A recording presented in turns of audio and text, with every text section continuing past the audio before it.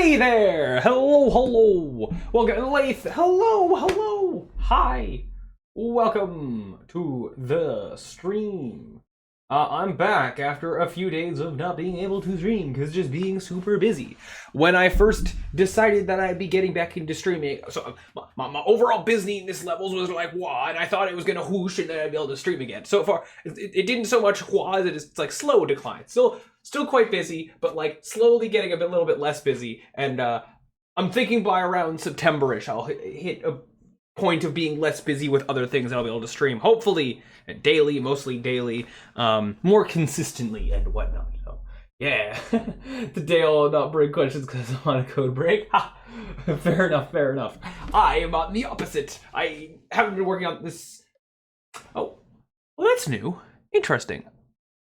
I've never seen that before. I'm seeing ad break in progress. Ad break ends in. Has that been a thing? I swear I've never seen that before. Did I is that something I accidentally turned on? Interesting. So I can actually see when there's ads and stuff. But what? I just started the stream. Why now? I thought like I had stuff set up so that it wouldn't. They updated Twitch panels in OBS. Neato. Cool. Well, fair enough. Wait, so you're still, so you are hearing me talking, which means you're not getting it. I don't know how any of that works. Whatever. Whatever. It's fine, I guess. But I thought it's supposed to wait like half an hour or something before it starts that. I don't know. I can pretend to know. I don't. Anyways, I lost my train. Oh, I didn't start my background music. Let me do that. Yeah, and hold there. Wait. That one. Okay. Yeah. There's an ad grace period. You decide for when someone joins. Yeah, and like I thought I did configure some of that stuff, but whatever. I mean, I think a lot of it is on whatever the defaults were, and I looked at stuff and then didn't touch it that much. Where's Skilly? Hello, hello. Welcome. Okay, yeah. Already off to a decent start. All right. I had things I was going to say, and I have lost all of them. I was just, an ad happened, and I was looking at some of my back-end settings and how ad stuff is set up. One thing I think is funny, oh, not here, hold on. I have my creator dashboard thing over here. So, for people who don't Twitch stream might not know this, but I think it's just funny that, there's like achievements in the back end as you like are getting better at streaming or whatever. Yeah, you give you achievements for random stuff. I think that's funny. One of them I think is funny. So this is the thing I hit when I became an affiliate. It's like the things like reach 50 followers, 8K, blah blah blah blah blah. It's like all these were easy, or mainly these two, because I just have to turn on camera and stream. It's like the average of viewers that's hard. This one that I will not hit in a million years, but I can try. The requirements that make you a partner on Twitch. There's the stream for 25 hours. I just started streaming again. I've already hit that because this is the easy one. You just turn on camera and then the stream for 12 different days. That's also easy, just gotta have the time to stream. This is the one, the average of 75 viewers. That's not happening in a long time. But no, anyways, that's not what I was looking for, but that's just another tab that makes me chuckle. I did see though that there's an achievement for if you're going to TwitchCon to buy a TwitchCon ticket. That's really funny. I have no plans on going to TwitchCon anytime soon, but yeah, who knows, maybe eventually. Something I would be interested in doing, I just don't have the time. What was I looking for? Okay, I was trying to find, somewhere buried in here is like ad setting stuff, whatever, it's not important right now. Anyways, so welcome back to actually the focus of what the stream is supposed to be. Yeah, so we are back making the game, the game.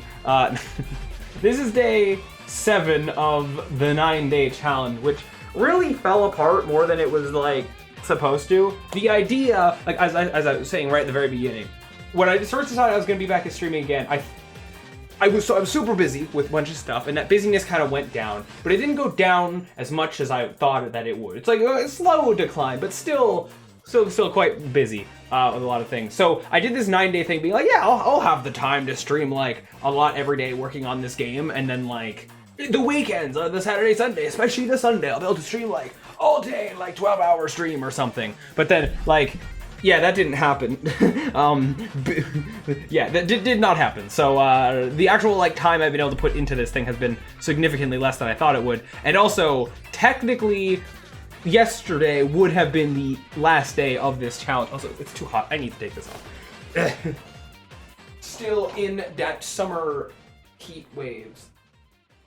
Okay. I need like a dedicated lab coat rack. No. What was I saying? Game didn't have as much time to work on it, and I've kind of cheated with the challenge a little bit, but I did say at the beginning that my challenge, I make the rules. Crow, I said I would ask the game. I have a question. Ask away, yeah, ask away for sure. Yeah, happy to answer questions and all that. But yeah, especially we're getting started here. As I give my introductory ramble, and then we'll get to working on stuff, which I don't know how this is gonna go. But what was I saying?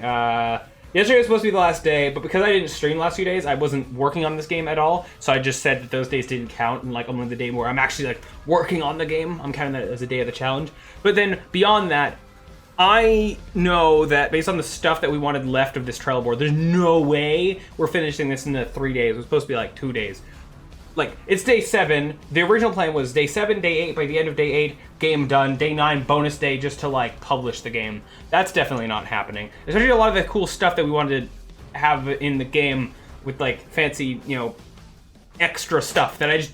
Given how much physical hours I have left to work on this for these 9 days, I just don't think that we're going to hit. So I'm sort of adjusting the plans, I think. Based on the fact that this 9-day thing just did not go how I was initially... hoping that it would. Actually, hold on. I'm going to read your question. After you finish this, could you help me with my game? I know you have your game... yeah, the handyman with the unicycle. But I'm looking for 1 to 2 people to help make my game. I'd be happy to answer questions and stuff like that. And it's like, oh, if you have a bug in your code or whatever, I can help out a little with that. I'm definitely way too busy to be like... joining a project of making a game as a group or whatever. So unfortunately I'll have to respectfully decline it. But I'll happily answer any questions you have or whatever. I just already have like the fact that I'm not currently working on the handyman with the unicycle is thing that I'm way too busy to, because that's the thing that I really want to be doing. I currently have a lot of steps for getting back to even doing that. I got too much on my plate at the moment, and yeah, unfortunately. But again, yeah, ask any questions that are like, yeah, I can try to like help out in small ways here and there. Yeah. So finally found a game engine that runs on your rad laptop. Interesting, cool. And now what was that? Hey man, how's it going? Luska, hello. Plate, what plate? That's I don't know if that's just a joke or not, but it's just a figure of speech of that I have a giant to-do list of things that I want to be doing in regards to game dev things and my YouTube channel and all that. And it's a list that keeps growing longer and longer, and I need to like... I have things that I want to do that like I already can't do because I'm too busy. And slowly I want to be, actually getting to working on the things that I, want to be doing that I'm already like mega behind on. And this guy, hello. Yeah, we're just starting off, and yeah. It's called... Stencil? Oh, that being a game engine? I've never heard of it, but I can Google and see if there's sometimes where like I'll recognize something but just not know what it's called, so there's like a tiny chance that okay, I'm seeing assuming that this is the logo of this, I don't immediately recognize it. Interesting, seems to be like a 2D based game engine. That looks like what's the word? I've used that before. Why am I forgetting what that's called? Scratch, right? This is either Scratch or something that's similar to Scratch or something like that. Yeah. Visual coding, neat. I've tampered with this a tiny bit. Well, actually, as the result of someone who was watching the stream asking me some questions about Scratch stuff, and I had never used Scratch before, but then I looked at stuff and was able to kind of decipher a little bit what's going on. I mean, it has like some things like if statements, else, like some things that have parallels to code things, and that's on purpose. But yeah, interesting. Seems neat. I don't really make 2D games that much, other than this, which is kind of cheating because it feels like it's 2D or it's like 3D with a top-down camera angle a little bit. That was me. Oh, it was. Right. Yeah. Oh, okay. Fair enough. Yeah. If people change their names, it was I can't even pronounce it. Start with an S. I guess the Twitch name you had before. Yeah, it was like Sasha, something like that. I'm sorry. Forget. I'm really bad with names just in general across the board. But hey Austin. Okay, hello. Hey, yeah, you were here. Dreams ago. Welcome. Yeah. Okay. Too many things that I'm trying to jump around between. Yeah, hello, people. So today should be a longer stream today, I think. I started slightly earlier than I usually would, and then I'm hoping to, right now it's like 5:30. I'm hoping to go to maybe midnight. We'll see if we go slightly past that. We'll see. So hopefully we can get a lot of progress done with this game. How's it going? Good, except I've been busy, and yeah. But today I have some time to not be busy, but then I don't know how the rest of this week's gonna be in terms of how busy I am. Even this weekend. Anyway. So, but yeah, I have some time to stream now, so that's what we're doing. Hopefully we can make a lot of progress on this game. Where we left off, we have all of the main core game things. What happened to, there's okay, hold on.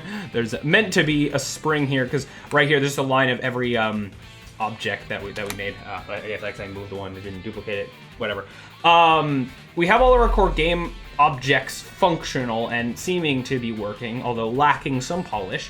And now we're building levels, or attempting to anyway. This is all stuff from the last stream that I cleaned up a little bit between the last stream and now. My current idea for how I was going to go about making levels, I think, is working decently enough for me. My strengths and weaknesses with game stuff is, rather than designing levels, and we are designing levels, I'm sort of designing levels by making level chunks of here's an example of a chunk of a level. These are two separate things. They're only just too close to each other. Hold on. And then you're meant to be a thing there. Here's a chunk of level. Here's an interesting gameplay thing that we could maybe want to happen. And the idea is that we make enough of these. Also, even this is meant to be kind of moved. We make enough of these, and then we stitch a couple together, and then be bam, level. With some of these requiring other ones to be before it. Here's a complicated situation with springs. That needs to be after the first time that we teach how springs work and stuff like that. Some stuff to show enemy concepts. Okay, I'm gonna also separate some of this. This is also meant to be not the same as that. Where you just move from here over here, but you see enemies that move into hazards, and that tips you up oh, enemies can go into hazards and then die. Interesting. So some of these are tutorial things, but without being tutorials. And these don't use all of our game mechanics stuff. Although, okay, also some of these, this giant one over here is, this could be an idea. And this might just be the entire level that this is. Maybe with one extra little thing on the end here. But, so they range in size. And, yeah, so we've made a couple of these, but we haven't actually used all the different game mechanics that we've made here. Very few of these actually use arrows. Actually, we use the faded arrows here and up here, but in these level chunks that we've made, we have yet to use this, or this. Although I expect this guy to not be used that much. This guy's meant to be more of a late game, doesn't show up that much, but is super intimidating when it does show up kind of thing. Maybe, I don't know. Yeah, so we're hoping to make more of these. Right now, is basically the plan is to just make more of these level chunks as I struggle to level design, and then once we've made enough that I feel I've at least used every mechanic, then we can start to turn these into actual levels, figure out how many levels there's going to be total, and then sort of go from there and then making them real levels. Now, what's really nice with this is that because the simplistic setup, this being a top-down thing, it'll be super easy to turn these level concepts into just real levels because of just how everything works. This wouldn't work so well in a 3D or any other more complicated game. This is the equivalent of blocking out levels, just testing level ideas that you then go and turn into actual levels. Make it open source so we can make fan levels. I don't. So one, this is a super small thing. Two, Like, I don't even know how to do that. Although that kind of thing would be interesting to learn how to do. I have made, there's one random like high school thing I did where I did make a very rudimentary and kind of broken like level editor. So I've tampered with that a little bit. It would be interesting to do that again. This game was never meant to be anything like big. I could see myself being like, oh, there's some neat ideas here. I could flesh it out and polish it a lot and make like a big, maybe turn this into an actual thing. But I almost don't want to because I already have so many other things that I want to do more than this. This was meant to just be like, oh, I'm coming back to streaming. Let's just make a small game and then it's done with and we push it to the side and don't worry about it and I move on to like the other things.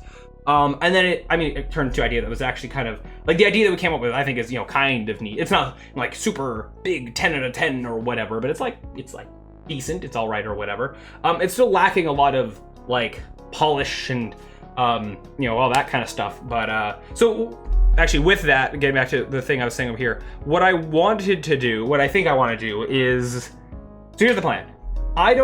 If I want to do all the things that I wanted to do with this game for it to be, because the point of this wasn't just to make a game.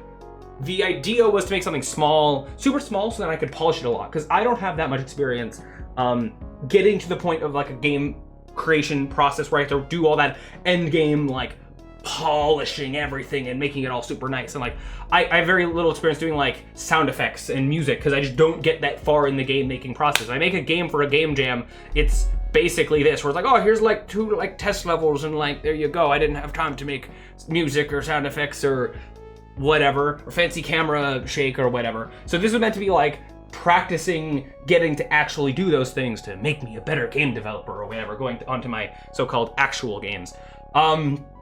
But unfortunately, with me like being busy and not having as much time to work on this as I thought I would for this challenge, I don't think by the end of the so-called 9 days that I'm going to be able to do all the things that I wanted to do. Like, I don't even, with how long it's going to take to still like plan more of the levels and then like build them, I don't even know what I can do with that at the end of the 9 days. And then doing all the polish and stuff, like, I don't even know. So the plan, I'm going to sort of deviate from this and be like, I was hoping I could have a finished game by the end of the 9 days. That's probably not going to happen. And like, that's okay because of external variables that happen. This sort of challenge didn't really go how I was hoping that it would. And that's okay. We can have another go at this another time. So the plan, I think, how I still want to do this, the plan is I want to try to, by the end of day 9, have a finished game. Not a complete game, but a finished, playable, like prototype kind of thing. Like someone who's not me can launch this and it like is something that you can, it's not just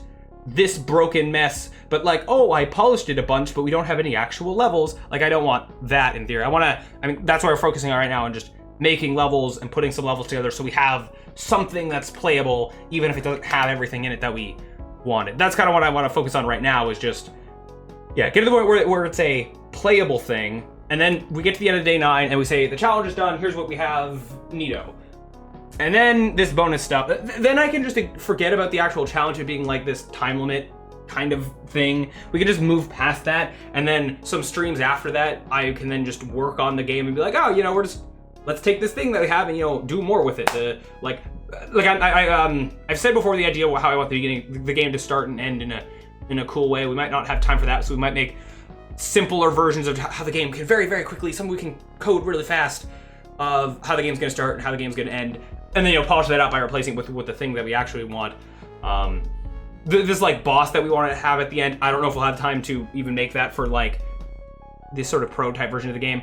I mean, like the music, sound effects, like other things, I'm sure I can add to this list when I go to actually think about what exactly I want the game to have in terms of fancy polish and whatever. Like having the camera do more than just follow the player, have it like, just do more would be cool.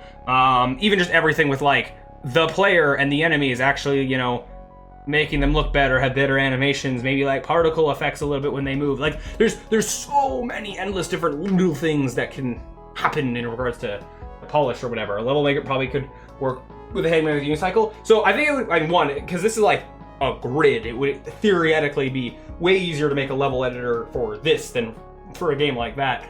Game like that, like, I mean, technically, like any game imaginable, well, I'm not any game, but like a lot of games could, in theory, hypothetically have a level editor if you want to put in just the monstrous amount of work it can be to do that for any given game. But I mean, I didn't initially plan for the Handmaiden with Unicycle to have a level editor, but like when I get to the point where that game is more constructed, I could, you know, play around with that idea and like, maybe I could make some kind of simplistic thing. But although levels made in like a level editor kind of thing wouldn't necessarily be as good as like, you know, level that I, you know, make myself that isn't constrained to what can be, you know, just placed with like assets of a level editor or whatever. But it's totally stuff that we could experiment with eventually. With that game, it also needs to be in a playable state before I even think about a level editor, right?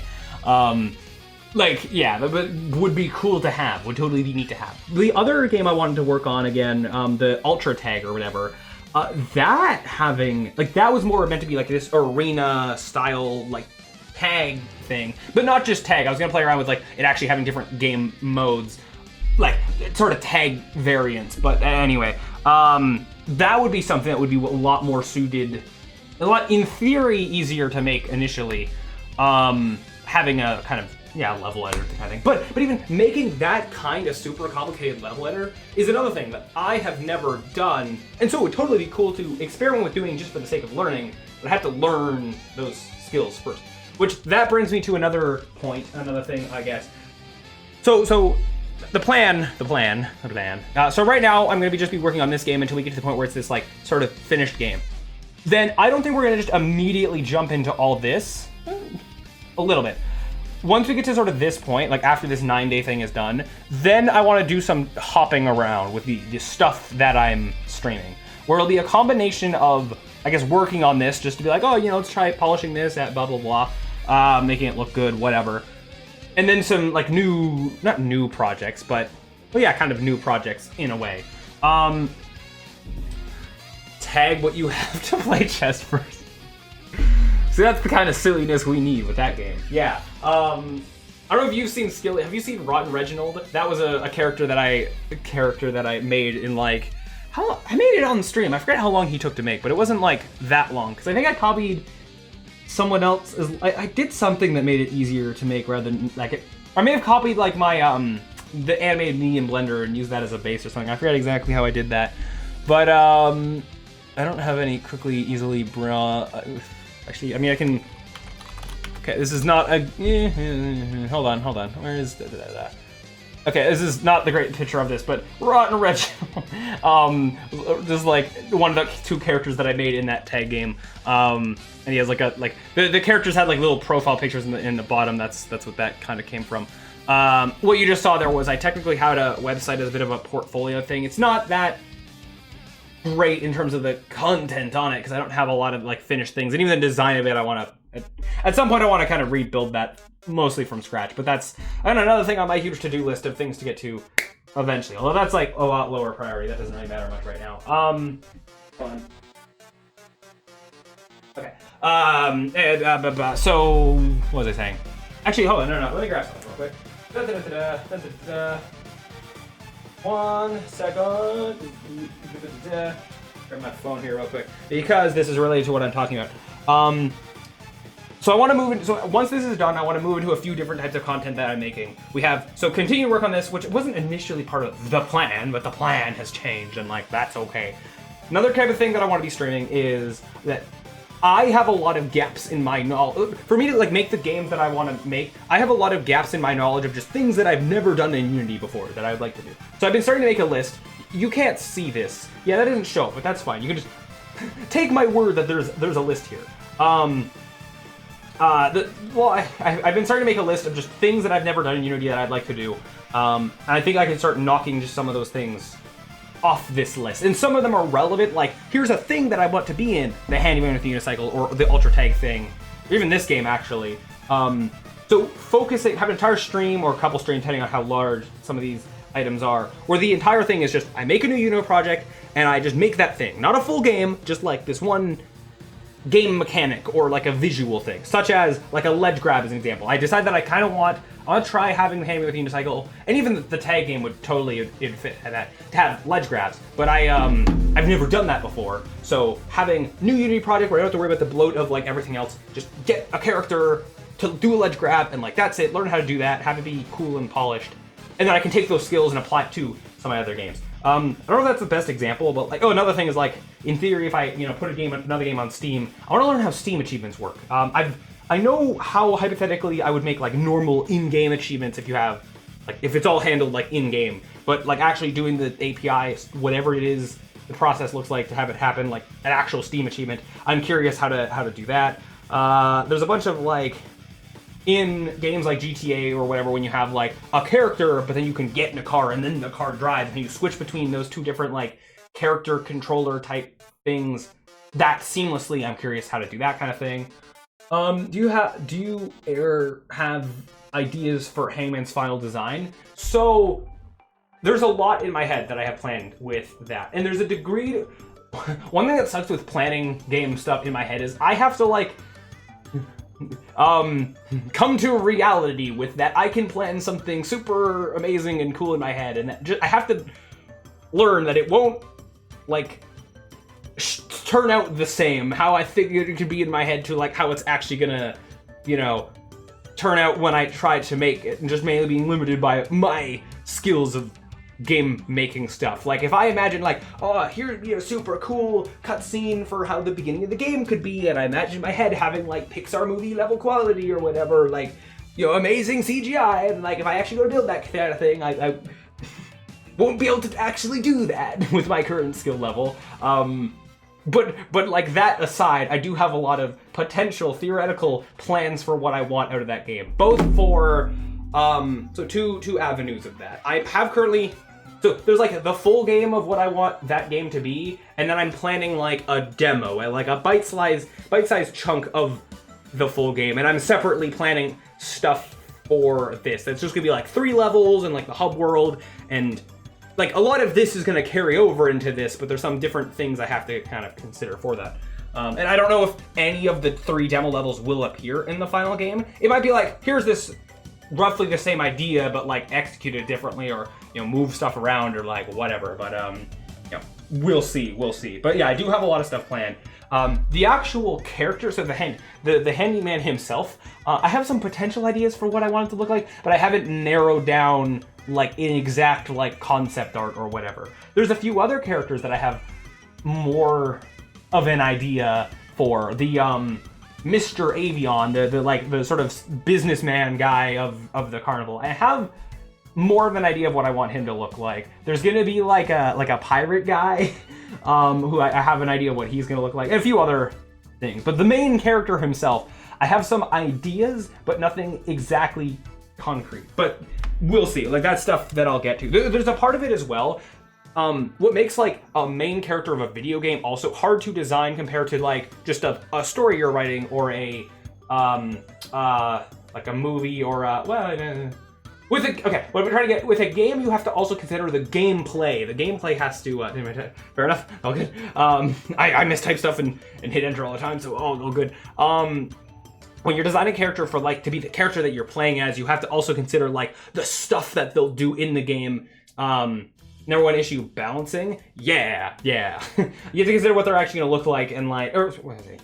The stuff they're gonna do in the game, and does their design like fit that thing, and like even color scheme to a degree where like, it doesn't apply much to humans, more when you have like cartoony characters. If you say, oh, I want this character to be green, but then it's like, oh, the main environment they're gonna be in is all grasslands. Will they blend into that badly? Or like, should I pick a color that's not green so that there'll be more contrast, like stuff like that, I guess. Because it might apply less to like human characters, but I mean the clothes they're wearing, I guess, to have that same argument or whatever. And there's a whole bunch of other little things. But also, I'm no expert in any of this. I'm just speaking off the top of my head of things that I think are things that I have to worry about in whatever. Like, I'm no expert with, especially like the graphical, like blendery stuff is stuff I'm trying to get better at and whatever. But anyways, that's stuff that's like further down the line. Because it is a thing that with that game I wanted to have like human characters, and for the demo specifically, I know with how I'm planning stuff, I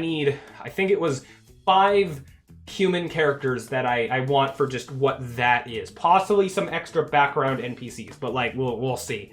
But I need to get better at like making human characters and like Blender and animating them, and having that in Unity and all that. I need to do that first. I need to like improve my skills at that first, before I'm do that. And even like then animating in terms of making like cutscenes and stuff. And part of this list is also doing stuff that's almost like cutscene practice and whatever. Even some of the stuff I want to do on YouTube, where I want to make some Unity animations. A lot of that is also funneling into kind of preparing me for stuff I want to do with that game. Where this sort of cutscene practice kind of idea, or just practice making certain game mechanics that I've never done before. And anyway, so I think so.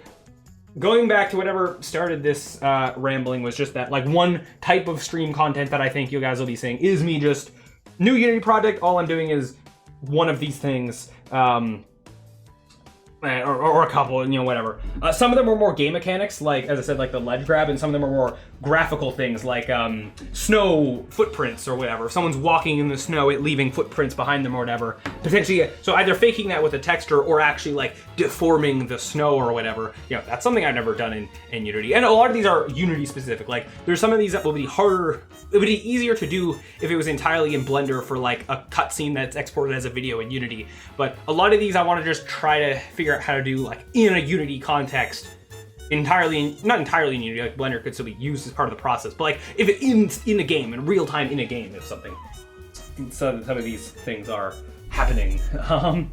Chroma, can you convince me that something is worse than game balancing? Taxes. No. No, like with game stuff. I mean, if game is not balanced good, that can be an issue. General gameplay, it's probably related, but like gameplay of a game needs to be good. It's a common problem that a lot of AAA games try to do, where like graphics are the only thing that matter, which is like not how it should be. The gameplay of the game should be the most important thing, and then graphics should be used to like lift that gameplay up, I guess. But that kind of goes, like, gameplay is like an umbrella for all the things. And, how the player moves, how the camera follows the player, and like how they interact with things. And game balancing probably is balancing part of gameplay management. So I'm kind of, I guess, agreeing with you there. Although, I say gameplay more important than graphics. Although graphics can still be important, like sound and all that kind of stuff. But like, if I were to break gameplay apart, it's the most important parts of gameplay. Like, and that's hard to like generalize, because a lot of it does depend on different gameplay genres and whatever. Making a 3D game, a 2D game, a tower defense. I think game balancing seems to be more of a big issue when you have like a game where things need to be balanced, where you have like, or like a strategy game, a top-down, like a tower defense kind of thing. You have to balance it what the different towers do and different enemies.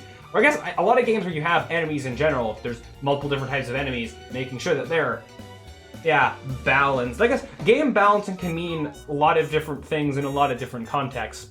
But so because of that, it does seem that in general it's a important thing or whatever.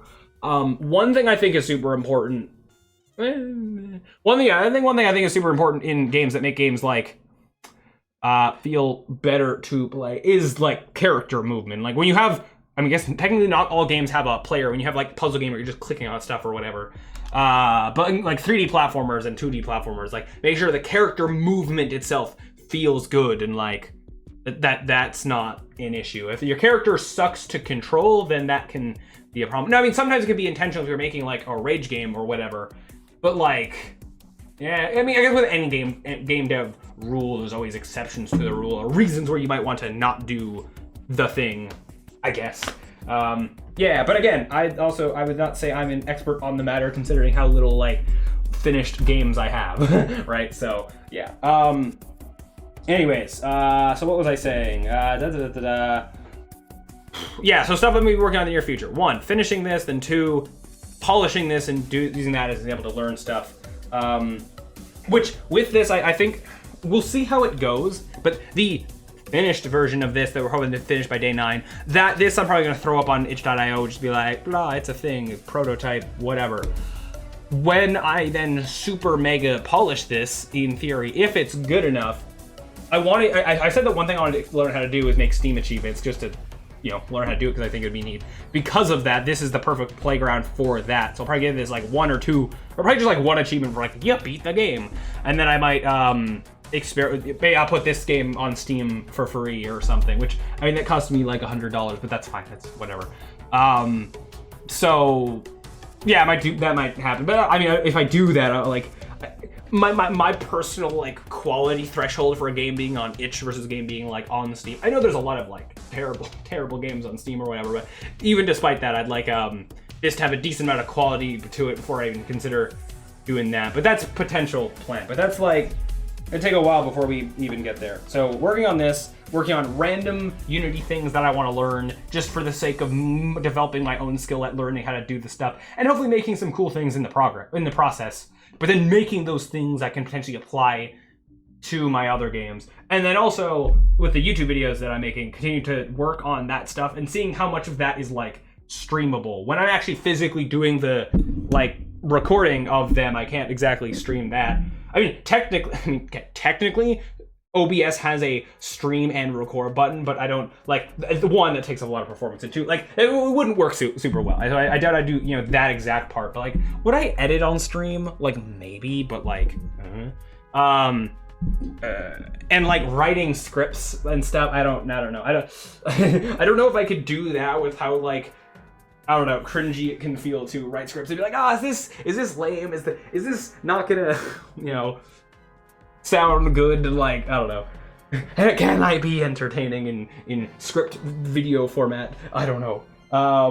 Yeah. Oh, what I personally probably going to do my games first are main menu, or What I'm personally probably going to do is do my game's first area and main menu area, put on itch.io and start a Kickstarter. Ooh, neat. Yeah, Kickstarters are a thing. So the thing with me with that is that like, so I mean obviously it's something like this I wouldn't like I could, this game, if I develop it further, I could potentially make this into something like whatever. I don't want to, because I want to move on from this to the things that I actually want to make, like Handmade with the Unicycle. That game, if I made a demo of that game, would I then start a Kickstarter to like then develop the full thing? The problem I have with, okay, there's the one part of like, oh, you make a Kickstarter, it can get like a lot of attention that way, and like that's cool and all that. But I don't know how much I need like the financialness to do that. I guess it would be, like, other than like, I mean, this is thinking so far ahead, but if I would like actually publishing a successful game and then got to dealing with like the publishing fees for doing that, then like, I guess that's a thing. But in terms of the actual development of like the game, I'm using a lot of free software on purpose. I use Unity, I use Blender, and like GitHub and like stuff like that.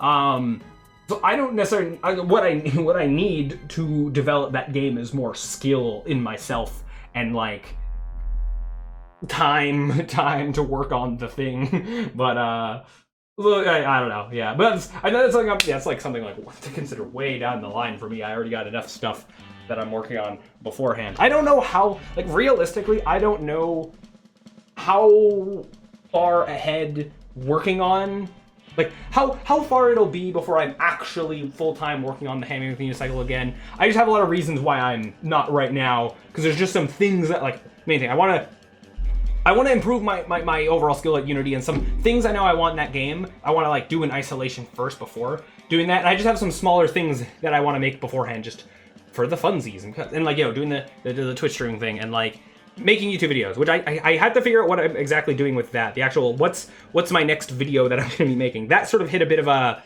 problem where I had these two Unity animations that I was making that were, I have them planned in my head, and like one of them I've started production on. But I'm making this animation in a specific way where like I've made some, or I'm working on, I guess, some custom Unity tools that's going to make making that animation a little bit easier. Part of that being this fancy like custom camera rig, and that's like not done yet and is going to be a lot bigger of a thing than I thought it would be. So I'm thinking that before I make that and finish it, while I'm still working on some of that, I make some smaller sort of like test animations in the meantime or something like that. But then also I want to make more tutorial videos. I don't know where I'm going to slot that in, and like figuring out, I'm messing around with some new styles of how I'm making those tutorials, and like when I was done this fancy camera rig and all that, then I have like the main one that I want to make. I've been saving this like stealth game tutorial as like the thing that I want to do to fully like try out that idea.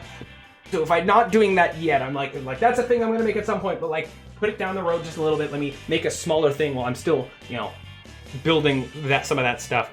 I don't know what this smaller thing is going to be, or if it's just going to be like little test animations or like whatever. But whatever this ends up being, it'll probably be, the development of it will probably be streamed to some degree. It's already been, like, the last video I made was like, I'm back and gonna make some videos, and that was like 40 days ago, and I'm not making a video at the moment. Like, I'm working on it, but I'm not there yet, so I want to figure that out. I don't want it to be like too long in between making them videos, because that's another thing that I want to do, and get to the point where that's somewhat consistent or whatever. And that's both, like, I'll make videos on like the stuff I'm making. Like, I considered, I'll catch up on chat in just a second. Let me just finish my train of thought. The making of this game might be a video, but like, that's just me rambling about this. I want to make more like actual, like a tutorial, or I'm teaching people how to do something, or like, but then also like, I want to make some like Unity animation type stuff that doubles as like tutorials. And since I'm doing that, I then want to also dabble in like almost that, but minus the tutorial part, just making stuff that's like, look at this visually interesting thing that I made. Like dabble in those kind of two areas, but I'm figuring out exactly how to do that. And yeah, I also just have some separate ideas of how I might improve the quality of the stream itself, and might be some stuff that I tamper with that. For example, just as a small thing, I'm curious of like to what degree like OBS has like, whoa, don't accidentally close OBS. No, don't do that. I'm curious to what degree OBS has like API stuff that I can write code that hooks into, and if I can just, for the fun, that's just another case of just like, can I learn how to mess around with stuff like that. I was curious what kind of stuff I could do that could be neat and just whatever. Yeah. Well, well, imagine that if suddenly a lot of people did want to play it there, could be problems. There's not a good base supporting it. Shoot, that message is long ago that I don't remember exactly what that's referring to. If a lot of people did want to play it there, if there's not a good base supporting it, is that referring to putting this game on Steam or whatever? I mean, like, I wouldn't be expecting anyone to like, I say buy it, I put it for like free. Ideally, at that point, it's like, about Kickstarters and that. Oh yeah, like right, I imagine, I guess, there could be a problem with starting a Kickstarter like too early in the game development process, that like it's gonna be so long until the game's actually done, I guess, or something. Or you wouldn't have like the full like plan of exactly where the money is going or whatever. I think a lot of times with some games like Shovel Knight, Hat in Time, like those were Kickstarters. And I mean, I'd have to like look back at the exact history of stuff like that. I remember like how, if you were to judge like how % complete that those games were when they did the Kickstarter, is it like, was it like more than 50%, under the 50%? Like I don't know, I'd have to look that stuff up. But like, yeah, I imagine a Kickstarter wasn't made for those when you still had like T-pose, blocky, you know, not like, I imagine at that point you'd at least have something to like, or they probably had something to show where it's like, you know, here's a test level, here's, you know, some stuff of what the game might look like. I don't know, I'm entirely like, I do not remember what those looked like. And those are examples of like, I mean, those are examples of Kickstarters that got like wildly super successful, which isn't the norm, right? But yeah, make a 3D website, 3D web series about a blue cube. Yeah, I know people have like the slash S means sarcasm, /J means a joke. I don't remember what J means specifically, but about Kickstarters and that. Or yeah. Yeah. I mean, another thing I said that I wanted to do is like, I technically have a website. Like, I want to kind of remake it and stuff. That could be its own, like, just these different little things I want to be improving, different stuff that I'm working on. Like, any of that can be stream content, but hopefully I'm also making, finishing things and making cool stuff. Half joke, gotcha. I mean, I'm experimenting with like a 3D web series. I mean, the idea of making little shorts in Unity like is something I want to play around with, but I'm trying to like, one thing that I've not discovered, one thing I've known, but like it's really a whole other problem with that one like I said earlier that I was making 2 little animations. The environments that I'm trying to make for them are visually looking bad, and it's mostly a lighting thing. Like the lighting in them is being really bad and being very hard to make good. So that's a whole separate issue. It's also kind of paused development on that, where I'm like, I need to like Like, am I just missing something of like how there's a lot of cool indie like Unity games where like that just look gorgeous and have really good lighting? And it's like, is there a setting somewhere I thought like I've watched a lot of YouTube videos and done a bunch of Googling on like lighting and post-processing and all that, but like it's just hard to make stuff look visually good. And like, yeah, especially so in like a Blender's case or like any like 3D modeling software where you're rendering stuff and then it's like a video or whatever, that's one thing. But then in a Unity game, you know, where in real time it has to look good. But I know that Unity can make stuff that looks visually amazing. I just am struggling a bit to like achieve that. So that's a whole other thing is that I want to get better at. Is just figuring out how to get better at like lighting and post-processing and all that in Unity to just visually make stuff look better. And this, while kind of a different case, because like this top-down 2D thing, is an example where I might try to do some experimenting with that. I don't know where that's gonna, I don't know if that's gonna mean that much in this game, but like with other 3D stuff that I might try. New setting, make stuff look good on. Yeah, that's what I need. I mean, this scene does have some amount of post-processing that we filled with at the very beginning. If I turn that off, then things go to looking like this, which, I mean, okay, well, okay, that's just, yeah, how that is. How'd that get darker? I don't remember making it darker, but like, okay, weird. See, now I'm even like, does this just straight up look better? I don't know, yeah. I mean, different people have different, like, ideas of what looks better or worse in regards to game stuff. I don't actually, is this just because of the vignette? Because the tone mapping is doing a lot of that, I guess. I don't know, whatever. This is just a whole separate thing we can, like, address at some point. But I can spend hours just, like, fiddling with these different settings and, like, not knowing what's gonna actually make stuff look better. I mean, this doesn't have any, like, light baking or, like, light probes. I know those are things that I need to, like, use more of, but even setting up all that stuff can be very, very, tedious. But, yeah. So that's other things we're gonna mess around with. Anyways, how's it been 48 minutes? I feel like I just started, I've just been rambling. I'm still in like the intro phase of this stream where I've just been doing this introductory rambling. That some of stuff I've already said before in previous streams, but whatever. And I'm also thinking like so far ahead. I need to like reel back and just focus on like, okay, what am I doing now? What am I doing like this week and next week? And just like focus on that and then go beyond that, which is...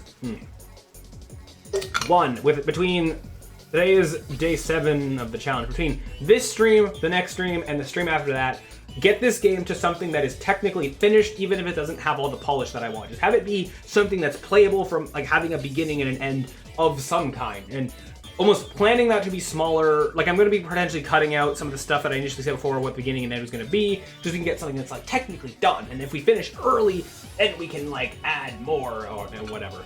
Get this up on itch.io just because why not?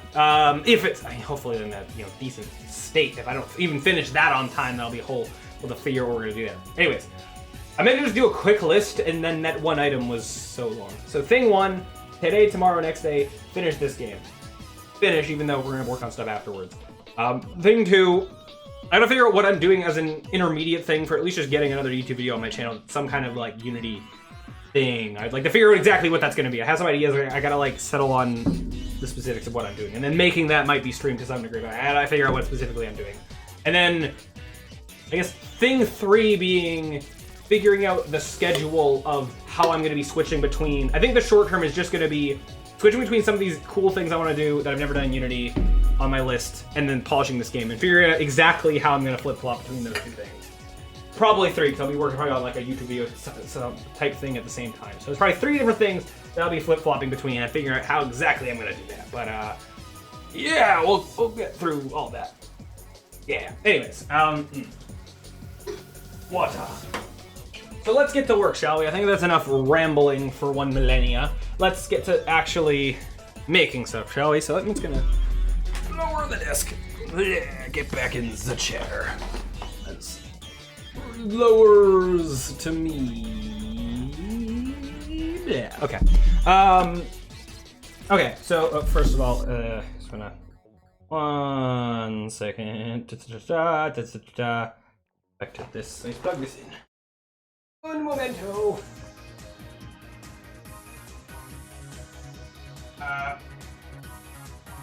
Are you not? Because I got the wrong one. It's fine. Don't worry about it. Anyways, so getting started with actually continuing to make this. This is the start of my plans. So we were. Okay. We were making level stuff, right? So now we gotta do this, which is gonna be a pain, just because this is something that I'm not super great at. It's gonna be a lot of humming and hawing and like hoping I can put stuff together that's decent. But yeah, this is where we left off last time, was just that, yeah, trying to put some levels together. And as I said before, the sort of way that I'm going about it that seemed to work decent for me right now is just, rather than designing whole levels at a time, designing level chunks of like, what would be an interesting interaction to happen? I put too many like around these, but what would be an interesting like level interaction that can happen, make that, and then use that to play around with it and like maybe make more interesting level interactions beyond that. And once we have enough that have kind of used all the different gameplay mechanics that we've made, then start just taking a couple and stitching them together and then ta-da, level. And once we've done that enough times and then figure out like the order that those should be, then boom, we have a game. So that's the idea, and now we are going to try executing that idea and seeing how it goes. All right. So I'm gonna start, I think the place that I wanna start with this is looking at what mechanics have I not used at all, and then make some stuff that uses that. Both like using a mechanic in isolation, like just an enemy and maybe some like walls and stuff, and you know, and actually combining some of these mechanics together. So I guess the place we have to start is these arrows. I haven't designed any of these like little level chunks that use these, so we're gonna start with that. So the first thing I'm gonna do is just copy like anything that I have over here, just kind of move it over somewhere just so I can have a bit of a playground to test. So now, reminder for people who haven't actually seen the game, if you're looking at this and you don't actually know what I'm doing, I'm gonna go into play mode and I'll be down here, and this actually is what I think it might be a complete level, just because, yeah. So basically, the idea is, actually I'm gonna use up here as a better example, because this is what the game's actually gonna look like. This, with the blue squares, is way easier for me to be like, oh, I want this to like, you know, make a path, right? It's easier for me to do that. What I was hoping for the actual levels to look like is this, like, grid style. But making this grid takes a little bit more work, or it's harder to, like, finagle it around. That's not the player. Let me, move what I actually want to move. Blah, okay. So, when I go into play mode, basically, actually, okay, I don't know what happened on the ends there. Ignore the edges there, but, so basically, yeah, we can move around, like you move every 0.4 seconds. So like when I'm not touching the buttons, we're automatically moving. So you don't have time to like plan necessarily. It's not like it's a turn-based thing, but it's not like you are planning very strategically every single turn. You're moving and you gotta kind of react while also kind of planning and stuff. Then we got all these different things you can interact with. We have the fire hazard, just kills you. We have enemies that are chasing me, and they have AI for how they chase me. That yellow thing is a goal. I can't get up to that. Whatever. But yeah, so we have different mechanics, different hazards that kill you, like arrows that force you to go in a direction. We have like a boulder that like goes in a patrol path. We have springs that actually launch you. These are holes. The player is smart and doesn't fall off of holes. Enemies are dumb and will go in holes. So like that's a thing. We have walls, you'll just hit it into walls. So this isn't like Snake or whatever where anything you touch kills you. There's a little bit of leeway there. I am curious though, what happened to... You're not supposed to have that. I don't know how that happened, but whatever. I'm just gonna clean that up. Anyway, so we got a few different mechanics that we're hoping to mess around with, and... Yeah, okay. Yeah! Alright, so now we're gonna start... Yeah, the thing that I suck at a lot in... game design, but how you get better at something is with practice. So that's partially what this is meant to be. Okay, so what I want to do is, I said I wanted to make something that actually uses these arrows, maybe make a couple things. So what's something cool? Wait, so this is, oh shoot, hold on. I mean, one is that these arrows would probably work better in conjunction with other things, but we have two types of arrows. This is one that's just always facing a direction. You touch it, the next turn you are going in that direction. And that has interesting behavior for both the player and enemies, because enemies will also do that. We have the big enemies just to keep it simple. The big enemy just goes over the arrows because it'd be too confusing to not have it that way. And then this arrow is same thing, but every 2 frames or every frame, I forget exactly what set up, it turns. So it like rotates and then is facing a different way. But same kind of idea. Okay, so what's the thing we could do that's actually gonna use an arrow?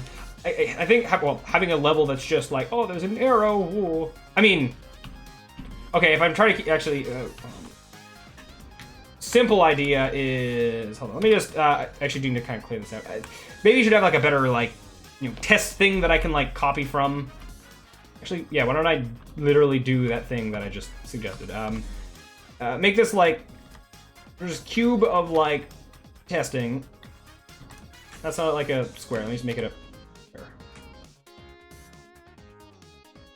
Yeah, that's the same. Okay, and then like just like a wall and a hole here just to be like to easily reference. So I'm just gonna duplicate this and put it like over here, and then now I don't have to like, I can just use that as like a starting point for some of these level chunks. So I don't have to like do what I've just done. Arrow. So what I can do, so one application is, it can basically just be a substitute for a hazard. To almost introduce, this can just kind of introduce the concept of arrows. Why are you going under? The wide heights of these don't matter. That's something I kind of want to do in the cleanup. Right now, I was sort of treating this, in making this, I was treating it a little bit game jam-like, where I'm just like, it doesn't matter if the code's super clean, just like make it work, get it done. When I move from this game being technically done to like polishing it, one thing I'll probably also polish is like a lot of the stuff under the hood that'll potentially just make things easier to work on and improve. Like polishing some of the code and how some of the grid managed stuff is set up with how things interact. And just things like the Y heights of things, just actually having that be properly handled. It'd be really cool if, so I said that I'm gonna manually have to replace these blue lines for these grids. If I put something together that automatically did that, that would be cool, but not something I think we have time for in the time constraint. Make a Sans level, ha ha ha. Yeah, we don't got time for Undertale references. Okay, so two things that I... Yeah, so 2 things that I think could be interesting are, one, just... One, like, just having, like, arrow that goes into hazard, so basically means you touch this, you will die, like, just having that, but, I mean, it's basically this... this is like a, low level, like, early level introductory kind of thing. Like, there's not that much that's like in depth with this here, but that's okay. Not everything needs to be super like, whoa, crazy level design. So just like literally having, what if I did like, oh, you don't turn well. Hold on. Why do you not turn well? Whatever. Actually, only you need to turn. Hold on. Just some kind of thing where it like you're just I mean, you can't just like go through like this. You're having to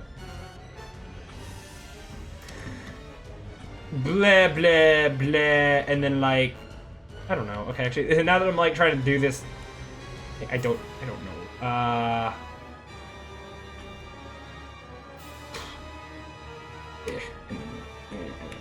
don't know. It's not actually a great of an idea, but just having more, like, not every one of these is going to be amazing. Just having to, like, okay, this means nothing. This down here means absolutely nothing. So how about actually go down? I can't just, maybe you'll die. Just having to, like, snake down will be like, oh, don't touch the arrows or you'll die. I don't know. That's not great. I don't love this one, but we'll just go with it because we need level stuff. How do you go, like, around and then down and then over? Because why not? I also don't need any of these. Say you come in from above and have to go around and then down and like, ooh, just don't hit the arrows. I don't love that, but like, whatever, it's fine. I just need to surround this with the holes. And yeah, you can be there. This would be like super early level in theory, because this isn't that complicated. Okay, but just I need to surround it with these holes because reasons. Technically, that doesn't need to be hold there. Anyways, whatever. That's not a great one, but as like an introductory to arrows, it's fine. It's whatever. The other thing I wanted. Oh hey, sell Rubik's Cube. Wow. Yeah, I can do. Hold on. You're not supposed to drop Rubik's Cube. That's not how you sell them. As a separate thing, I do want to get better at solving Rubik's Cubes faster. Because like I've mentioned potentially, like I dedicate a whole stream to just trying to, practicing Rubik's Cube solving stuff, but whatever. Anyways, I'm not starting a timer. We're going fast. I want to get back to this. So 3, 2, 1. Yeah, and then, why can I not find, and then, yeah, and then, I just straight up did something that was just bad and wrong and incorrect and slow. Why am I so bad at, like, finding pieces that I'm looking for? No. Okay, not really this bad at this, but whatever. Just having a bad cube day. Don't mind me. Almost done, though, so it's fine. I can... Oh, I don't know that PLL. No. And then, whatever. Fine, I turned the wrong way at the end there. Ooh, did it. Yeah. Oh no. Yeah. Anyways, that's done. I see ad break, so yeah, interesting that that's a thing now. Your community is back. Well, hello. I finished the cube.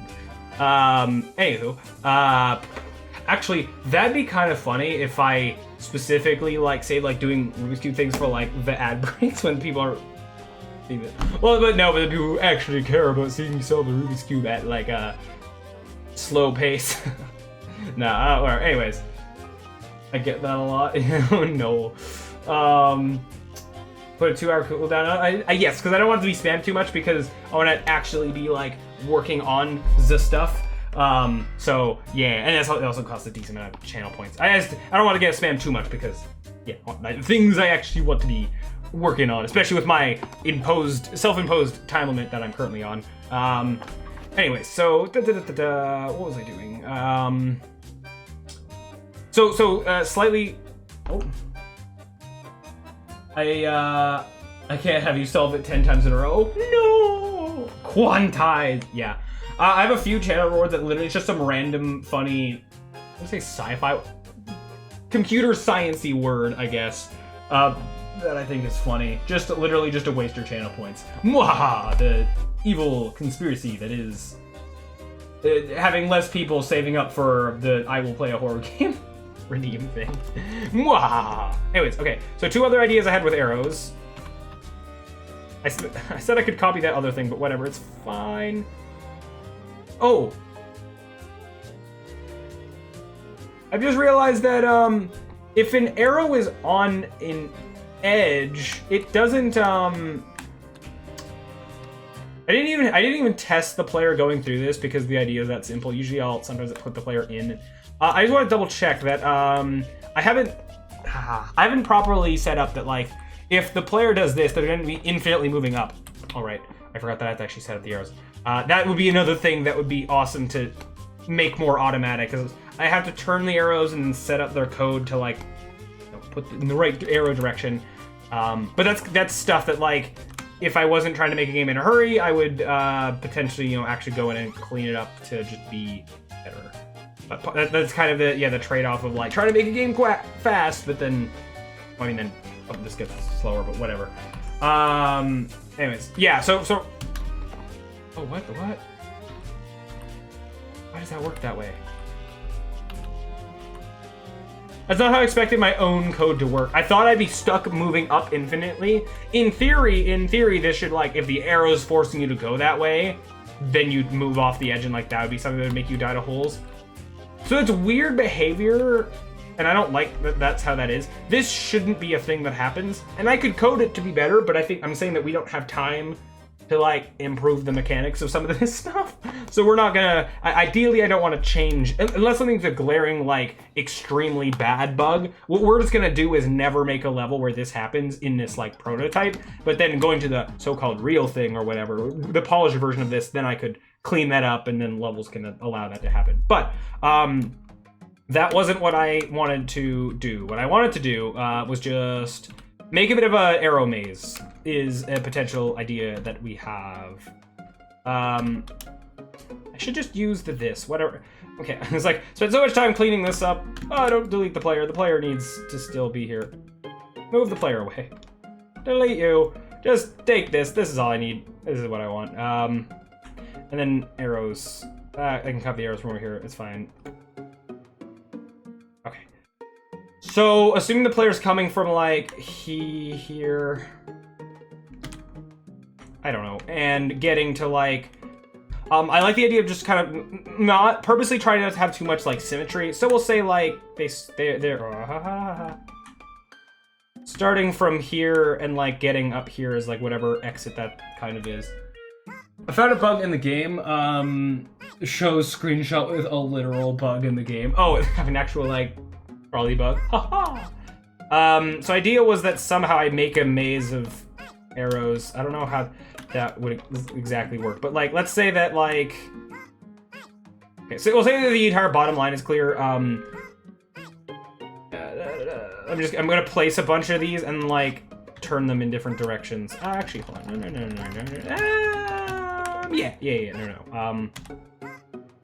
Yes. What I want to do, and actually I'm gonna delete this because it'll be easier to do, is then just go. Yeah. And then just now have, like, path out a thing where you have to sort of take the right thing, otherwise you're not going to go around. And then there could be some, like, there could be some gaps where it's like, you got to pick the right direction. Say, like, there, and, like, there for some reason. And then, okay. So then, for now, I'm just going to, like, just turn them, and then once I'm kind of done with this, then I'll actually set up the enums properly. So let's say that the correct path, well, I don't know, if you go like up, and then over, and then you're here, and then, but then the correct thing to do would be to move down somehow, for some reason, and then you go down, oh, well, no, then you go over. Well, maybe, okay, you know, I'll allow this, like, if you go down or over, you'll go up, and then, like, I don't know, this way. Well, then if I go that way, then it's gonna mean that all the directions are fine. I want an incorrect direction. Making stuff up and hoping that it works.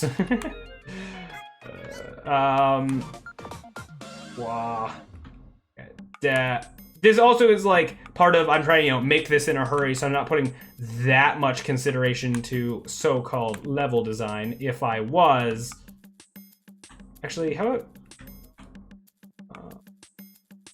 about this does move you up, but then like this doesn't. This moves you like this way or something. I don't know. The urge to draw the blue cube. Oh no. Hey, this is like a giant blue cube. Actually, it'd be kind of interesting making a giant thing that just looks like the player. It has like cutout eyes or something, but no.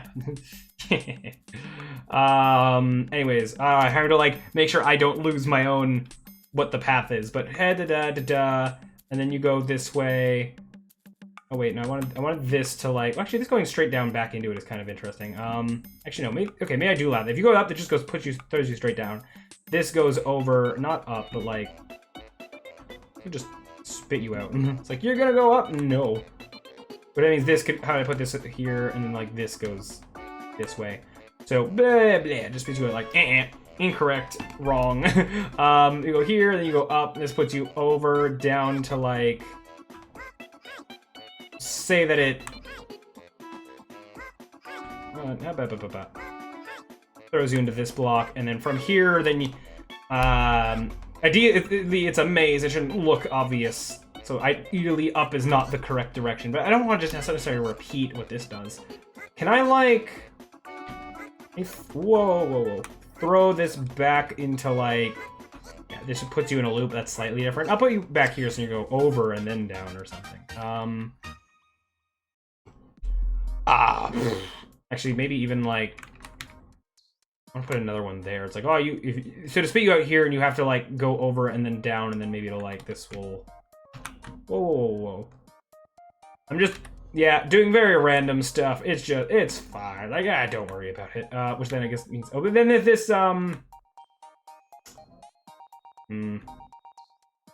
but then this doesn't do necessarily what I wanted to do. May I move this up one more? Give me one more layer to work with. Oh no, this is already getting like too confusing. Even for me. I already, which is good in theory. It's somewhere it's like you move this way, over, down, and then like, I should have just drawn the correct, well, I don't know, whatever. If this puts you over and then back down, this puts you all the way up here or something, and then like, but if you here should spit you, have this be incorrect, but it doesn't, so this spits you down back into like, but this is a line that spits you down, and I can't have something that goes over and down.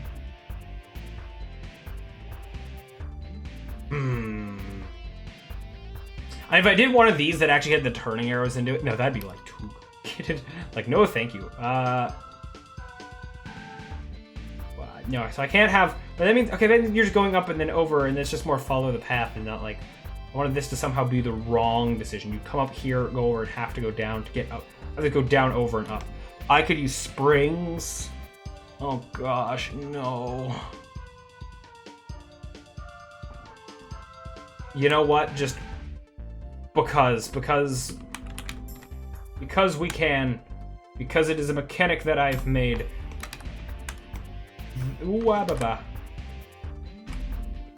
This here will be a spring, and then somehow the correct path is to go down here. But then that'll just launch you there. That's not good. Okay, no, I'll take it back and say down here is the correct path, because then this will launch you down, over. This launches you over. This that goes straight down, which is to bad paths. This launches here, and then this goes.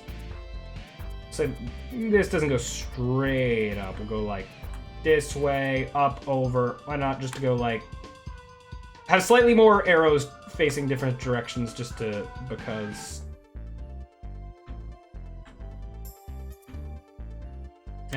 And then over, up, up. Okay. Does this look confusing enough left yet? I haven't done anything with this because I could use, I don't want to use a hazard unless I use a hazard like right at the beginning. Literally just to be like, if you're gonna take this path, if you're gonna use this up arrow, we will kill you. No remorse. The arrow or the walls aren't gonna work super well here unless it's. You know, how about, I guess I could do this. Like if you're gonna bump into this wall here, and then you gotta decide just up or down. I don't know. Wait, wasn't that the correct path? It totally was. Urge took over me. Oh no. Choose a spot and pray level. Yeah, you're kind of, yeah, probably you're just hoping you pick the right direction. Which I already forget. It's like this one, this up, over. Oh, I don't want this to go straight into here. Ideally, it's like you're picking which of these is going to lead you here. The rest are going to kind of lead you back around, leading you the wrong ways. Somehow. So I have like, if you're here, this spits you over and down. I had that this was going to be the correct path. Then I guess these need to go over and like down. You go this, you're going to die. If you go this one, we'll be slightly more generous. And just like spit you back out. Put you there. Ooh, you go there. You're being spit out here. You got to react and like not die.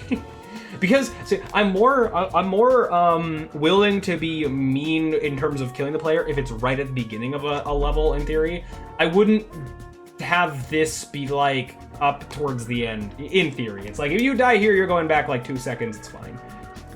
In theory. If I combine this level chunk with another level chunk, and then this is further in the level that I could readdress that kind of thing, but okay, so this is gonna be what, like over here? You're gonna go just here and down, which means from here, if you move down, then that's incorrect. Wait, you're gonna move. Wait, didn't I want down to be the correct direction here?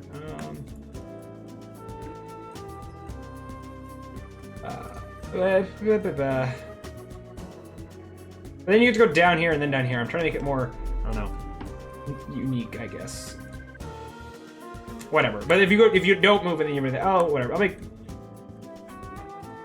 down here the correct. This doesn't need to be that complicated. I don't need like the max levels of complicating and confusing here. This is bad. No, I need to go, because I said if I'm saying this was the correct direction, I need this to be clear, which means I guess I just need 3 up arrows here, which isn't fun. Unless I said I wanted like asymmetry and stuff in this area. At first this is gonna be, this is just a block. Why don't I just, for the funsies, just be like, just jut out an extra thing? But I don't think I copied what I meant to. Give me the arrow.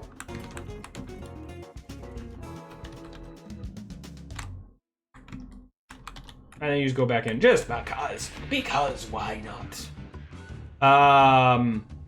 Have I covered everything? If I look at this, it's a confusing mess of arrows. Yes, good. That means I did the thing that I meant to do.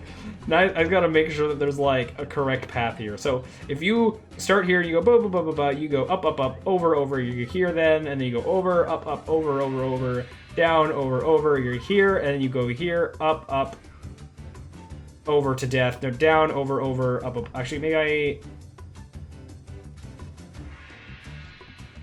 put you that way, I guess, or something. No. Actually, let this go up, over, and then this, and then down. That's more interesting.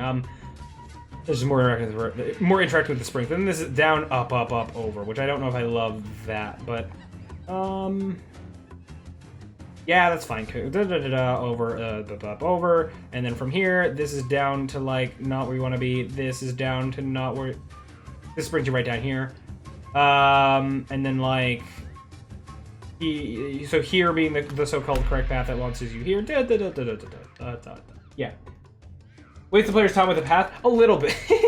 I mean, I don't know how long, this will take to go all the way through. It'd be, actually, you know what would be really mean is to have a large enemy like down here, like, it's coming, and it doesn't care what arrows you're on, but I don't think. I think there are some arrows that aren't being, but yeah, anyway, actually, I'm gonna also just, for no real reason, just because I'm just gonna put this like 2 up and 2. Are there any arrows that are unreachable? Because then I could delete them and make holes. I don't think you can reach. You can reach. Can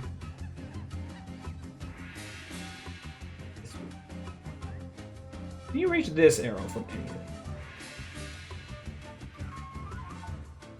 I don't think you can reach this arrow, so I could just also be like, here's a hole just to like extra little bit of slightly being different, because why not?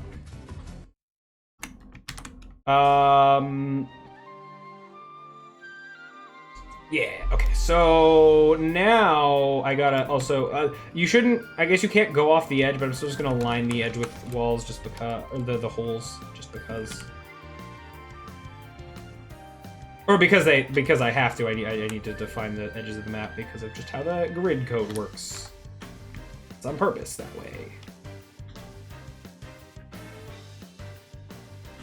You should have a mini enemy that gets shoved. You should have a mini enemy that gets shoved 2 spaces with those arrows. Like an enemy that if it touches, it goes whoop to a head. So, Wacko, we made the arrows and the springs and all that. I considered having, here's an enemy that moves like 2 spaces at a time or something, but enemies just as they are moving 1 space at a time are already very hard to get away from. They're like, it's more difficulty than I initially thought. So we purposely kind of didn't have that, let a lot of that stuff be stuff that only the player could interact with, just so the player has more of a fighting chance to get away from enemies and stuff. Oh, okay, now I gotta go and... also, just for... Not all this needs to be this. I like to have some walls sometimes just because...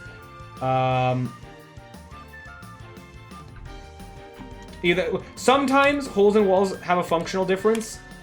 In a lot of cases, they don't. They do have reasons to have both of them exist, but... Let's just say I line this with walls just because. Because I can, because they could just look slightly different. Okay, so now I gotta go and tediously change all these arrows to the right directions. Technically, I don't need to change any of the up ones, because I copied all of these when they were in the up, so I only gotta I can start, actually, I can do this in like a shift kind of way. Find all the ones that are facing right. Okay, yeah, I can do this in the way that won't be the most tedious thing. But again, automating this would be the ideal thing. Oh, let me select that one. No. I'll come back to that when I'm like, selected you, and then also you. You're shift selecting, right? Yeah, okay. Hopefully I don't miss one. I will do some extensive testing, like running through this. There's one there, but I need to like... Yeah, it'll let me actually click them.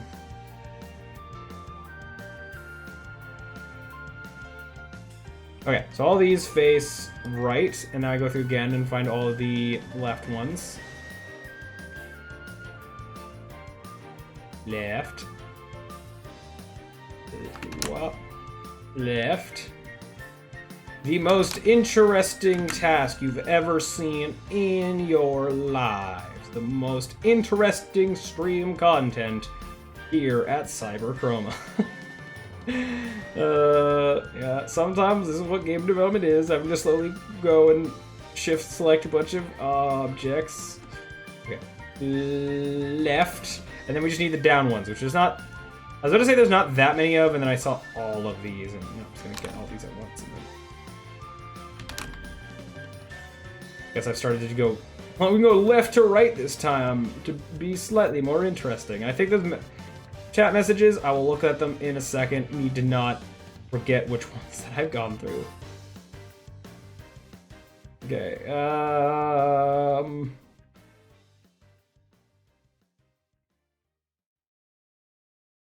there. Okay. Down. Alright, did that. Was this worth it? Who knows? No, it doesn't normally move two at once. It only gets shoved two at once by arrows because it's small and the force is calibrated for normal-sized enemies.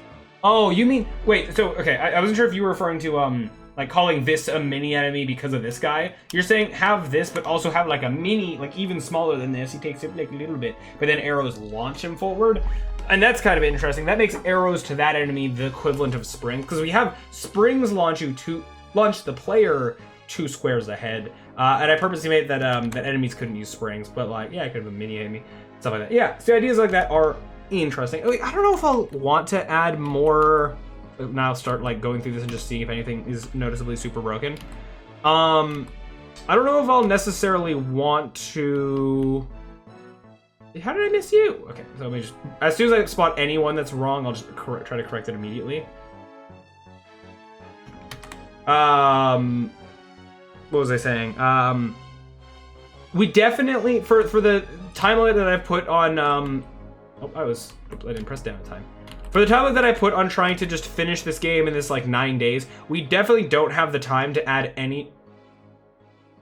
Well, how did I do that? Wait, I accidentally from the beginning had a path straight to the end. This right here was meant to change. I just need you to just go... shoot, but then you go there, and I don't want that. I wanted this one to be the path up, not the one that's in line with the beginning. That's the easiest for the player to just pick the first time round.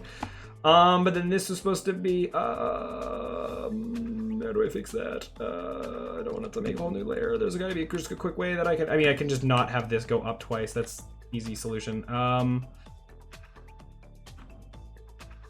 should have a second one that goes down. But then puts this arrow as one that you can't do, like one that's untouchable. I guess I could just make another hole. That's a bit like, I don't know. Oh, Herring Noodle, hello, welcome, Wagwan. I'm gonna assume that means something. hello, welcome to the stream. Yeah, we're making a game, attempting to. Yeah, basically, yeah, it's like trying to make a game in 9 days sort of challenge I put on myself, or because of stuff, external things that have come up, I'm not necessarily gonna be able to finish the whole game. No, that's not supposed to happen. Wait. This arrow, oh, you can't go to the side up and that's not supposed to be how that happens. But I think that was fine. That's, yeah, no, you're just gonna move that way. I also just rotated a bunch of these. I totally didn't actually change the thing that I know. Add multiple entry points, reverse the traveling salesman problem, and procedurally generate maps. Oh no, no, no. For making a game in a super short amount of time, we 100% do not have time for that. This is great. Yeah, so to catch you up, Harry Hoodie. So we're trying to make a game in a short period of time. It's just like, so this is my first week coming back to streaming. Actually, we're at the beginning of the second week now, but I just came back to streaming recently, and as a like fun way to get back into streaming, I decided like, let's do a challenge, let's make a game in like a short period of time, and then I'll start going back to like the main things I was actually working on before I stopped streaming. But then some stuff came up in this game. Like I didn't have as much time to dedicate to this challenge as I thought that I would, which is fine. But what we're doing now is we sort of. Oh, a lot of these arrows are not. Don't tell me they're all slightly off, are they? Oh. Well, you know, a lot of these are slightly off center, but you know what? That's fine. They still function exactly the same. So I'm gonna not worry about it. I can pretend that it's part of the aesthetic on purpose. I mean, I did want this place to look like it was all like crumbling and falling apart and whatever. But anyways, where was I? So because we're not necessarily gonna finish everything that I wanted to get done with this on time. Oh wait, is the correct path here to... Oh, wait, the correct path is to press nothing twice. I didn't mean to have that be like that. Wait. No, down was supposed to be the correct path there. Wait, how did that happen? Holding straight... Wait. You're left when you should be right. And then you are up. Okay, that's... Yeah, that's fine. Now it's fine. What was I saying? So the plan now is I want to just see, even though we have some wish list ideas we would like to have in this game that I just don't think we're gonna have time for this challenge. The plan right now is just to be like, at the end of this so-called 9 days, I want to have a game that is technically complete, technically finished. Like it has levels, it has the mechanics working, even if it doesn't have all the polish that we want. We wanted like a special, cool final level. I don't think we'll get time to do that. Sound effects, music, like things that should be in a game that we just technically don't have time for with this challenge. So I'm hoping we can just get to a point where the game is technically working by the end of the 9 days, and then we say challenge complete, and then I forget about it being a challenge, and then past that, then I'm gonna have some streams just focusing on polishing the game, adding some of those features we just didn't get time for, and then yeah, do that. In addition, I want to have some other cool stream stuff that we're gonna be doing. That's some testing. Other cool stream stuff I'm gonna be doing with some other types of content I want to be all relating to like Unity game dev stuff, but other game things I'm gonna be making, like dedicating an entire stream to like, here's a game mechanic I've never made in a game before. Let's just make that. Let's just try to have a small game where we just make that mechanic, like a ledge grab or like a proper like fully fleshed out inventory system, or even just like a character walking and they leave like snow footprints behind them, that kind of stuff. A lot of just things that I've just never happened to make in game things, and I want to learn how to, just for the sake of getting better at making games and whatnot. And then eventually I imagine I can apply some of that stuff to my so-called real games that I'm working on going forward, and which will also be stream content and whatnot. So yeah, a lot of stuff kind of in the works, but like yeah, it's gonna take a while to get everything done that I want to get done. But for right now, we're just focusing on taking these game mechanics that we've made for this little grid-based movement thing, and making just some functional levels so we can say we have a finished game, and then going from there and making it prettier. So right now we don't, like, I'm not introducing any more new mechanics because we just don't have time for that. So I'm trying to just use what we have, use what we've made, and just make levels, and then we can, yeah, and go from there after that is done. So we have this little random arrow maze. This seems to be working. Cool, that was a thing. Yeah, sure. So now what next? What? So right now, actually, to kind of reiterate what we're doing, we're not just making levels, although this could be a whole little level in of itself. I haven't exactly decided how long or short levels should be for this little game. But some of these are just like, here's an example of a hallway that could be a piece of a level. I think some of these could be whole entire levels, like this guy down here that we made. While some are more pieces of levels. Like this could be a bit, but then I attach it to like this, and maybe I attach it to like this or something. I don't remember what this was. Why is this a thing? Was this something that I started but didn't finish? I don't think this was. I don't know. I'll look back at that. But I'm not going to touch it right now. What was I saying? But yeah, so right now we're making just like level chunks of like this could be an interesting part of the level, and then we'll stitch a bunch of them together and then have so-called real levels after.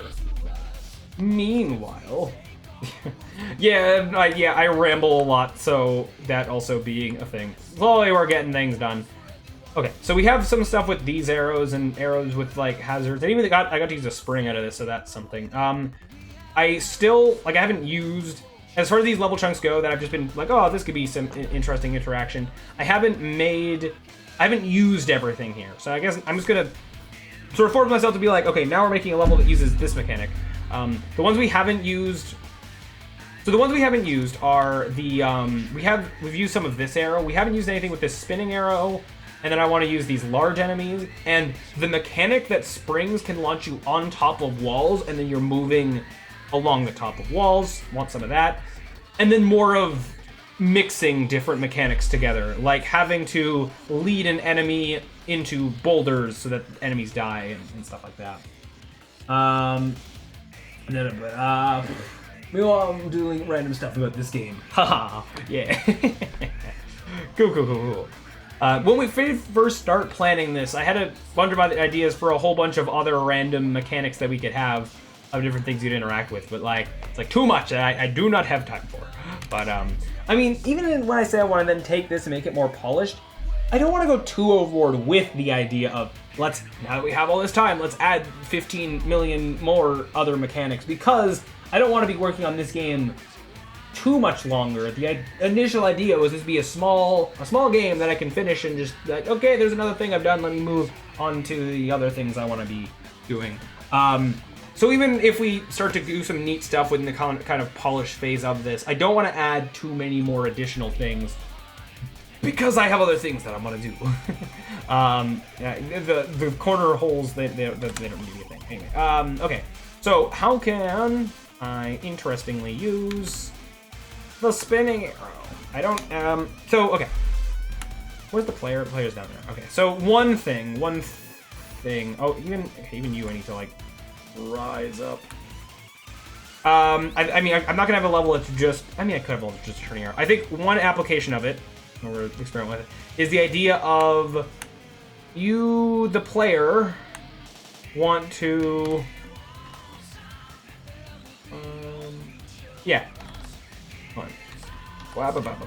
you, the player, need to like cross the arrow at a time when it won't kill you, but you're leading an enemy behind you, so if the enemy crosses the arrow at a bad time, and so then the enemy goes into this, but you, the player, don't. I don't know if I'm putting it on both sides, because the enemies will go on arrows and stuff. So if I could set up a scenario where that's like relatively easy to force that to happen, let's see if we can do that. Now, what would that? Not entirely sure.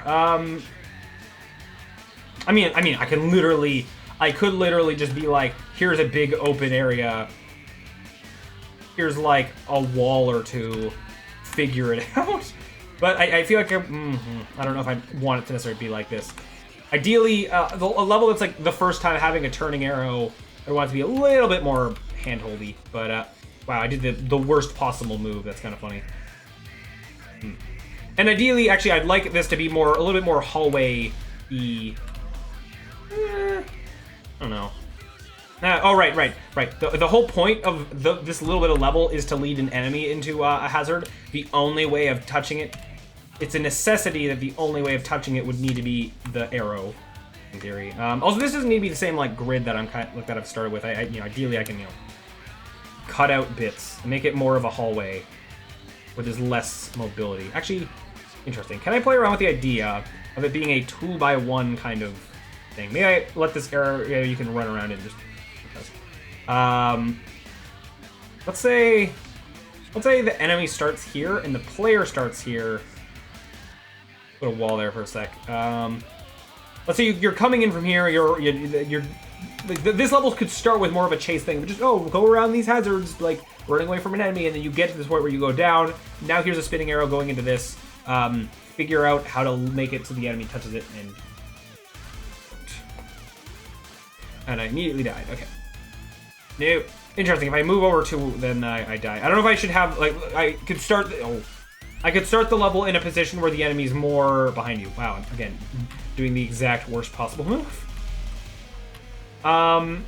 Okay, so I also could change the sort of starting condition of the arrow so that, like, wow, I was the same thing twice. Yeah, that's not necessarily what I want. But can I lead? Feels like there should be more strategy. This feels like there's not a lot of. Oh, and I'm in a dead end. If I missed that, interesting. I mean, I could do the same. Literally make the same thing around here, but then it just feels like you're endlessly going back and forth, just waiting for the arrow to be in the right spot. I do have here. Let me do one thing. Let me help with this.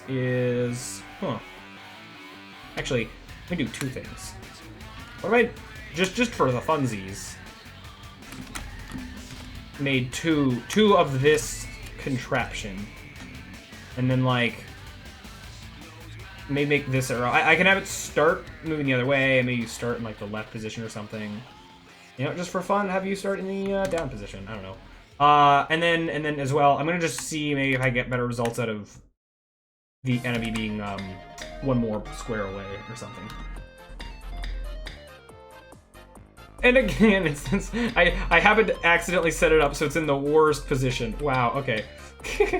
Ignore that I can go off the edges. That would, like, not happen in a real level. Wow, is that actually set up that I have to, like... have to go 2 over, otherwise I will die? Interesting. I don't know how much I like that, but... So then the only way I get over here where I live is if the enemy is 1 space away. No, that's not what I want. It shouldn't...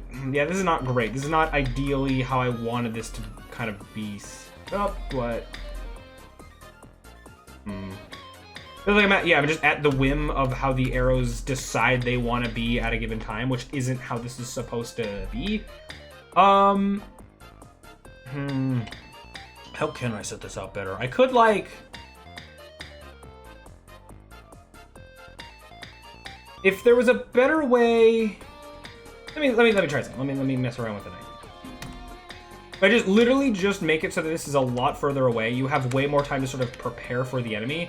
I could make it almost like crossing this is more of a, like, the enemy isn't as much the problem. Yeah, I moved that back. Hopefully that's fine. Let's say like I move here. I can hit my head along this, be like, oh, right, the enemy's not gonna follow the rules if yeah, hold on. Actually, I might have to make those walls so the enemy doesn't accidentally fall off and die, but I'll come back to it. Again, like, in the finished version of this all needs to be surrounded by this, but, like, I can just not worry about it right now and just me, the player, not move off where I shouldn't until I make the walls proper. So I could... Oh, wait, also, oh, yeah, the enemy's gonna just fall from above like that. It shouldn't do that. But that idea is interesting. The idea of, rather than just running past them and hoping to cross at the right time, this more strategy of almost having to, like, prepare. Well, the enemy's gonna move straight down at me there. So I have to, like, see, now I have more time to strategically, like, okay, wait the right amount of time, then lead the enemy over. I mean, okay, I didn't do it right there, but, like, okay, that feels a little bit more strategic. I don't know if I actually need the bottom row then, but... so more so I'm waiting right now so that the player can cross at the right time. And like, oh, that was good enough. Almost.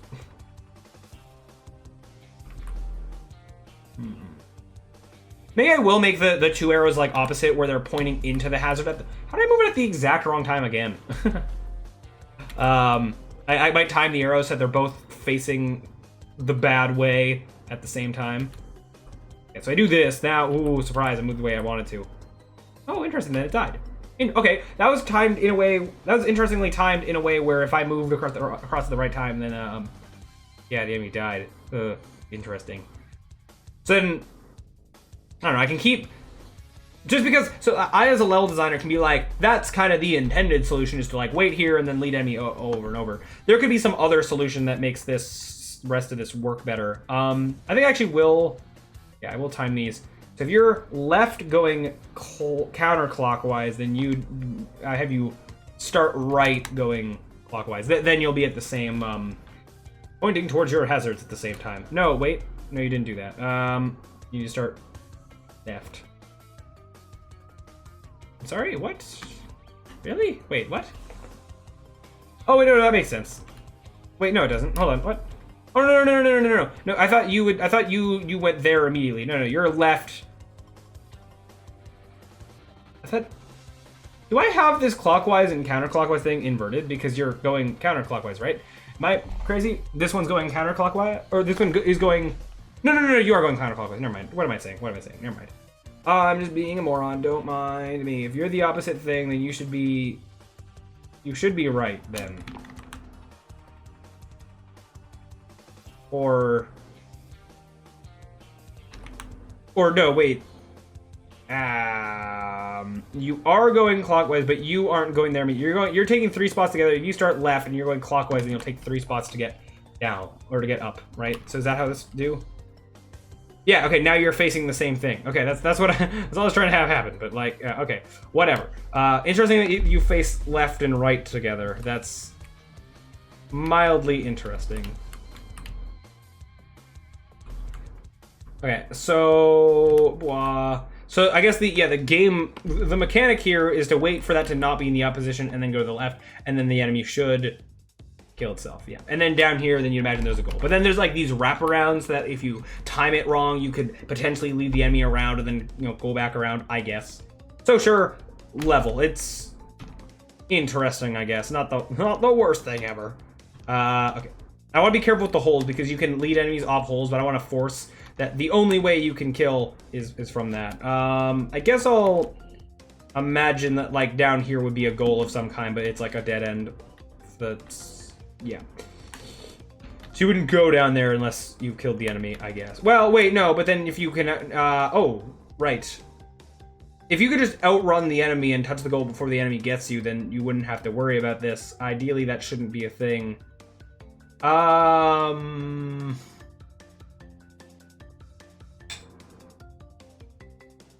But I don't have any code that's like, you kill an enemy and then a door opens or something. Usually, actually, in these other level scenarios, if I want to force the player to have to kill an enemy, then I just have there be, like, the enemy is between the goal and the enemy is between the player and the goal. I'm just actually now curious, though, just to see what happens if I do this. If I did just hypothetically put a second enemy down there. Oh no, why are the eyes weird? Oh, I'm just gonna hope that was fine. Okay, no, so I mean, this becomes a lot harder to... You can't really... Oh, whoa. Okay, interesting how that is. I mean, I can juke out this enemy by doing this. Wow. But that's not really...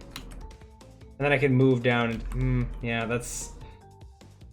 So that's not ideal, but with the current mechanics, I can't force that. Maybe in the so-called more polished version, I could set something like that up. Like actually having you have to kill the enemies and then something happens, but...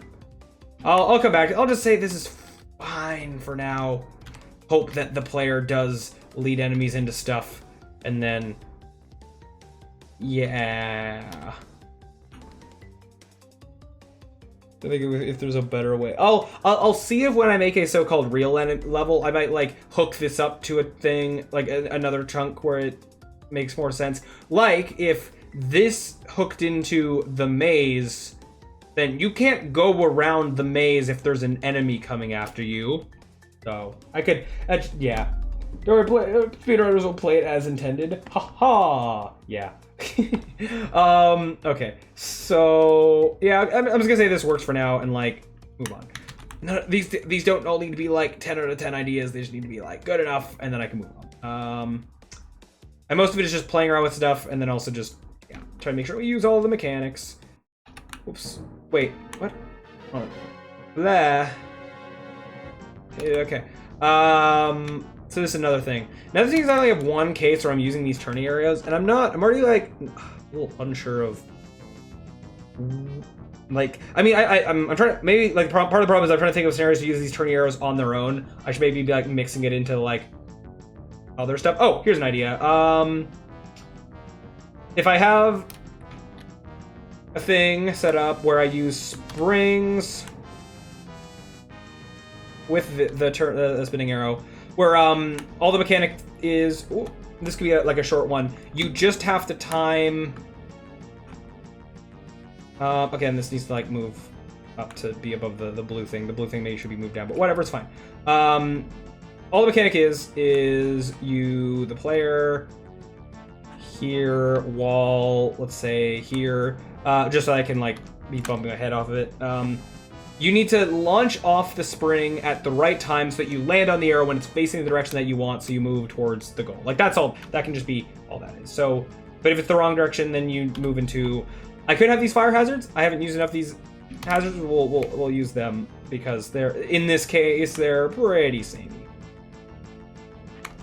So we'll say these on all the directions except up, and then yeah, this can be like a short one. See, some of these level chunks can be like really big, and some of them can be super tiny to just be like a small part of another level. So this can just be a little hallway where all it is. And put holes. I need holes. Then if you're on the spring and move down, then like that's not good. Call it you there, and then you have to land on the arrow when it's going up. Otherwise, you know what? I mean, I can for the funsies use both. How about that there? Because why not? If it's that way you die, that way you die, that way you die. I do need, I guess, these around. Check Discord. Oh, I can do if things have been sent. Whoa!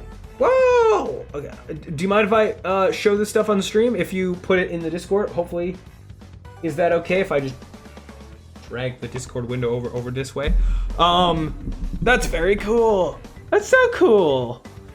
You're definitely a better drawer than I am. I still have the giant hand. I love that. Just smack. Yeah, it's okay. Cool. Just thought I'd ask just because. Yeah, that's awesome. Different things. We don't have any spherical people. I don't know if we'll, you know. I mean, whether the character is a cube or a sphere doesn't really matter in this context. Other than everything is meant to be very grid-like, but I could have like, oh, the player is a sphere and all the enemies are cubes. That's like a thing that could happen. I guess we do have the rolling boulders, which need to have more polish to actually look like rolling boulders. But I have ideas for how we'll do that eventually. But yeah, this is great. I love it. Skins, yeah. And that's something I've never done in a game either. And you know, who knows? On my list of things I've never done that I want to learn how to do, microtransactions is not on that list because I don't care to learn that. I don't plan on making any game with microtransactions anytime soon. Okay, spring launch here and then up here. What's funny thing, this could be so small. The goal could be here. I'll keep goals out of these level chunks just because, or we'll see how this actually moves up. The goal could be here, but you can't get there from the spring. You'd launch over it and die, which would be kind of funny. But yeah, this could be a small level chunk where all it is just you just gotta time it, land on the right thing at the right time, and that could be it. And then you have, I like that when you have to time something, having a wall you can keep bashing your head against while you're sort of like, okay, I'm waiting. That feels more strategic than just like hoping you're there at the right time. So, okay, good. I like this, and just another use of these things. Again, well, I like just mixing and matching these walls and holes. It just feels more chaotic, which is part of the point. Blah, and then you can do that. Like, but I can, in a real thing, I could swap out. In some context, whether something's a wall or a hole, it doesn't matter, but in some context, it does. So I'm gonna say that's another little level chunk. Cool. I'm gonna go over there, I guess. Cool. I'm almost thinking that it's time to pull out the big guy. Actually, first, one thing I haven't done enough with that I'm gonna now do is I want an actual level where I focus on the mechanic that I'm trying to see if I already had a little bit of that somewhere. There's a tiny bit of it here, but that's like not enough. Actually properly utilizing the mechanic that if you, the player, launch off a spring onto a wall, then like you're elevated. You're in this sort of elevated state where things kind of work differently. I want to, yeah, mess with that. So just to show you guys like what I'm talking about here. If you do this, well, I'm actually on the wall now. So being on a wall, you go on top of other walls. That should make sense. So you become not like, if as soon as you fall off a wall, then you're no longer elevated. I didn't put holes around. I did have, if actually I have to remind myself, if I have a wall that goes over a hole, I don't fall in the hole. I think I purposely made it so you still treat it like a normal hole. You can spring yourself 2 spaces forward into a hole. That's totally okay. Yeah, that's that. I also, for simplicity's sake, with a lot of the code interactions, we're purposely making it so we're not going to have really anything on top of walls. We're not going to have arrows or springs or hazards on top of a wall because it's just be more complicated in the code to have to deal with that. In the polished version, maybe. No, we'll see. But for now, I don't think we need to worry about that. We don't even have that many like levels that would like utilize that kind of thing right now. Enemies also won't be on top of walls, but thing that we get out of when you're on top of walls, then you're in like whoa. When you're on top of walls, then you're in this almost permanent like not permanent, but you're in like a safe space where enemies cannot get you until you fall. So to showcase that, I kind of want to just. But this isn't the kind of level thing that I want. What I want is something better. Hold on. Delete that and sort of start again. I'm deleting the. I want to get back the. Hold on. Get back to having this big open space. Okay. What I want is whoa. No, come on. Okay, something like this, where I'm actually gonna make this even bigger for reasons. I will see how this actually goes. I probably won't use all of this, but just bigger so I have more to like mess around with while I'm testing an idea. Make this big ol' area. Let's say the player starts like here.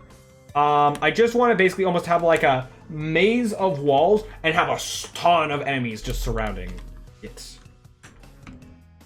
So let's say here. There could be like slightly more lead up to this. We'll figure that out.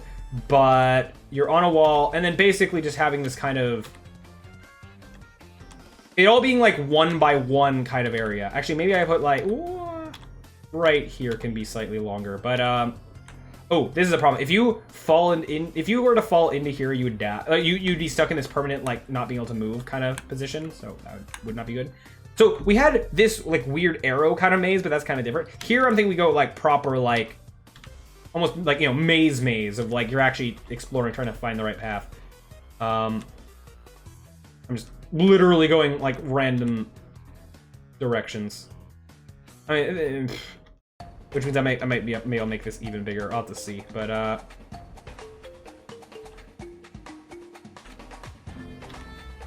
I don't know. And even if this isn't like I think the point of this isn't also to be like, oh, it's an actual like maze, like, oh, where do I go? This is more about like traversing all of this, and you can't fall. If you fall, you're basically falling into an enemy and you're gonna die. Is the idea here, I think. Make a hard mode where the blue cube follows the mouse instead. Oh, geez. Having it go which way the mouse is, that's actually a pretty neat idea. I think it's a bit like beyond the scope of what we're doing here, but it is, yeah, I think it's a neat idea. Oh, interesting, you could launch up or over. Nah, it's simple. Well, okay, actually, I don't even, is this too, which way? If you're here, I'm saying you have to go down and over. This is like too many straight lines. This isn't as curving as I want it to be for the so-called correct path. This shouldn't be like a tree. This should be like, here, let's break this up a bit, shall we?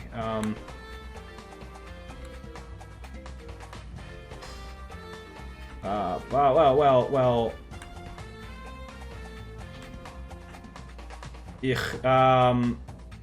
Well, then that's like, I don't know. So like, you're here, and then like up here, I guess, but not straight like that. Be more zigzaggy. I guess. So trying to think of what like what the sort of end of this would look like. What I could do is actually I'm gonna let you make those holes, and then you're just falling into it like an open area here where the goal is or something. Maybe. And then, you know what would be extra interesting is if... can I do this? If the players actually started this hypothetical level up here, had to run all the way around to the spring just to go on top of the walls and then work their way around. But this thing is so... But that would then be harder to have this be, yeah, as loaded with enemies that are chasing you. Because, I mean, hypothetically, like, player starts, like, they don't start right in front of the spring, they have to, like, move onto it. But I do this, but then the idea was to then absolutely, like... I mean, do I have it? And you take up every single block? I could. I don't know if it would be every single block, but like, well, okay, if I do this, then it's selecting the blue underneath, which I don't want. Hold on. I don't know if it should. I'm rethinking this idea. I don't know if it should be this much of like a maze versus. I don't like this being a big cube, actually. Let me take this idea. Let me just, before I sort of commit to this and put a bunch of enemies everywhere, let me just kind of try round 2 of this. Just because... Actually, before I do anything, before I even do that... Oh, I duplicated the player. It's going to have funky results. Hold on. Before I go any further, let me just test this wall maze as it currently is. Okay. I mean, I can see around... I mean, I can see, like, the dead ends. It's not like... for the most part. This is basically an elongated section where it's like you have to do all the turns and you can't mess that up or whatever. And I do have to remember that, like, person playing my game isn't me, like someone who would not be necessarily as good at turning at the right time because they haven't had as much experience doing it or whatever.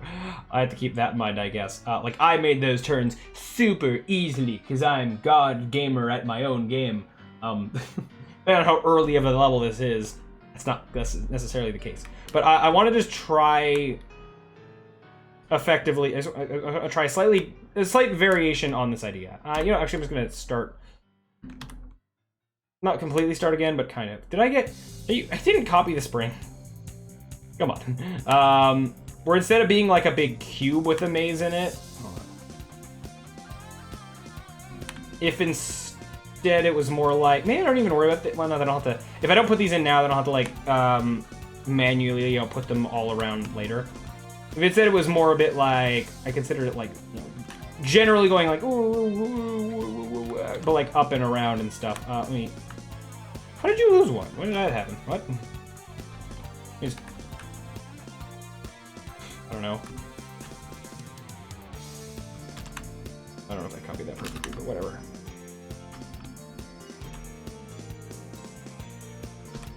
More of a, like, just not a big rectangle that you're sort of going, weaving around. Have it be more blah, but with enemies around and stuff. I don't know.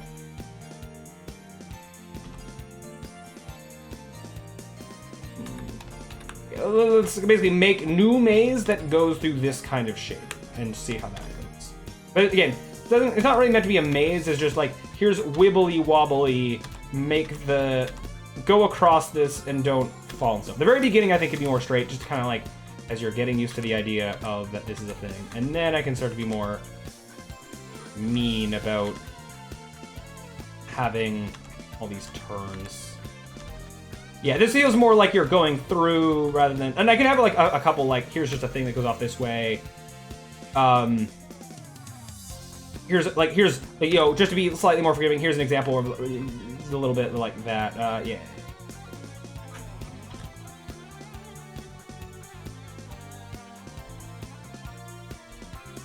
I guess. I'm still just doing randomness. And I don't know if this is actually better, but I don't know. It's something to try. I could have both, but then that's a really long level. I don't know if I should do both. I feel like it should kind of be one or the other.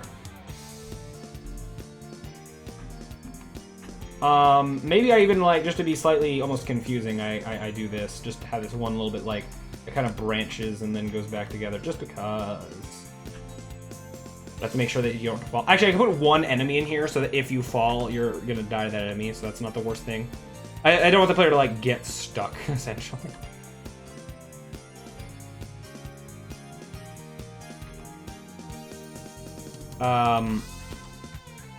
Enemy just in all of those. And then, like, I'm fine with maybe having the same kind of, almost like you're going to, like, a separate little, like, island type deal where it's safe. And then go, like, here or something. I don't know. Do I like this better? Maybe some, like, more adjustments, like, have a few little, like, random offshoots just because.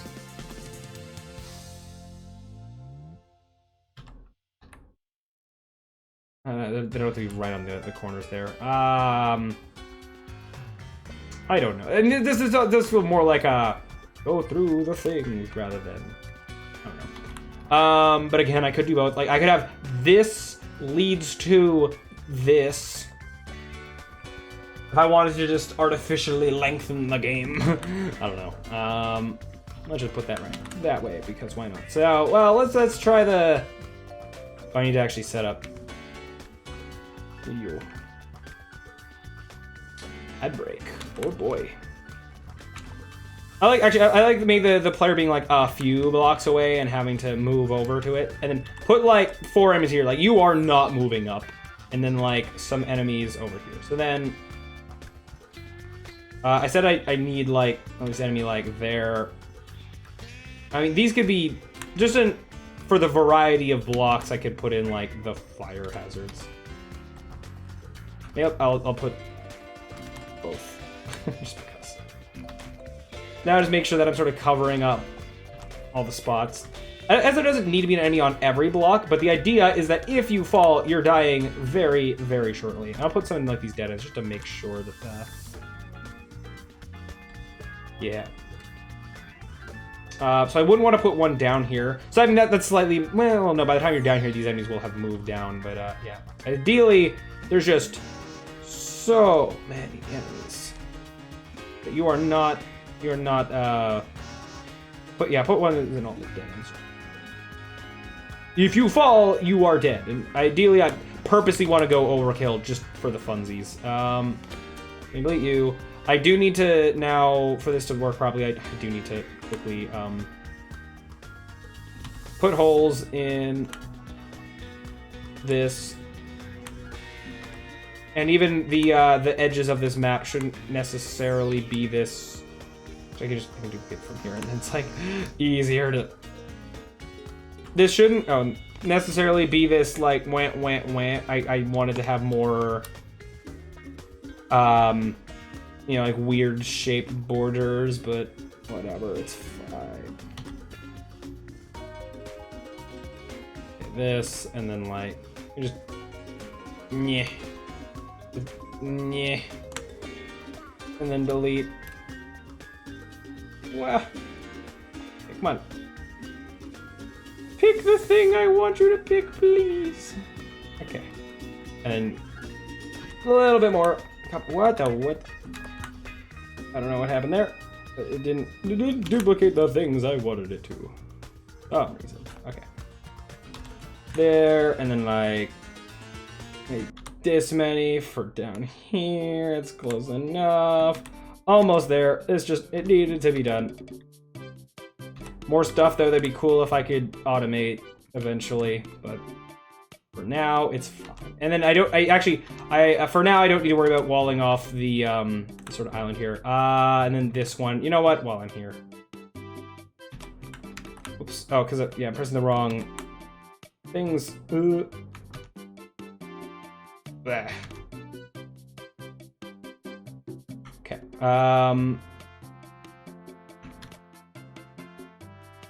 Oh, you got that enemy. Well, how about you don't? I still have an idea for something related to Hangman on a unicycle. Go right ahead and, yeah, suggest a silly idea. Although, I mean, like, I mean, it's no guarantee I can take it just because it might not fit with, you know, my own ideas, but yeah. I have a lot of stuff planned with the game in my head. A lot of ideas. Like, and the idea of like, oh, you know, make the player a dog. I'm too far planned in my current ideas that there's some things that are kind of hard locked that I can't change. But other, like, random level ideas, like this could be a level mechanic, sure. I'd rather draw it. I mean, yeah, go ahead if you want, but yeah. This is the main song of a famous Spanish streamer. Oh, the random background music. What is it? What's currently playing is it's the Legend of Zelda: Ocarina of Time, the shop music. Where's my headphones over here? Dang. Yeah, that's what I think it is, right? Yeah, it is. Yep. Yep. Mm-hmm. And I believe that same music in a few other Legend of Zelda games, it's used as the shop music. Yeah. Oh, lol. Yeah. Okay, so what was I doing? Oh, no, I gotta actually test. Okay. And maybe I will use both, just because why not? Maybe I could somehow do something more to make them a little bit more different. So yeah, this is like, yeah, good luck getting around all this. Yeah, so basically the idea is that, oh, if you fall, there is no chance that you're living. That was the point of that. You might live for a turn or so, but you have to make it across the walls of death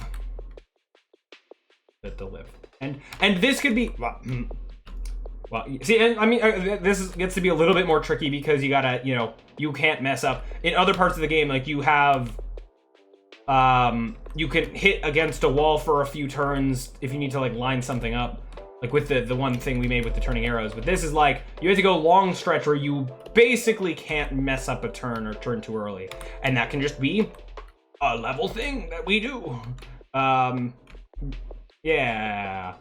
So I was about to say that this could be a little bit earlier in the game. Oh, this area kind of barren of enemies now because they all moved over, but I get, oh no, I fell. Oh no. So yeah, there's no hope. What was I saying? I was going to initially say like, oh, because it's just moving really, like there's no strategy, you're just moving. This could be an earlier level, but now looking at like how it's kind of difficult, I think this should actually be a later level because of just, yeah, how this is. Probably. And I could cut down the size of how much that you're having to go across if I wanted to, but I don't know. So now this is, yeah, this is, yeah, it's all right. Just is a thing.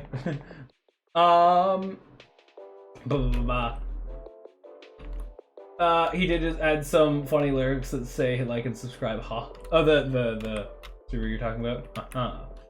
I mean, I like almost say it, but without saying it in my outro kind of my videos, but then of my when I stream. So I'm not ending right now, but I have like my sort of random outro thing that's like.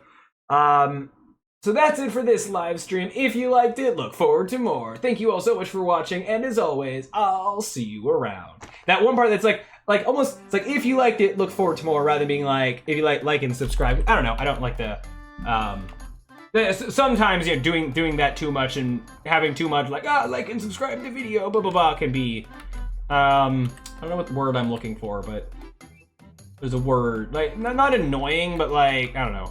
I mean, it can't be if it's like too over utilized or whatever, but yeah, I don't know.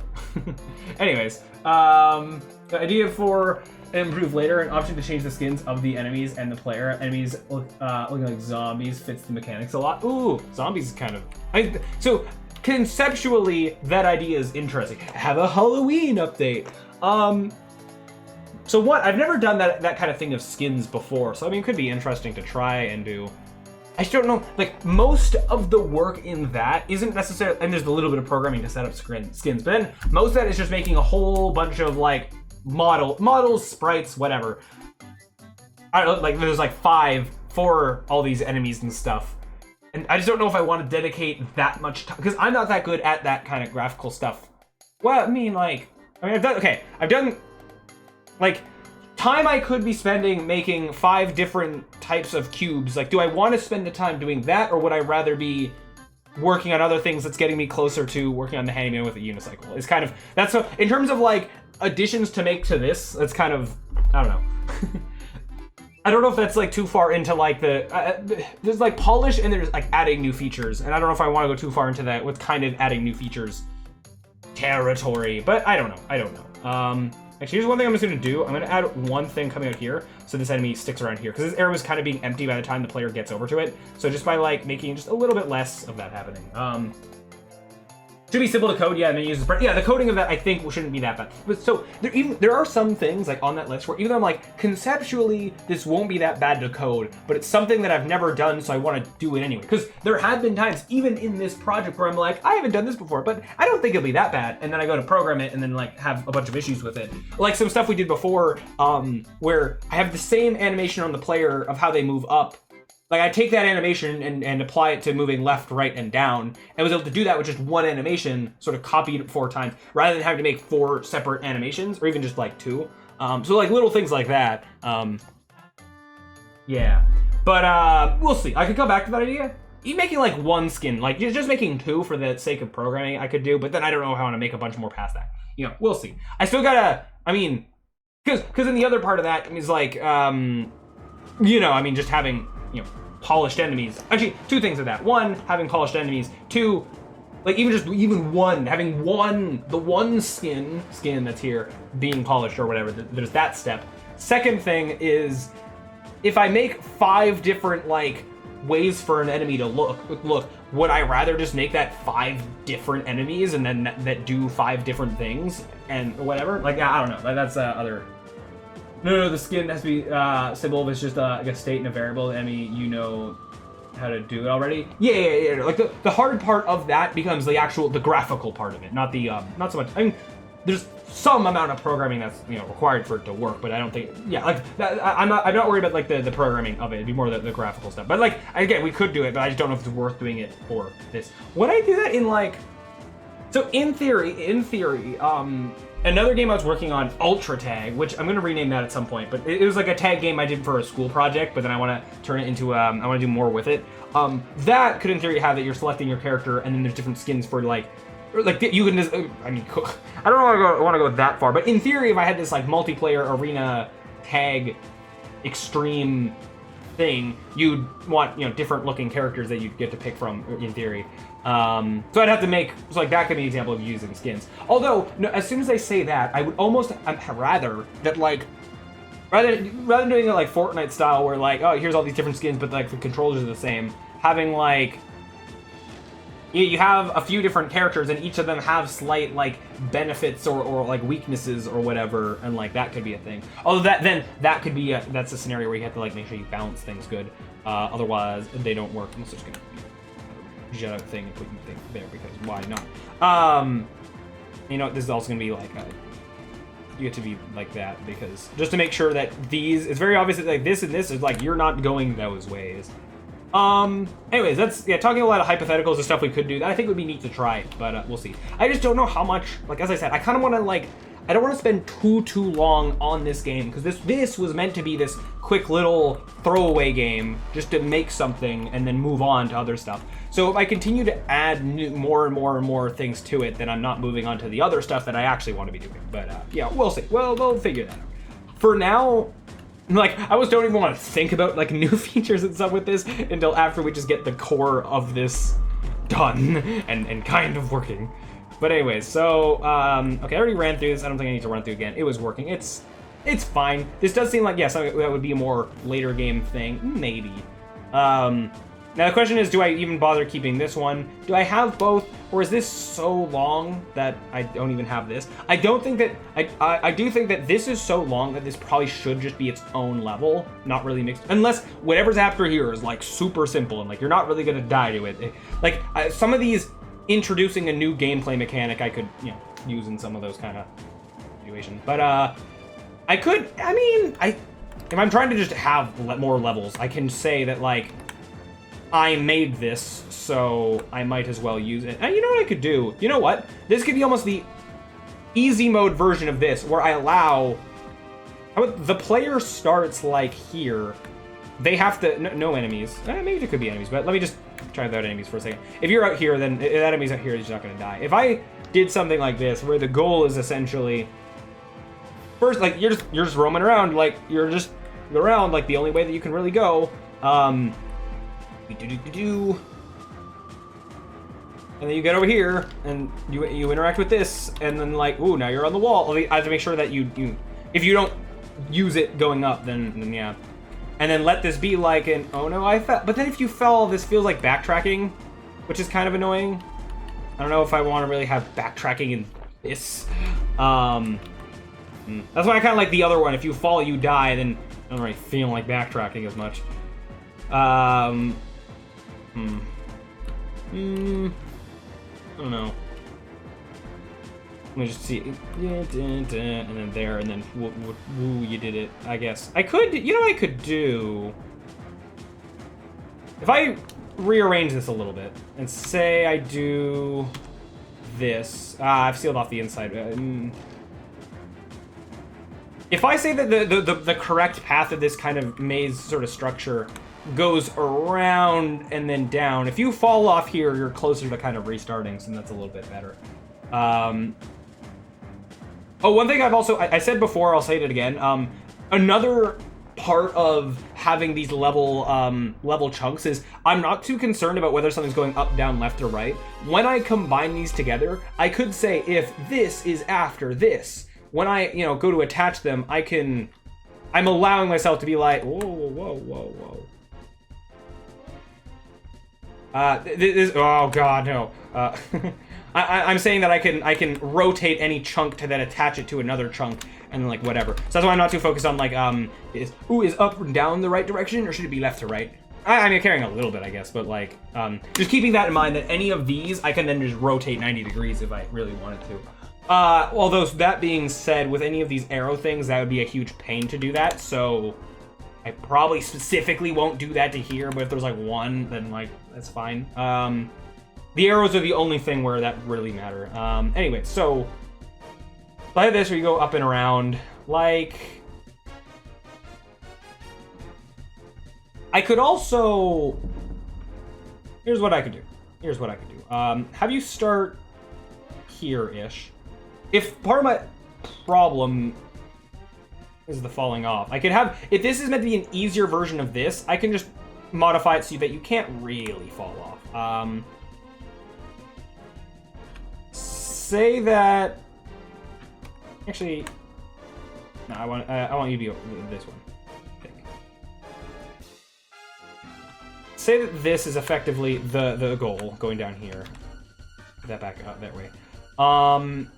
If I just basically let all of this be empty. This is a thing I could try. So that it's trying to be a little bit easier and also just then not having the sort of backtracking. Cut out this entire side.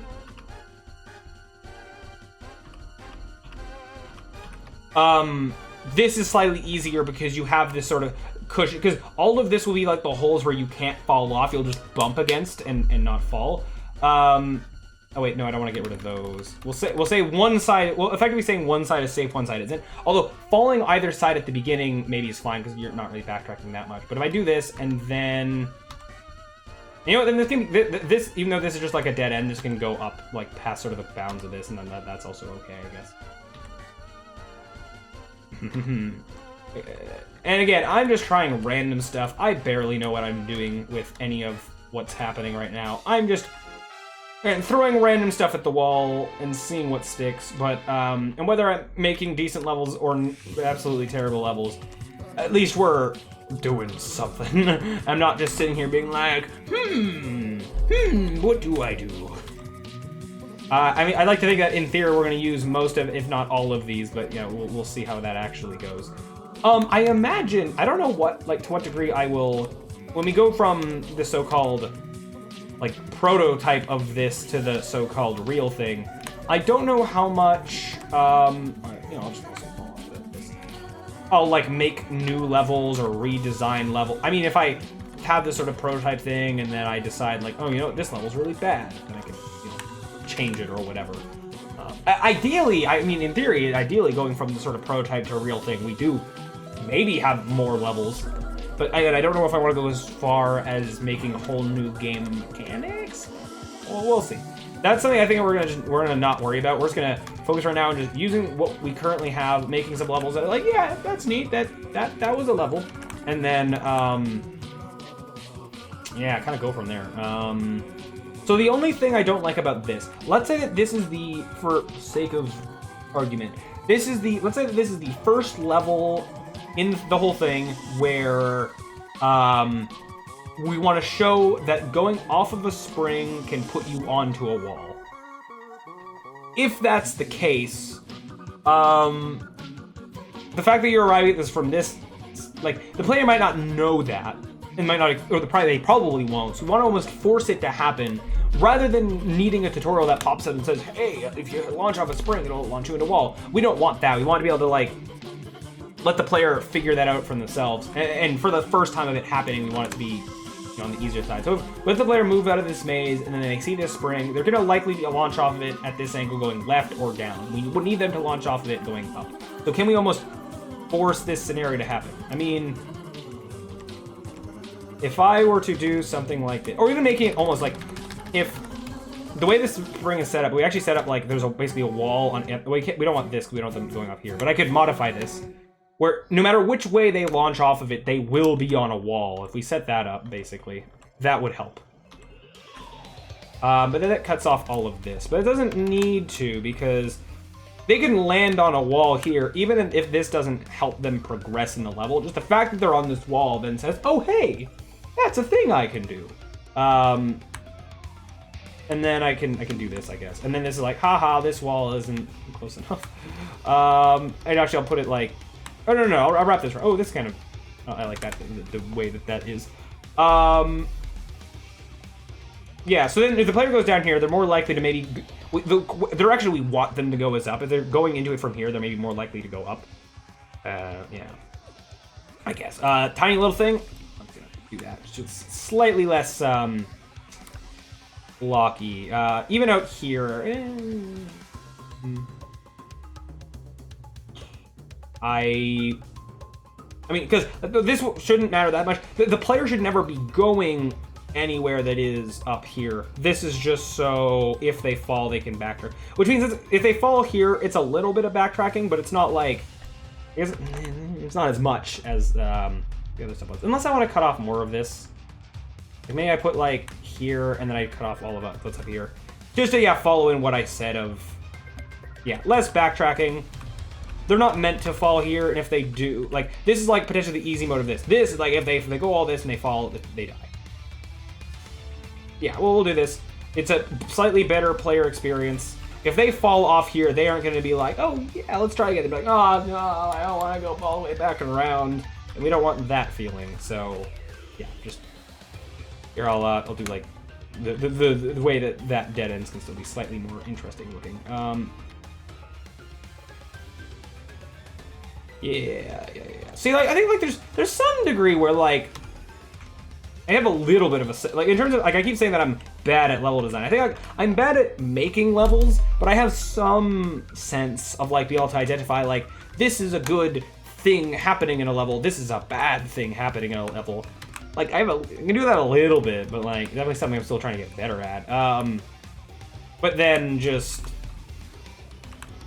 actually making levels. Like, I can pick apart a level and be like, this thing's good, this thing's bad, but actually trying to construct good levels from out of nothing is really hard. Anyway, so let's say this level, first you're just going through this bit of a maze, whatever. Oh, what's interesting is that, like, this is almost training. Like, you bump into a wall, this is fine, this doesn't kill you, but this is almost training of, like, yeah, make the right turns, do that at the right time, and then you get to here, and you launch off of this, and then, yeah. Interesting idea, slight variation.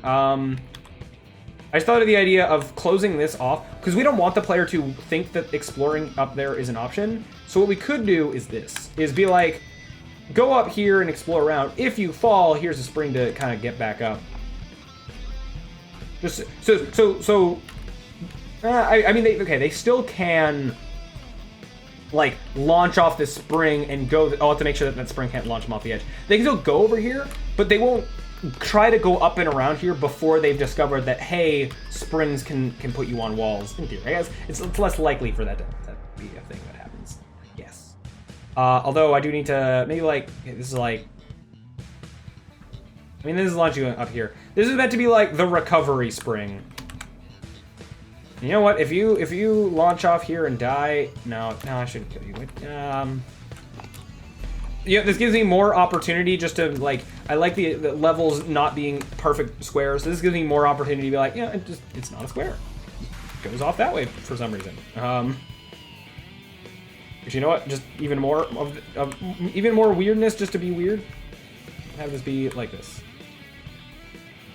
If you happen to launch this way, you have to go around. I don't know. I don't know what I'm doing. I can pretend to, but I don't. Okay. So, yeah. So I go down here. I won't go off that. Yep. I go off here. Woo. If I fall over here, then here I have to go around. There's like a little bit of that, but like not too much, in theory. If I fall off over here, the only way to get back is from this, which even then, this puts you right back on the wall, so that's something, I guess. Then up and over. Let's see if I can make this without messing up. So here, this is interesting. I can, like, the fact that I can sort of hug the hole is interesting. It allows me to have, like, these slightly more safe of, like, okay, I'm now planning what my next turns are going to be, and go! And I can, I don't know, use it as like a better safety net to like not mess up, in theory, I guess. And then even though I don't need to go on any of these, oh, I don't like how the end is just a straight shot. I want maybe more, let's just change that a tiny bit. Maybe like, okay, maybe I actually do use, but no, I don't like that being a thing. And hold on, undo, but then reassess. Let's just a simple thing is just I just want like an extra turn. Just don't have this, but like go off this way. No, that's fine. Blah blah blah. Good enough for me. And then you get over here, and then there can be a goal. I might like if I then turn these into real levels, I'll probably make this end bit and this end bit not like match so exactly, but yeah, okay, I'm happy enough with that. Wait, how can I keep moving things and not duplicating them? And then even this starting area doesn't look the same as this starting area necessarily, so that's also something. I do have to remember, I haven't been copying like the player start positions of any of these, but yeah, hopefully I can figure it out. Yeah, okay, that's something. That is something. Okay, so anywhere where the player starts, they can start like up here or even like over here. It doesn't have to be a complete, as far away as possible, but and also technically some of these holes are like not needed. Technically the player will never fall in that hole, but I'm just being safe in case I move things around. Oh, hey, I missed you. So good to, yeah, don't want to miss any of those. All right, with that, we have another bit of level chunk that, again, like to some degree, this could be its whole own level and this could be its whole own level, and it frankly might be. Because in terms of how long levels are going to be, that doesn't have to be consistent. I can have one long level, one short level, like, we can do whatever we want. And even like later levels being longer than earlier ones, or I mean earlier levels being like longer but easier, but then towards the end, like here's a really hard short level. And that's kind of how I'm judging some of the level length, is like how difficult a section is affecting how difficult a section is for how long the level is going to be, because we're not doing checkpoints. Our checkpoints are effectively just the levels themselves. When you die, you go back to the beginning of just the level, and like that's good enough for me.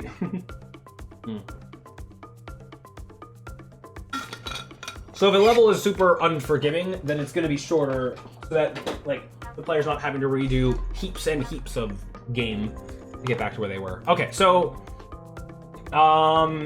so that's that. We got 2 levels out of that concept, which is cool. And ideally, so this could be like earlier and then this can be later. Ideally, these levels would not be back to back. There's like 2 levels using similar idea.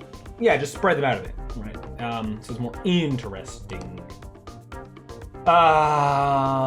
Okay, so next, what do we want to experiment with? I still have to do some more stuff with the big guy.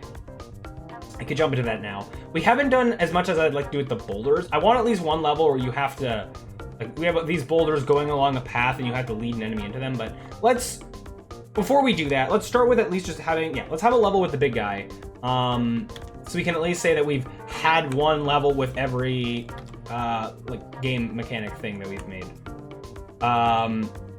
So the question is now, oops, hold on, what? Give me the player. Question is, what do we do? What do we do with big guy? Actually, there's a few things that we're gonna do with big guy. A few things that I want to have over the course of a couple levels. One, I mean, just the fact that they exist. You're like, well, look at this thing. In a case where, I guess one where it's like, here's the thing, you're just having to get away from it. Just like, yeah, don't let it catch up to you getting to the end of the level. We can have that. Then having to actually kill them. The idea that the large enemies will die to any hazard, like the this and the this and the this, it'll just immediately die if it's on any of the squares. That's one way of killing them. But then the other thing that's interesting is the way that holes work differently. Wait, we don't have any of that, huh? On the normal enemies. I guess there's a little bit here. Oh, no, okay, I guess we have a little bit. Yeah, sorry, yeah. The idea of having to lead enemies into holes to kill them.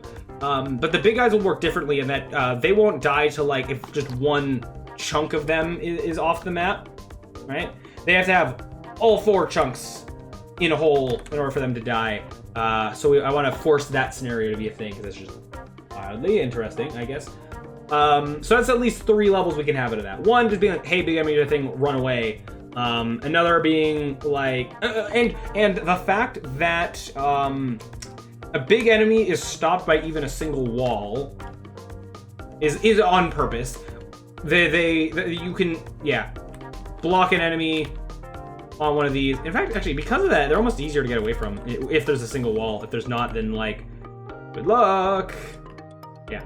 Out in the open, they're harder to get away from with single walls. Yeah. So even just having to go through a little bit of not a maze, but just like a wide open area where there's just like a few little walls and having to get away from a big guy with that. Oh, hello, Pikachu, Pikachu, something like that. Hello, welcome to the stream, and thank you for the follow.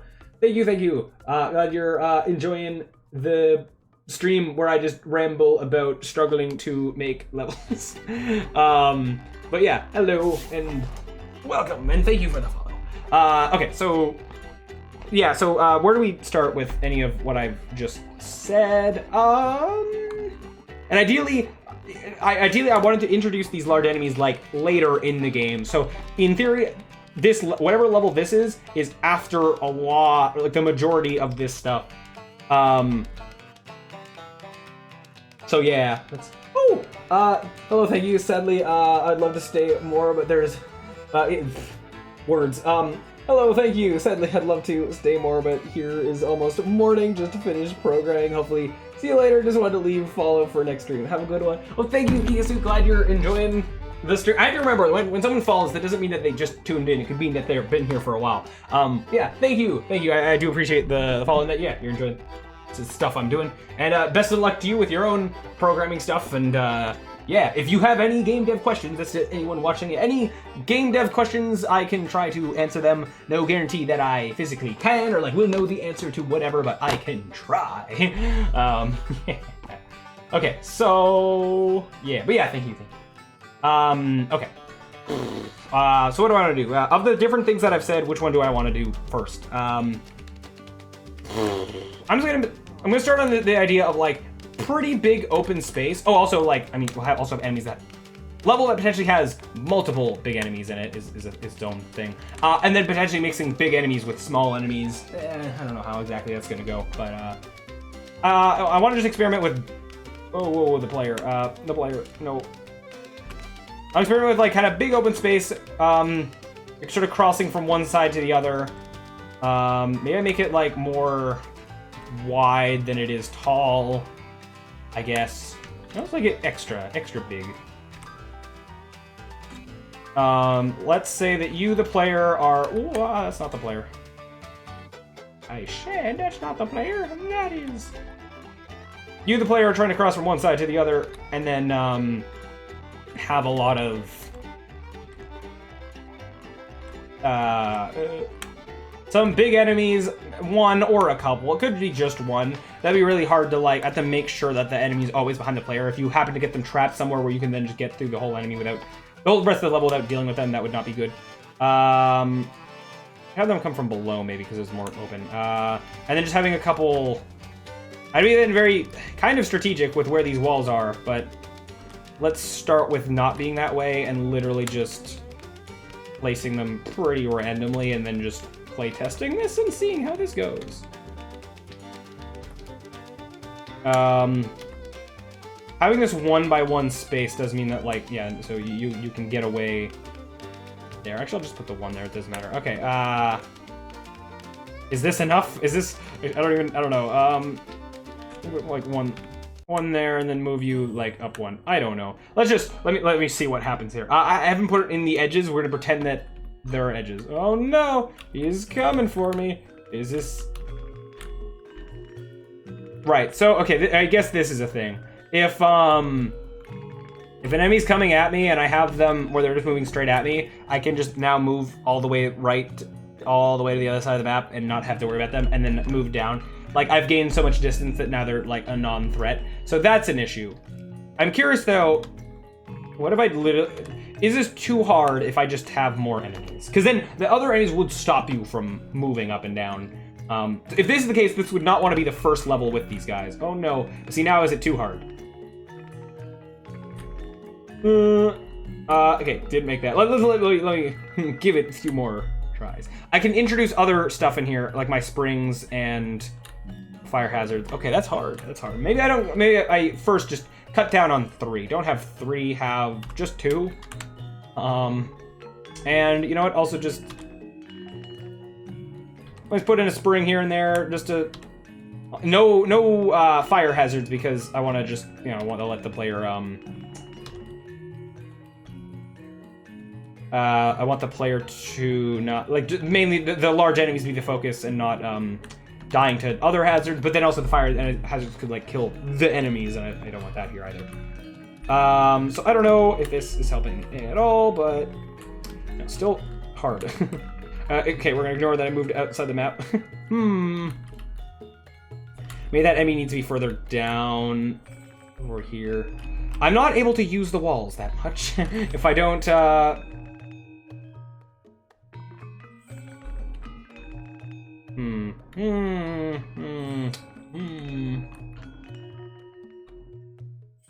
Oh no, okay, I was gonna see if I could get on that spring before that enemy was there. Ideally, also, in a big open level like this, there shouldn't just be one solution. There should be kind of multiple things you can do. Oh, okay, and there's that. And then I can use these springs to sort of just clear the rest of the distance. I feel too, I don't know. I don't know if I like that. Because that feels too like I happen to move the right way. Having to know to specifically move to that exact block or every other way that you could move will fail. I don't know, this doesn't feel like I'm being strategic as much as I happen to move to the right place, I guess. I don't know. But I mean, if I let that be a thing, but I can just introduce at least some other thing up here, like, I don't know if... Does having 2 here, maybe 3, does that help me at all? The player can get stuck in this hole. Actually, wait, that's a whole... That's a separate thing I want to actually now experiment with. Because if I do this, you can move through here, then this can be used to get away. But then if this guy's coming at me here, may I make a little, like, let this be a little corner thing. Blocks that guy, and then you can at least have some spaces of moving down. Yeah. I guess. I think when I'm holding a button right when the game starts, the eyes aren't moving exactly right. So now I can do this. And then, now if I maybe put a spring down, like down here, basically, so that you can get just slightly further away. Well, I mean, actually, there's that spring there. But that's, I don't know. I don't know how sold I am on this level. It's still a little, yeah, not great. But if I did this, let me just experiment with, can I get away? I barely can, but I cannot move up right now. Oh, but it's helping me do that. Interesting, okay.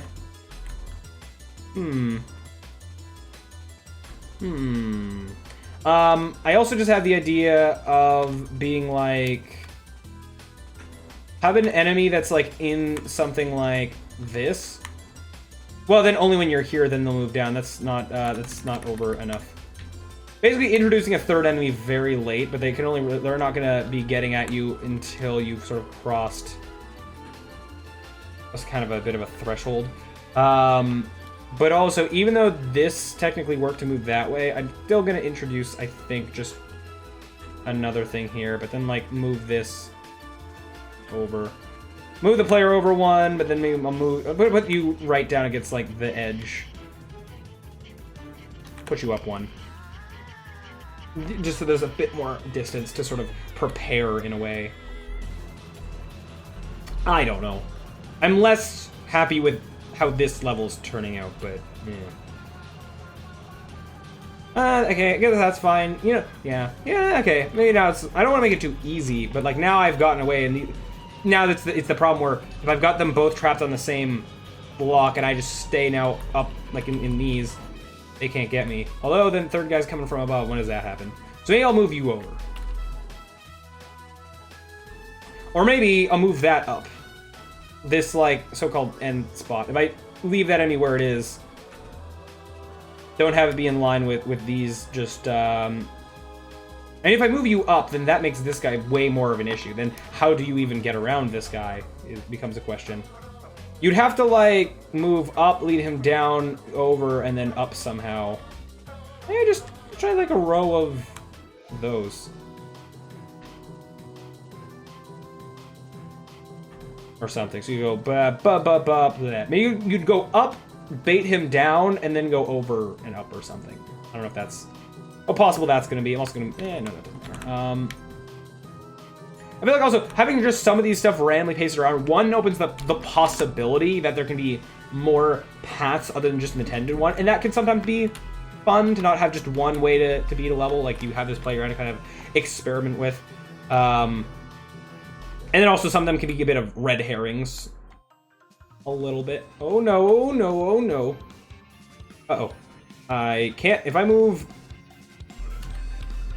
Okay. And technically that was get-awayable. Okay, I mean, hey, that was a situation where everything looked hopeless, but I still technically was able to do it. Interesting. Yeah.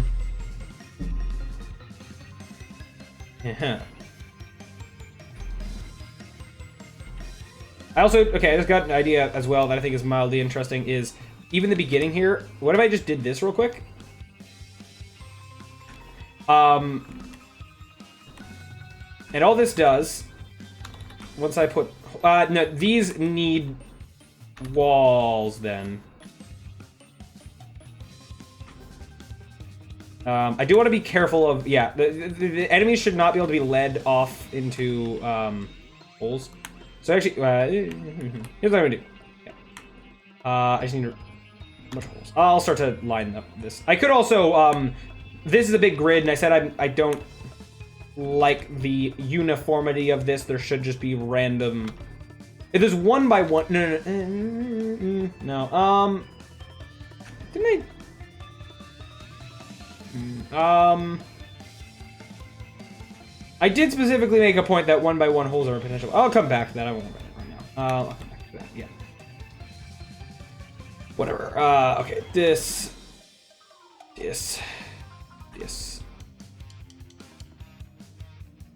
But I might maybe cut out random additional little bits into this. I mean, I can have this one big open area. That can be fine. And yeah, I'll put like the sides being walls and the tops being holes, even though that doesn't really matter. And you know what? I can have this extra bit of wall going up here just for no reason, just for the funsies. We'll say that, yeah, this would be like going to the end. I just gotta wrap this around this way as well. I double duplicated there. Actually, except just to be on the safe side. So this also just introduces more potential possibilities that the player having kind of like 3 places to exit from means they could wait in here for some of the guys to come over and then, you know, do more to kind of bait them around. Yeah, this is just more options now, I guess. So I can do this. That little block that's generated out there, now I can go like this. Oh.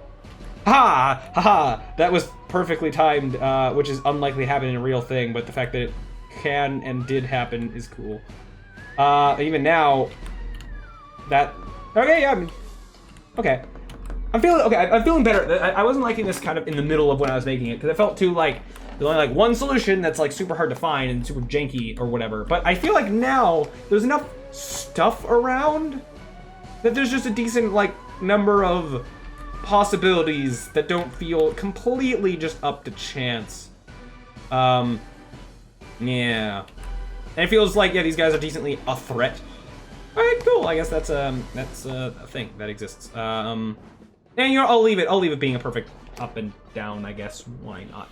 Because the more, if I did introduce more stuff along the bottom and top, then there's just more places for the enemies to get stuck on, which I don't necessarily want. Oh, even down here is a place. I read that, yeah, down here is a place that you could potentially hide.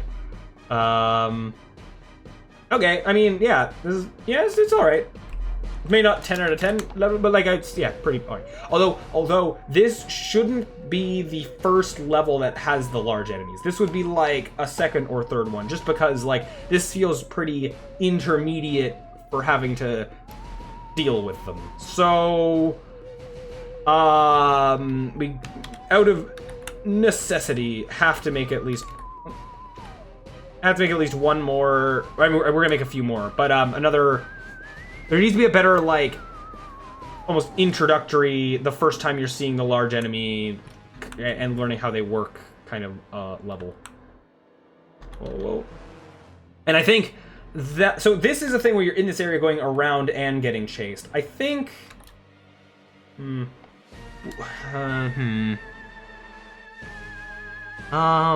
level that's just like a thin corridor of just running away, essentially, could be a thing. Or I could combine. I need to show that. I want to show that these enemies can die to hazards like fire. Let me just duplicate the components that I need over here.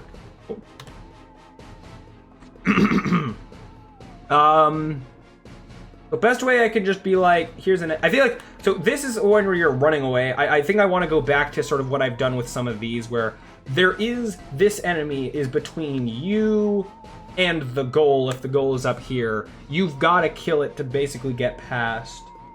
But having it something that's a bit like open does have more like being able to mess around with how this enemy works. Although I guess then you will over here. But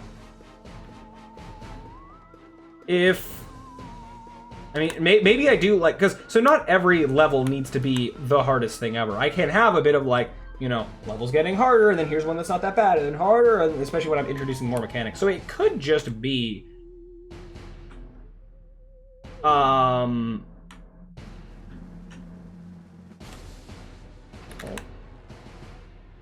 on. I'm making a thing that's actually making it not, like, super...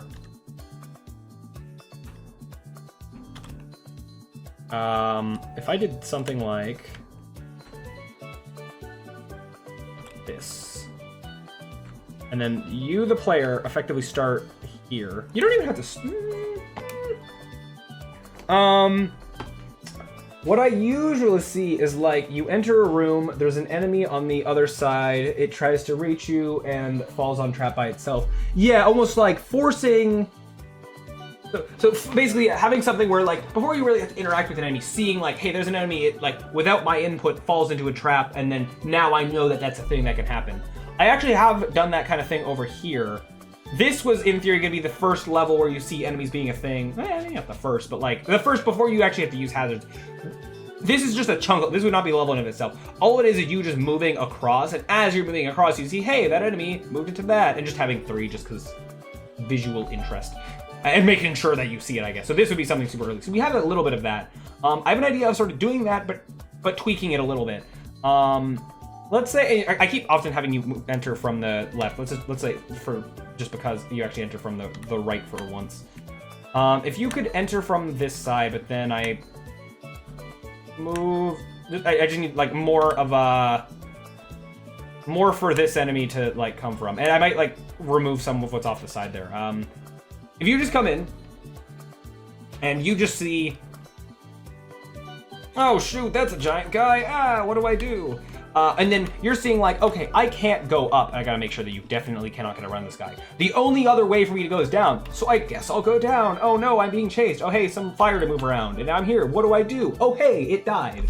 That's like combining that. So you didn't lead the enemy into a trap in this scenario for me with the players. You just moved the only direction you could with the enemy chasing you, and hey, you led it into a hazard. But then I had some other fire around, so that physically moving here was slightly difficult, so because you don't want to move it in the fire yourself.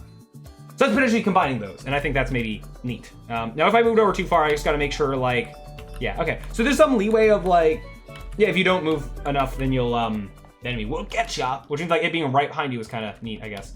If I try to move over here, I'm just gonna try to break. Oh, okay, this is bad. Well, no. Actually, it's perfectly that you can't get around. Because ideally, yeah, to make sure that the player couldn't break this would have to be set up that you can't cheat that. But I'm still gonna, I think, delete some of these anyway. It's kind of, I mean, I could delete this whole wall because essentially you just want to move over and down, but I can keep some of it. I can just, yeah, like as I said, the environments are meant to look like they're crumbling and falling apart. So just having the extra random offshoot that doesn't mean anything is good, I think. Oh wait, if the player gets in here, I'll be careful. Actually, I mean, over here could be like where the goal is, but no, I don't want any of that. I don't want to, like, having random offshoots and holes shouldn't like break the level. If I do this or something. Actually, okay, I'm not gonna mess with it too much. It's fine. Okay, now I just want to get all the holes in here so I can just make sure this is working. But yeah, okay, this, like, crush two birds with one stone. The level where we just introduce these large enemies exist. In this, you don't get to see them roam around that much. You might be able, depending on how you move, see that they hit off these walls, but then the enemy's gonna be here and you're gonna be down here. So if you somehow moved in the way that the enemy's stuck here, the second you move over here, it should move over and down, so that should fix itself. If the enemy is here and you're here, as soon as you move over, it should go down and fix itself. So that should be okay. If you let the enemy just chase you down back into the starting corridor, it's gonna kill you, and I guess that's fine. Which means you might get to see... I gotta make sure that you can't accidentally kill the enemy by the holes thing. But, seeing the fact that they can move over one by one holes is a thing. But I might maybe save that for, because then the next thing that we want after this is level where we show that, the player can die to, level where we show that the level that the big enemies die to holes and stuff. Okay, so that's the thing. I just want to make sure that I can't accidentally like lead. I can't abuse the enemy's AI to like lead it into death too early. If I just wait here, you're just gonna eventually come down and kill me. Okay, and then moving over to the side, is that gonna cause me any huge issues? Nope, that's still death. Okay. This is good. I'm actually, yeah, I'm happy with this, how it currently is. And that's, if you move over to the left side, you're basically just dead. But just letting this be slightly more open to just see, hey, here's a giant enemy. You get to maybe see a little bit of how it kind of moves or whatever. But then, can I quickly get it to be, oh, I want to quickly get it to be in this lane. Just to double check that this is going to work. Oh, you get in that lane and live. Okay, that's hard. I don't know if I actually can, but that's fine. They don't need to see that part, like that they'll hit off the one by one walls. That's for the next level. Like in theory, this would be followed by that other level. Although they don't have to be. I can like separate game mechanics. Like after this one, here's the arrow maze, and then large enemies part 2. Just if I want to shake things up a little bit. I don't know. Yeah, but I'm gonna keep. I don't want to like see now. I'm like I could move this one back, but like currently I know that things seem to be working. Let me just double check. I can't get into that random hole. Things seem to be working that I can't accidentally like go around the enemy. So I just want to like. So if I move anything, then I might accidentally allow that behavior to exist again. But yeah, okay. But yeah, so far this seems to be good.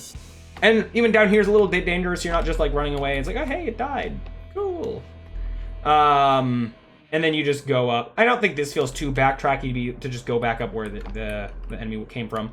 Then I don't to save a few spaces, the goal could effectively just be here. Yeah, I'm happy with that. Okay, level. I mean, so this doesn't have to be the whole level. Like, there could be more level over here, but there's level chunk.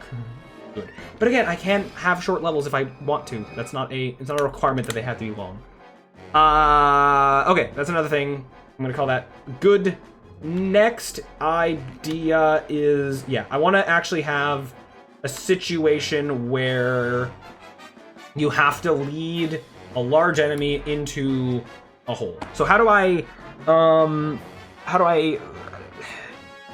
this level should serve two purposes. One, only the 4x4 holes kill the enemy, but the large enemy, but also 1x1 holes don't. Except I will have to potentially correct these, and actually I will right now by just making I have to make these walls because let's say I find a better way to go about it. This currently is the restriction that, like, so if you have, once you replace, you know, these or these, let me go back to the sort of center area just to better show this off. 1x1 holes don't really work with this art style because these grid spaces, you can't really have a 1x1 hole in that unless, like I said, a hole was like something that looked visually different. The holes are meant to be like, you know, here's this stuff off the side. Like, this is, you know, considered a hole. It's off the edge of the map, but holes in like the center of the map are like this, where we just don't have the lines, and you can tell like that, you know, that's a gap of some kind. We don't want to go there, but you can't really have this, you know, 1x1 space and have it make sense. So because of that, we can't really have 1x1 holes in this middle of a grid. So I have to, keeping that in mind, let me just scan this to see if I have done that anywhere. This is fine because I would take off the bit at the end here. I'm like, that's okay. It's just a hole that's surrounded by 4 blues is the problem. But I don't think we've done that. That should be fine. That's fine. I believe these. This is an exception. I think these might be fine. But I'll come back to that. I don't remember what this was. Was this meant to be a super early thing of just don't touch the? Surely, like, if I look back at the stream when I made this, surely this was meant to be something different. Whatever. Yeah. Whatever.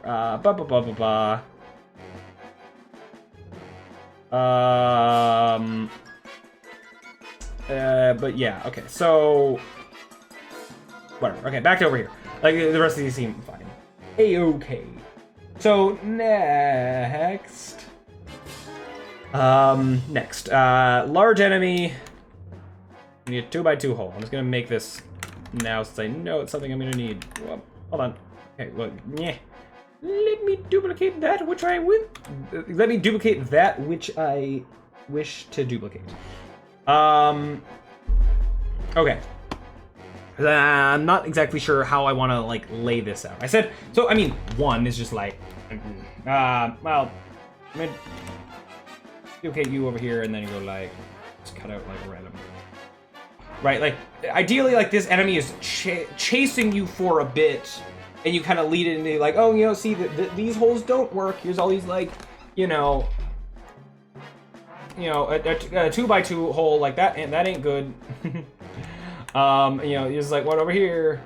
This is I feel like this should be a little bit more corridor-y.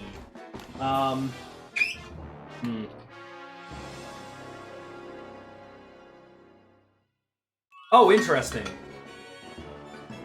Ooh. Something I've just noticed. Experimenting. Wait. Oh, where's the player? I didn't delete the player, did I? Oh no. Oh no, the player's down here. Okay. Something that I've noticed, or that I've just realized that can be an interesting mechanic, is if I have a corridor with a large enemy. We'll say that because it was above. Let's say here it's below.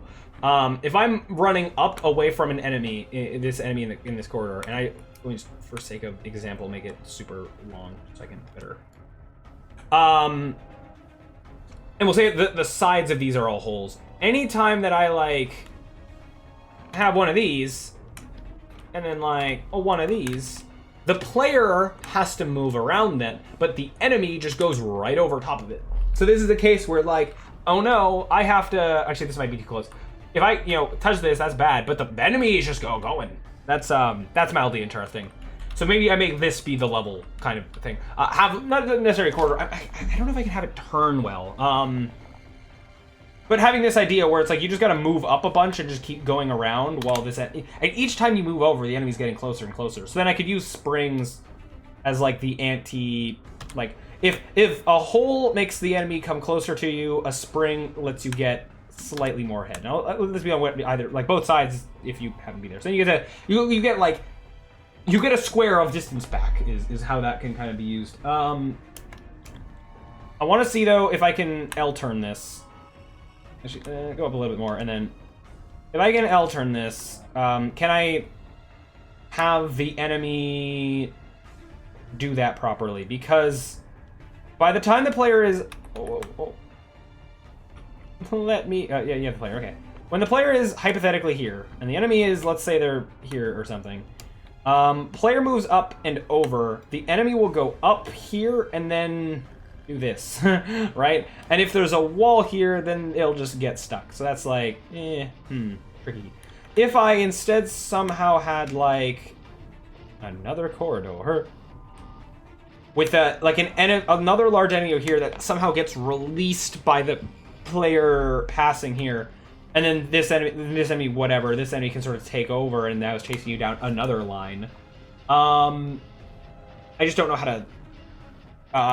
So as I just said, enemy sort of getting released. I do have ways of kind of trapping an enemy. Another ad break. Oh well, I'm just rambling anyway. And even at this beginning section, I don't know if I just want it to be move over. That's it. Woo. Maybe like let that be a double hole or something to show like it's really not gonna stop it.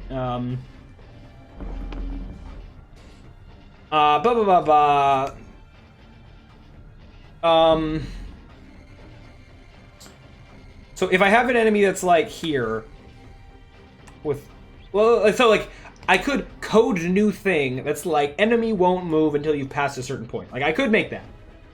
We're not going to right now. So I don't want to introduce new game mechanics. Because of that, I want to get creative here and see with my current stuff that I have set up, can I set up a thing where, so can I make my AI code work with this?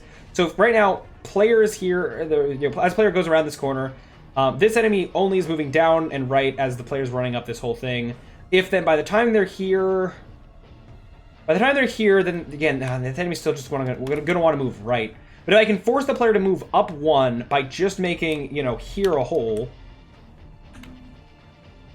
If they moved up one, actually that would even just force this enemy to have to move up one. But then this enemy will have to move up one, and then it won't be stuck anymore, and then it'll move over. Is a thing. Well, I mean, actually, this makes this enemy turn around the corner as well, in theory. But then just two enemies moving, even though, like, it's just more intimidating. Be like, oh gosh, two things. Actually, I mean, so with the thing I just said, can I make it so that there's like I have a 4 wide thing with 2 enemies moving down? No, that doesn't really work so well because the enemies will bump into each other with the way that works. I can still just see what happens. Let me play around just seeing what happens. And we'll say that if this were to be the enemy that's going to move along the top row, then I do this trap kind of, whoa. I do this trap sort of here, and then it's going to go up and over, which this enemy will be further behind than this enemy is, but like maybe that's okay. Oops, that's not right. If it was like this, and then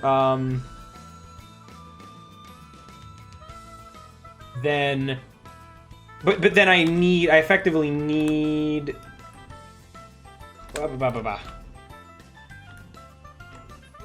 this to go all the way up and over. But then if I do that, then this enemy is here's gonna move up. That doesn't work so well. Let me just quickly see what happens.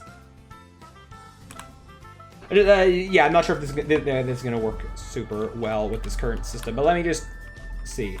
Oops! Oh no, you're closer. You're trying to move over to me. You can't. I move up, and then now you're like there. But then you're still, yeah, they're moving in unison. That doesn't set them up super well to be not that way. Unless, instead of coming from the side, if I try to have you come from above, if I perfectly place, like, however long this path is, I place a path just as long above for you to come down at the same time.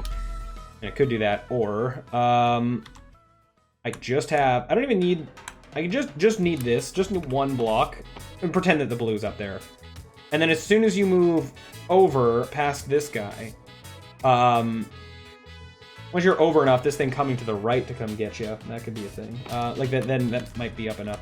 Although, I mean, this isn't, I said before, the point of what I was trying to do right now was to have, make an enemy fall in a 1x1 hole, and I don't know if I should be having 2 enemies, like it might complicate things more than I want for that. But let's just play around with this. If I do this, now you're like that, which is, oh, it's like almost close enough.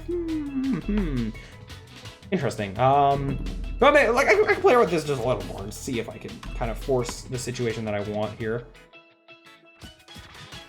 What happens if I make this the block that is the wall? Then as soon as you're here, like, I think you'll move over faster. And just for the sake of example, let's just, like, say that all this is free for him to move down, but, I just want to see, I'm curious just to see if I can force, just with the way that the AI is, force a scenario where I get this 2-layered kind of thing going on. Just curious. So I do that, and then I move over. I mean, that's, you know, almost that. I mean, you're 1 layer up. Like, that's, I mean, that's kind of fine, even if they're not fully. What's extra weird is the idea that I could have 3. I could have it be a 3-road thing, and one of them is taking up 2 of the slots, and then the third one is taking up, one of the, just 1 row, which is weird. Oh, no, that enemy just moved into death. Although, actually, if the walls were properly set up, then I don't think you'll do that. I should get these walls, or the holes set up, because then I can actually, because they have some behavior to slightly avoid holes unless they're coming straight at you. So I should, if I can just get some of these holes in, then I can better see what the behavior is actually going to be. I guess while I'm at it, I'll just, yeah, get this all down here.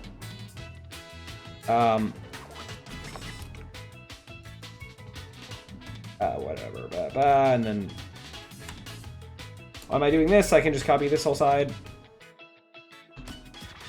Get the 2 behind, just to make sure that it's kind of covered on all sides.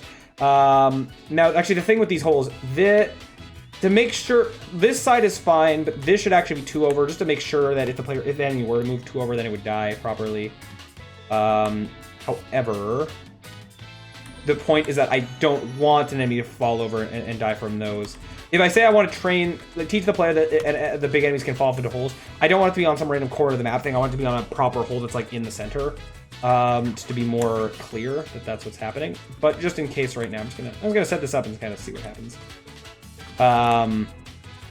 Let's just say I, like, put one of these here, because and before I actually, I want to just lengthen this just a little bit, and I can also have more springs just to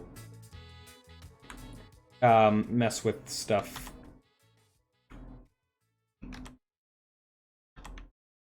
That's not exact order. Let's just, yeah, mess around with this. Okay. Whoops. Can't be wasting those moves. Well, you have a little bit of leeway. So if I move just over here directly, and okay, you do move down, and now you're in sync basically. So you're taking up like the spots. Like that's kind of cool, I guess. It's almost seems neater, more neat to me that it being 2 enemies going down a 3x3 path than if it was 4 and 2 enemies were perfect. I kind of like that. They're kind of like, and what's interesting about conceptually how this is, that top enemy isn't doing anything. It doesn't need to be there. This one enemy will kill you whether you're in any of the 3 lanes. That backup enemy is effectively just to make it look more intimidating, like you're definitely not passing. So that's fine. That's kind of neat, I guess. So let's say that was the mechanics. I just want to see, can I actually be occupying this square without dying and then move down and over? I just want to double check that that's possible. Whoops, I wasn't looking. Okay. I like that. I do want that. Like, yeah, you have to. If you started on the right side there, then it wouldn't, yeah, work as well as I wanted to. If I move all the way up and then over, is it pretty fine? Yeah, yeah. So now I can have more. Actually, I like the idea of I'm gonna keep this first chunk to just 1x1 holes.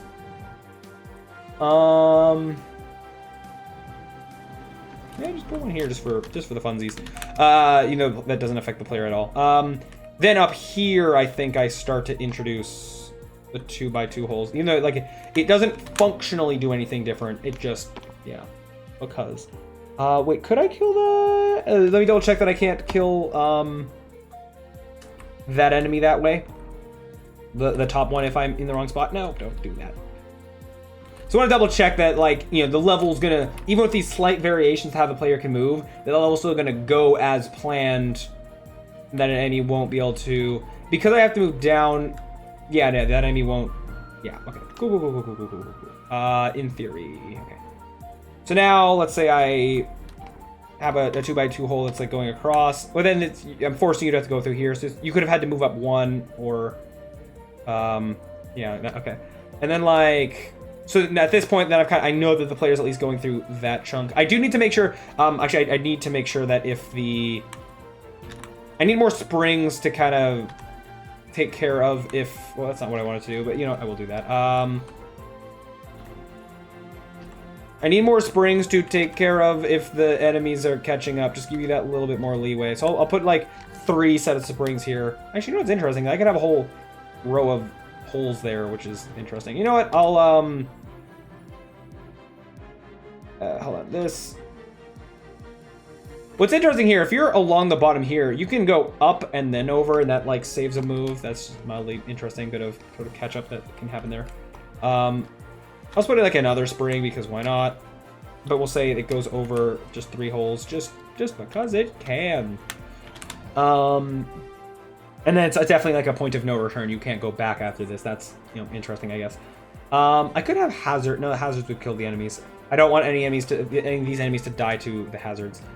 So now what? Now what do I want to do? I could now I should be leading into the thing I wanted this level to be about in the first place. But I do have 2 enemies to have to worry about, and hopefully that's gonna be fine. Do I make it super easy, like it basically railroads into that this is the only thing that happens? With there being 2 enemies, maybe, but I could railroad these 2 into basically having to die from a 2x2 hole. Oh, I've just thought of something interesting. If I have like, yeah, if I have a spring here, but if you launch up, you die. If you have to launch to the side, and then I do something with that, maybe I put some actual walls here so that they can't. If you then were to like, I don't know, have to then move over like this, can that be something interesting? You have to move over, and then you make it one of these enemies die from that. So then this could show, hey, enemy died to a hole, and then I could have a 3rd enemy up here, perhaps. Then you have to do more actual trickery to lead into a hole. But then that's so far in this level that if you die to that enemy, that might be like too much. I'm not sure. So I mean, okay, maybe I. Whoa. Maybe I could make this more better. I don't know. Let me just put all the holes where they need to be in this current setup, and then experiment. Woo, level design. Let's just, yeah.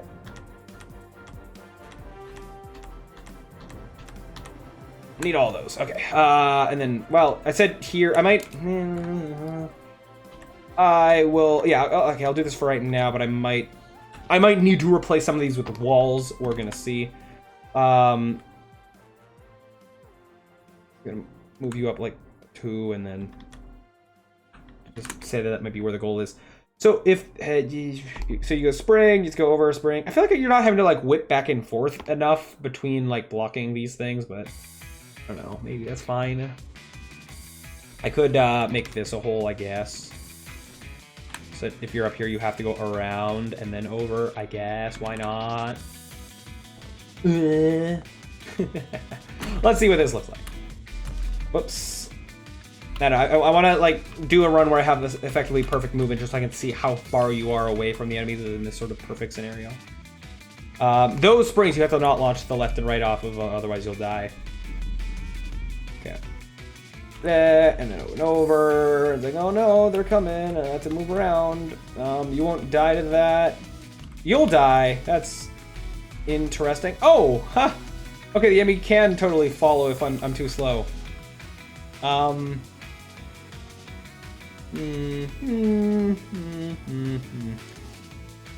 Unsure. I do that, and then I like... Yeah, it seems like that enemy almost... One of them is almost guaranteed... Ooh. Huh. This doesn't feel like... Okay, so like, yeah, this is... Oh, wow. You're coming from like another level or something, I think. Where'd you come from? This guy. Hey, this guy. I don't need to, but I'm just gonna real quick just like... If you're deciding to move up that badly, I'm just gonna make sure you can't, like, escape your level.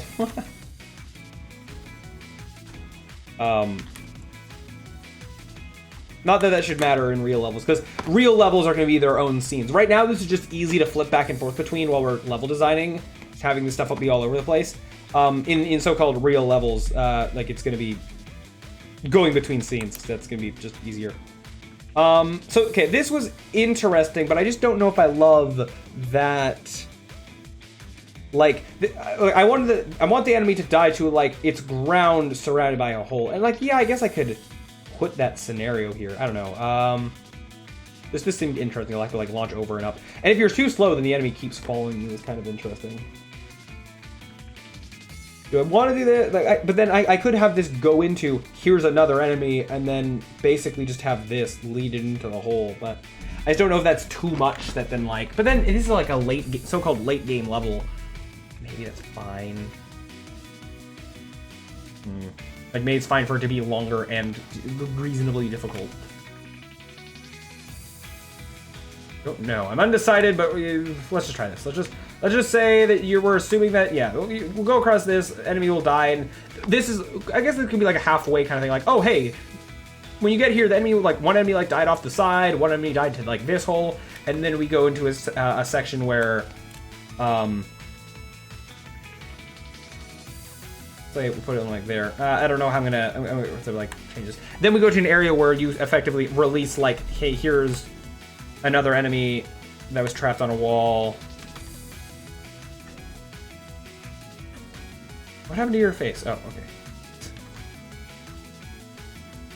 And now that you've done some of that escaping, now your final challenge of this level is effectively just to lead him into a hole. Come on, up. Lead him into this hole, and then you can go. But, well, no, not exactly. Hold on. If there's, like, a goal over here, then you could get to the goal before the enemy. In order for it to be that, you have to kill the enemy before you can go. That works better in tight corridors where then the enemy's between you and the goal. Or between here and the goal is like you have to time something and go at the right time, and you can't time going at the right time if there's an enemy there. But then that's just an additional thing that can cause the player to die, and I don't want that long of a level for the player to die at the very end and be like, oh no, gotta do the whole thing again. I want to be careful with level length because of that. But I mean, okay, I could experiment. I could try having like, here is the goal effectively, and then like enemies here.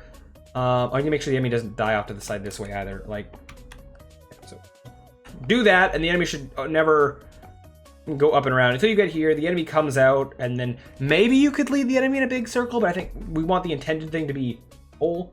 Oh, anti-air's code. Hello. Whoa, wait a minute. Whoa. Oh my god. Hello. Hi. Welcome, people. This is a game. This is a game type game.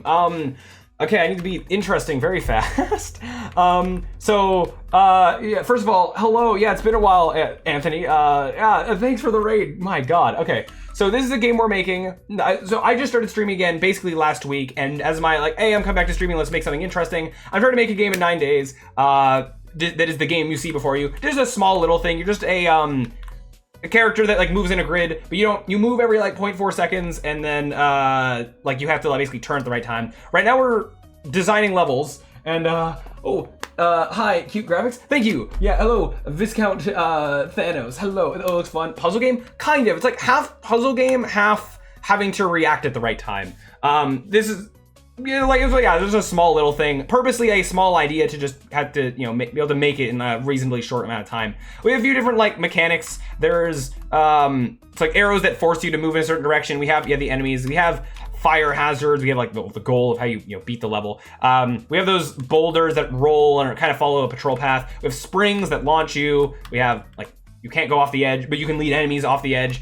We have small enemies, big enemies. Over there is like a boulder falling from the ceiling every frame. We have arrows, a lot of cool stuff. So our actual levels will have this kind of aesthetic with these grids or like actual lines. Right now we're building levels, and they're looking like this. Just these blue squares are easier to just duplicate around, to just rough out ideas. But then in theory, when we turn these into real levels, then we'll replace these with this kind of aesthetic. But also, hello everyone who is here. That's a lot of people. I'm gonna quickly show other thing because I can't over here. So this is a thing I made. Hold on.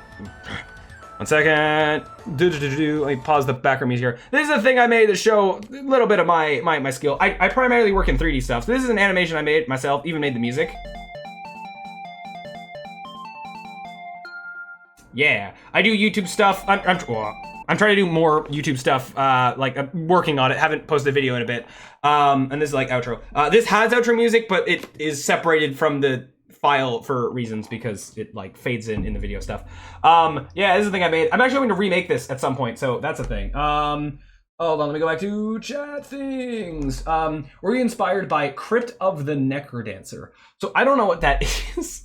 So, no. The inspiration was... Looks amazing. Thank you. Thank you. The inspiration was, I want to make a game that's super small, super duper extremely small. 2D, simpler than 3D, usually not like all... I mean, like, you have really complex, pixel art and like all that. But like, for a quick, thing made of cubes, whatever. Working in grid seemed like simpler. A lot of the ideas just came from trying to have it be simple, but then even with the simple idea, it still blew out of proportion with being pretty like having some interesting complex stuff. Anyway, then I don't either. My partner was wondering. I mean, I can Google it. There's a chance that I might know. I might see a picture of this and like know what it is, just not know that that's the name of what this is. So I'm just gonna paste this into Google real quick and just.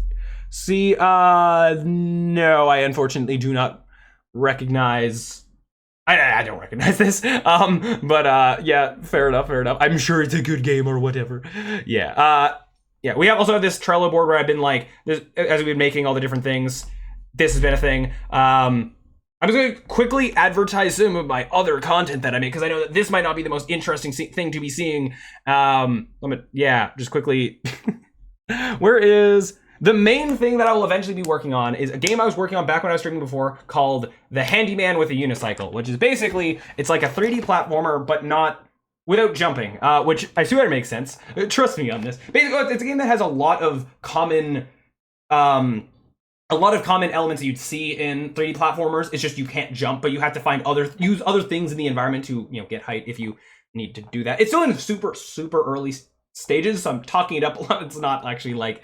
Still have a lot to go with that.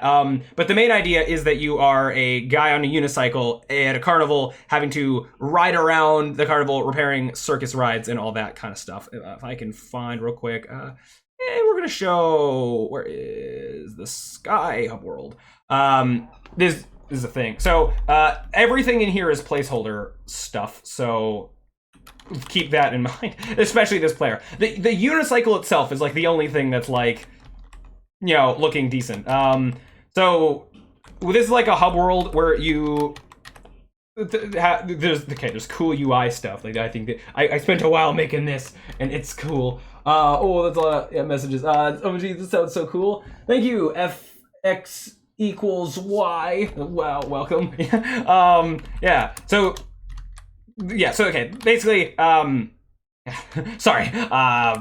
So this is like a hub world where like there's a level down there, and if I interact with different levels, I select this one. The hub world actually flies away, and then new level loads in, and then actually I know that it's down over here, so I could you'd see the actual level like come in. I'm thinking potentially making the floor of this like glass so that you could actually see that. I'm gonna go back to the other one because it's a better showcase of like more stuff. No, wait. Okay, things are still a little clunky, so there's that. Cannon. We launch into the level, and then, well, bam, level goes. That on the left is going to take a lot less like screen real estate in the real thing. If I move to the other side, I have strikes over that way. That's a thing. Basically, you have different objectives that you have to do, and that mainly, the main common objective is, if these are circus rides, they're breaking, they have this meter that's going down, you gotta get to them before they break and then repair them. Or do that for however many minutes, and then woo, you beat the level. But then we're gonna have some levels that's just simple, get to the end, more sort of towards the beginning for like tutorial stuff. There's a few variations on these different objectives that you can have to complete and stuff like that. That again, that's where it make a lot more sense in context. The bouncing is there's some nice touches here. There's over here we got like tight ropes. You actually gotta lean and bounce on. Is there a certain era of circus you... Oh, wait, I'm so bad at idiom. Is there a certain era of circus you inspire from, like 1920s or more modern? Probably like... So, a mix of both. The setting for this is going to be a little sci-fi, mostly for the sake of level hazards and different, like, stuff in the game, like, having floating, moving platforms. I want, like, electric stuff in the floor, like, yeah. But I think, the carnival itself might have a little bit of a retro style with it. Ooh, that's even better. Like I have some cannons and all that. But so here's the extra thing with this is that the setting isn't gonna just be a carnival. It's Peter Avion's Yesteryear Universally Shifting Carnival. That's acronyms to the Pay Us Carnival, because I think it's funny. It's like a carnival for hire, where the idea is every day they open up at a new location, where there's this airship that's effectively carrying all the carnival's supplies, and it's like, okay, today we're going into an active volcano, and then drops all the stuff, and it's like, all right, go fix all the rides as everything's like breaking and hazards everywhere, and basically every day it's in a new location for the sake of levels, but we go as wacky as we possibly can to the extreme with the different environments, like a frozen tundra, desert in the middle of a sandstorm, like on the top of a giant skyscraper, and like all that kind of stuff. I have like a huge like list of potential level ideas, and it's basically we haven't we haven't gone into like concrete exactly what levels there's gonna be a few cut out or whatever, but basically any environment you can think of is kind of what we're potentially working with. Peter Avion's Yesteryear Shifting Peter Avion's Yesteryear Universally Shifting Carnival. That's only because it acronyms to Pay Us. I have no idea how to spell that. Love the concept you're describing. Yeah, I think it's neat. Also, so this is the thing when you beat the level. Like this floor is like a giant spring that's gonna have his face on it. Not this guy, the owner of the carnival. His logo. The logo is gonna be his face, kind of plastered everywhere. Is the idea. When I hit continue, it actually launches you away. Whee! Back to the. This Sky Hub World is gonna be a not just a ship, but like a whole bunch of ships, like a bunch of different planes of different kinds. They're all sort of flying together, and then sort of each world is like going between different ships. Even the Hub World's gonna have a bit of like amount of hazards and having to navigate between stuff. Yeah, I missed a few words and letters. Lol. Ooh. I mean, the character himself, Peter Avion. Nothing is finalized. Like his name could change. I just had something to fill it in acronym. Avion is like a plane term, so that's because the Hub World's a plane. That's where that came from. Can your character bounce and jump? So I haven't worked on this game in like a while. When we get back to working on it, there are some changes that I want to make, and one of those is making the character's movement actually more momentum based a little bit. I want it to be a thing that like you can go down a hill to gain a lot of speed, go off a ramp, and launch yourself across a gap. I want that to be a thing that can happen. And sort of borrowing a little bit from some like skateboarding games, some things that you can do, like potentially going, not like going up a half pipe like to do tricks, but like just having that momentum be able to work that way and not completely, break. I have a few other, this was, some other thing I was making. This game started as a school project way eons ago, and I had a little like tutorial and like hub world thing for that. This, I don't think this is functional anymore. It's totally not. The player can move, but this is not. Yeah, this ain't functional. This is like the very first like little concept. Oh, there was also power-ups that I'm not sure if we're still gonna have, but we might. We'll see. Oh yeah, everything is super broken here, and I don't have the actual. There was a build of this, but it's on my old computer because I'm on a new computer now. So yeah. Okay, you play bounce like jump. So pressing space doesn't jump, but in theory you could. I mean, it would be cool if you could fall off something and bounce and like have that kind of physics. The actual movement of the player is currently very complicated, where rather than just WASD making you move, WASD, the only thing that does is make you lean, and then I have basically fall correction code that says, oh no, we're falling over. Apply force in that direction so that the unicycle stays upright, and then the result of that is us moving. And that's a whole thing that's like complicated. Do I have... this is a whole thing. This is the start of our first real demo level thing. These lines are complicated and confusing, but they represent just ideas of stuff that we want to have. If I go close to them, they say things. Magnet wall with hot pipes, gears like saw blades, hanging wire, electrifying multiple puddles of water. Yeah. Oh, Thanos, thank you for the follow. Thank you. Old products and old computers. Yeah, right here. Old computer.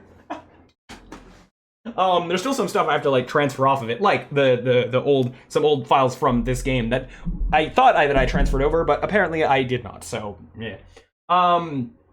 yeah. So this is thing that I'll eventually be working on. I'm not working on this right now because reasons. So thing one is because I just came back to streaming, I wanted to like just do a new small project just as for a fun thing. The initial idea was like this I'd do in like a week and then it would be done and then I would never touch it again. We kind of got a little beyond that. We're like, the idea for this is kind of neat. I'm not turning this into a super fleshed out thing, but just we're gonna go a bit beyond the 9 days, doing a bit more polished just because we can and because just for me to get more experience and practice doing some of that kind of polished stuff that I don't usually get to do because I don't finish games. So there's that. And then once this is like done, then we're gonna be moving on to some other stuff that's kind of in between this, where so me trying to get better at game development stuff. Technically I've been doing game development stuff for like 8 years, something like that, but plus or minus a year. I forget the exact years and I could totally calculate it, but I'm not gonna do it right now. I have a list on my phone of just some gaps of knowledge that I have with Unity of things I want to get better at, just different aspects of like game design or that's not what I'm trying to say. Just certain things I've never done in Unity that I want to do because I can. So we're going to be doing some of that I think will be interesting. Like having a player do a ledge grab or like climbing up a ladder, stuff like that, or even having snow if characters walking through snow, leaving footprints. Just some things like that I just want to like make a new Unity project and just make that thing happen just so I can be like, yeah, I've learned how to do that. And then some of that will apply to like this game. Like I actually do want, I'm thinking about having the unicycle character in this game actually do ledge grabbing as a thing. Because I've been playing some games recently that have ledge grabbing, and ledge grabbing feels good compared to not having ledge grabbing and like smacking into a wall, barely missing a platform. So I might, do something like that as an example. List of things to do. 1, make a list of things to do. I know, right? I have a list of potential things I want to do, and I gotta organize like the order that we're gonna tackle those things. Have you made a board game like with AI? Those two things, like so you're talking about like a physical board game? No, making a board game in like a AI like enemy AI. So I have not like full on artificial intelligence, but I have, as an example, another project. Oh, do I even have it on this computer? No, I might. Another project that I was working on for a school project around the same time as the unicycle game, actually. So I had to make a tag game for a school project. Oh, by the way, so I'm 23. I'm graduated from university. I have my degree right here in my like last year of as a Bachelor of Science honor specialization in computer science. Woo. Now, I also have a full-time job, so I'm like I don't have all the time in the world to stream, but I'm trying to find the time. Let's go. Congrats. What school? Western University, University of Western Ontario. So that be a thing. But so I say that just because when I say school projects, like the fourth year of university, had some class. Actually, I had one class that was basically, let's teach you how to use Unity as if you've never touched Unity in your life. And I go into that being like, yeah, I've been using Unity for like half a decade now, and it was the easiest class ever. It wasn't easy. It took a lot of work. Like we made the prototype thing of our first like prototype of this that was made in that class. So like it wasn't easy. I was just good at it because I knew what I was doing because I just had prior skill of using Unity. So I'm Canadian. Yes, I am. Polar bears, maple syrup, and all that. I paused. I have just background music that plays. I paused that when I had my intro go. Random playlist of 1,126 videos, just random bits of video game music. Anyway, right now it's a song from Mario Kart because what was I about to say? So I had to make a tag game as part of that class as well, which I just generically called Ultra Tag. Like I want to work on that game again, but first thing I want to rename it. Actually, it went between like Ultimate Tag, Extreme Tag, Ultra Tag, like whatever. It was a tag game, but we made some interesting interesting AI with that, where we actually did like very custom pathfinding that. I'm aware that Unity has like nav mesh and all that. I purposely decided to not use that because I just wanted to experiment with sort of making my own. It wasn't really even a nav mesh thing, but making my own thing of having the people you're chasing or chasing you sort of pathfind around the map. Do I have the file though? I don't know if I do. Yikes. Okay, unfortunately. Wait. No, hold on. And Ultra Tech. Yeah, there you are. Yeah. Okay. So that's gonna take a minute to open, but I can show off a little bit of that. This was a tag game. It is a little bit rough because unfortunately I don't know what happened, but towards the end of it, the AI just like got worse and wasn't able to. So because this AI can jump is a thing, but it's not the best at jumping. But that's doing your own thing are the best kinds of challenges. Yeah. So right now this 9-day thing, this isn't for like a game jam or whatever. This is just me. Like just doing like a self-imposed challenge. Although technically we're on day 10 of 9 because I had a few days where I was just super busy with other things. I wasn't able to work on the game at all. I wasn't able to stream. So I just saying those days don't count. So this is day 7, but like the 7th day of me actually being able to work on this. Oh, also this game was made in the HD render pipeline, which I have some problems. Oh, okay. This is literally my first time launching this on this computer. I'm seeing a bunch of errors being spammed in the top left, so we do this as well. Yeah, we have to see together if this is gonna work or not. I'm seeing a bunch of errors, and that's probably why these guys aren't running around. This has some problems that I want to fix. Why are you running away? What the heck is going on? This is Rotten Reginald. Actually, there's another Rotten Reginald who's like better colored.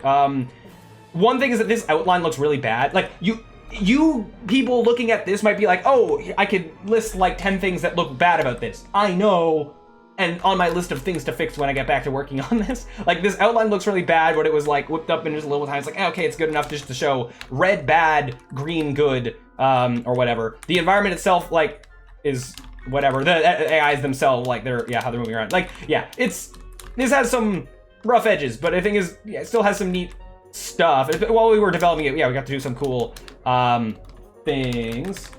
I like how colorful your games look. Thank you. Yeah, I do have a problem where I have a lot of things that I start and don't finish.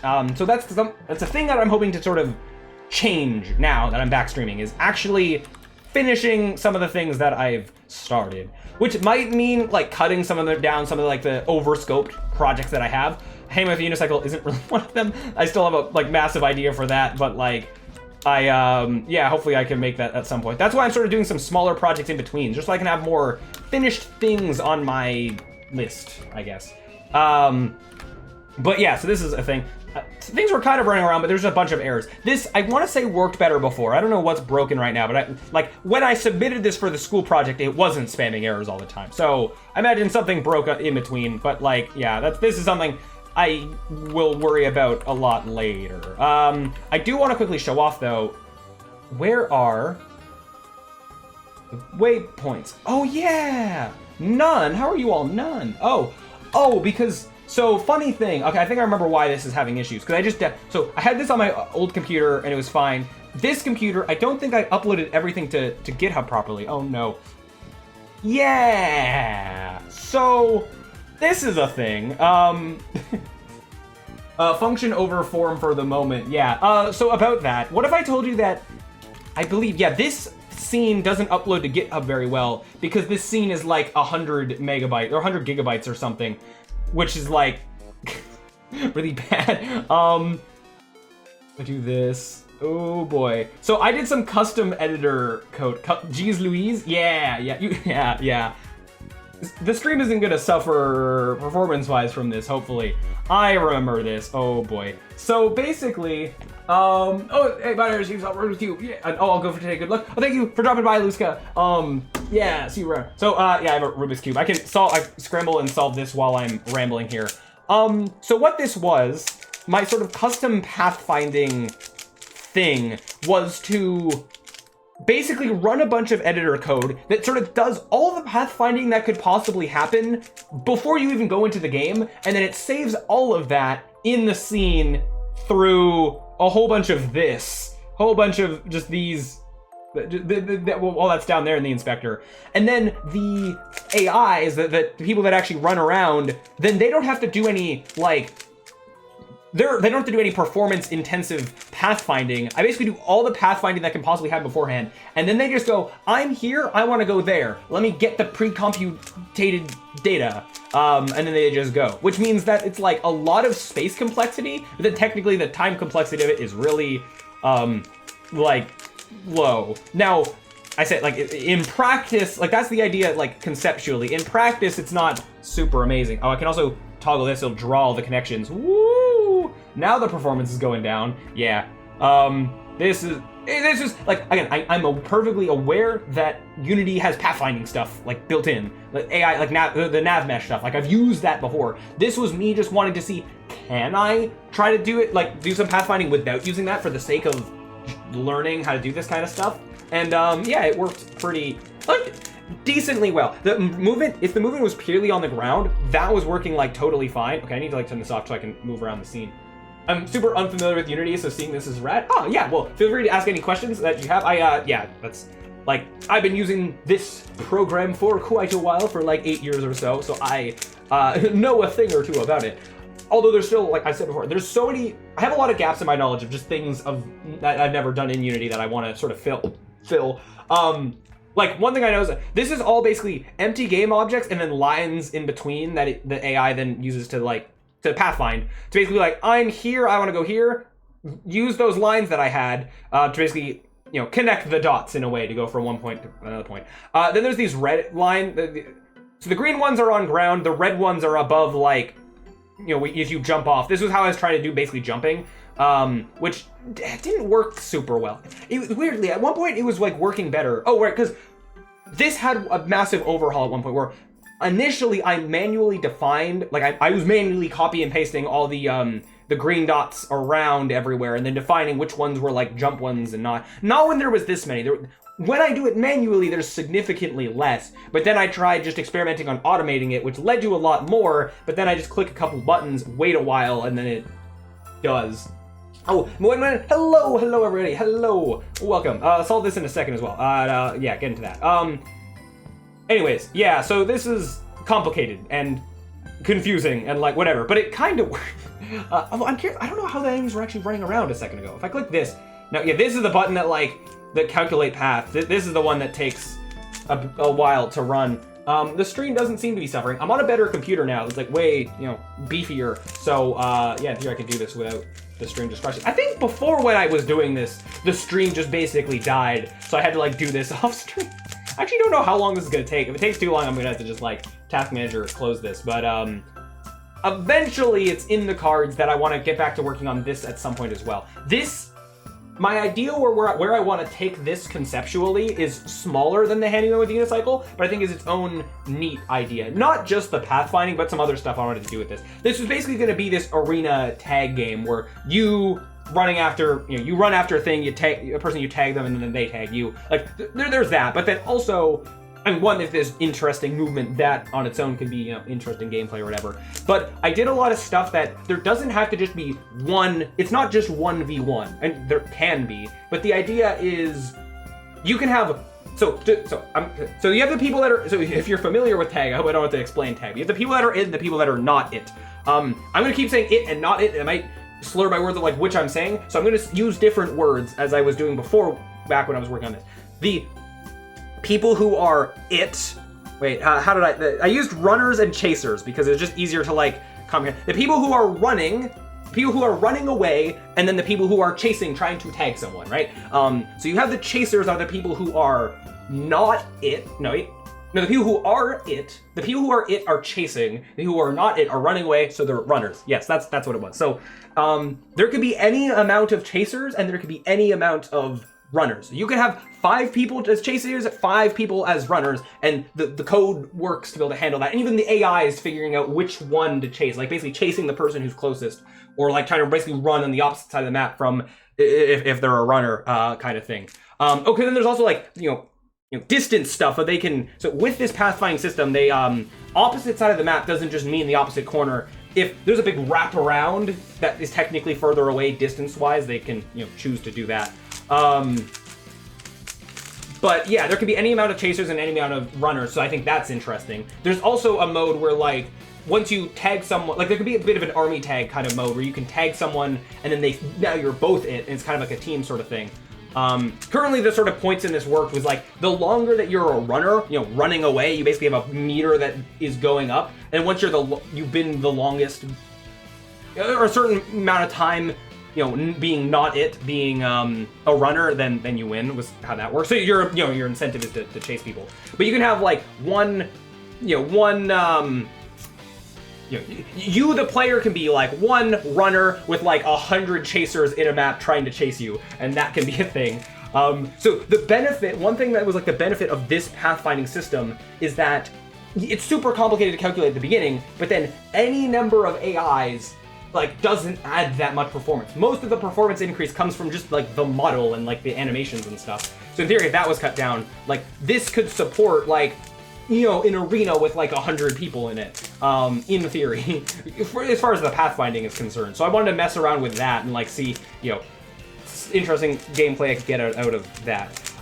As far as the like theme of the game, like the aesthetics or whatever, it was gonna be like a spies versus like generic like cartoony villains kind of a thing, where like you saw that one guy had like Rotten Reginald is like this, I'm gonna take over the world, and then you being just some random like secret agent having to chase after him. There's like, so I mean, the story, I don't need any story that like makes sense for this, just whatever's the bare minimum to justify the gameplay that I want. This was gonna, in theory, like I was gonna have some little demo of this. Like there's 2 ways I could go about this. Either it's like a live multiplayer thing where it's like you and other real people just running around the map, like tagging, like there's no story or whatever. But I wanted to experiment with like, or ideally I wanted this to have a bit of a story where you're going from map to map, in the different environment that you're having to. You're going from level to level of like easy thing, easy AIs and like hard AIs, and all that. So it's basically, yeah, not that much planned in the story department, but a sort of thing where you're like almost like a reverse hot potato kind of situation where you have like a little intro cutscene of, hey, you've infiltrated Rotten Reginald's base. You gotta like capture like this device that he has that's gonna like steal all the world's puppies or whatever, right? Something is stupid. Like the sillier the better, right? And like then you infiltrate the base, and then you now you're running after him, and somehow you're just in this arena that is part of his base because gameplay. So then you're just trying to chase him to get this device that he has, and then when you tag him, you're actually just grabbing the device, and now you're running away as he's chasing you, and for some reason you just need to have the device in your hands for a certain amount of total time to deactivate it or whatever. So there's like random baloney story we can have to justify the gameplay, like the gameplay that we want, like it's like a gameplay first, story second kind of a thing. But then taking that is like the levels being you're just going to different cartoon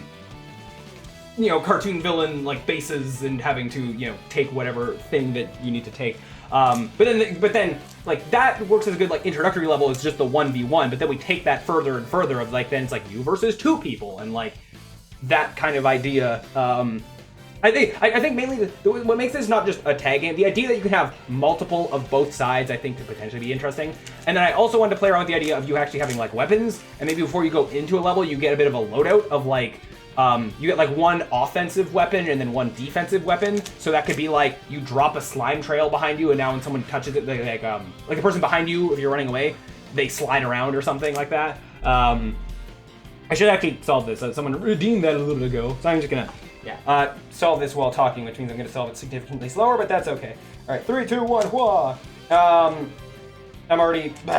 Wait, no. I was focused way more on like what I was gonna say. What did I do? Where'd the blue one go? What? Okay, normally I'm not this bad at solving these. I just really just whatever. Anyways, I'm focusing way more on what I'm trying to say, even though I'm not talking. Anyway, so the idea of you having like weapons, you go into a level with like a bit of a loadout. You can drop slime behind you, then someone gets slowed down or stopped, or like have something that you shoot ahead at somebody that then slows them down, like the person that you're chasing. Stuff like that could then make things cooler. I also wanted to play around with gravity and like just different mechanics in the level of obstacles that you could have to dodge. Blah blah blah. This was just a potential idea. It could be cool. That is something I want to experiment with again at some point, just like the Handyman with Unicycle was. But yeah. Anyway, wah, and then oh, that finished. Hey, okay, so I can try see if it actually will. Oh, hey, this is Wiper Room. Yeah, 3, 2, 1, and blah. Yeah. Sometimes I'll have a timer with that, but like not right now because I'm in a hurry.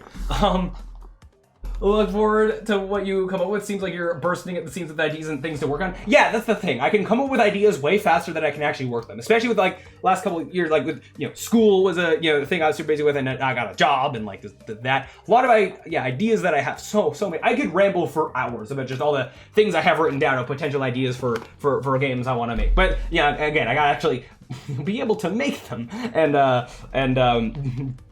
there's certain parts of like Unity things that I haven't done much with before, so like filling in some of those gaps in my knowledge and just getting better at the craft. I'm just curious is this going to now just work without erroring? Let's find out together, shall we? No errors in the top left. Hey, they're actually running now. The outline still looks so bad, but yeah. So I think I have to remember my own UI. I'm the one with the green background. In the bottom left, red was meant to be. Red is bad. Red means I am chasing somebody. Yeah, being it is bad. And then if I can tag someone, yeah, the fact that there's even a mini map down there. That mini map, by the way, isn't like a drawn thing. It's just a camera up in the sky that's looking down. That way, if I change the level, it's easy to. If I change the level, it's super easy to. Like the mini map just updates, so I could have like moving platforms or whatever, and you'd be able to see that, and like the idea of that is cool. See, some of the jumping isn't great. They think they can jump that, yet they can't. Like that's stuff to be ironed out ideally. Which is it's weird because I started at one point it was working better, and then it just got to be working not as good. But yeah, see, I'm being chased. He's coming after me. And yeah, I mean, just like random animation of him just sneaking along. Actually, I think that may have come from Mixamo. I don't remember off the top of my head, but. Yeah, slowly coming after me, and he gets me, and then he runs away. And you get stunned for like a second or whatever when you tag them, just because, yeah. But yeah, also this test level, when we first designed it, it was like 3 stories tall. You could actually go onto all the stuff up there, but then like last minute when I was like, getting close to the deadline of the school project, the jumping, as you can see, is like not working super well. So I had to like cut down this test level and make it basically just 1 floor, like a little bit of this, just because that's all the game could handle. But yeah, anyways, that's that. But yeah, so I have ideas for this, and we'll get back to this eventually. This is my first time looking at this in a really long time, so it's good that it's still working. I also had this crazy thing. Actually, wait. Actually, yeah, I'll save that. So this. Oh yeah. Okay, right. This was. Oh god. Yeah, I remember. I see this. I get like PTSD. No, this was when we were developing a lot of the auto-generated waypoint things with like slopes and like thing up here and like all the different stuff it had to account for. Yeah, I do think so. This I tried to basically copy some of what the nav mesh does by basically just mapping out the area, and then yeah. If I were to work on this again, I probably would need to overhaul this system because it is very flawed with how big the file size is of everything. I want to effectively learn how Unity's nav mesh stuff has a bake button and then it basically makes all these, like, rather than just points and lines, it actually makes effectively a mesh that is, covering the environment. Then it uses that to sort of figure out how to pathfind. I guess effectively figure out how to make one of those myself, which I've never really done procedural mesh generation, but that's totally something I'd be cool to learn and figure out how to do. But yeah, that's an eventually problem. And yeah, I could use just Unity's nav mesh stuff. We'll see. One thing that I wanted to figure out how to do would be really cool, super reaching, like being very complicated, was like gravity stuff. If I'm going slightly sci-fi with like you're being in cartoony villains' bases, and we have whatever sci-fi gadgets, having like walls that you can run on and be able to pathfind up those walls. Because I know that's it's almost like what I'm doing with this is looking at what Unity's nav mesh can't do and specifically trying to do that. Like the nav mesh stuff doesn't really handle like jumping super well unless you like manually define jump points. To be able to do it automatically would be very cool. And then it couldn't do like gravity, you're walking on the walls kind of thing. So if my thing could do that, then that would be super cool. But yeah, but then also the idea by pre-calculating a lot of the pathfinding that could happen.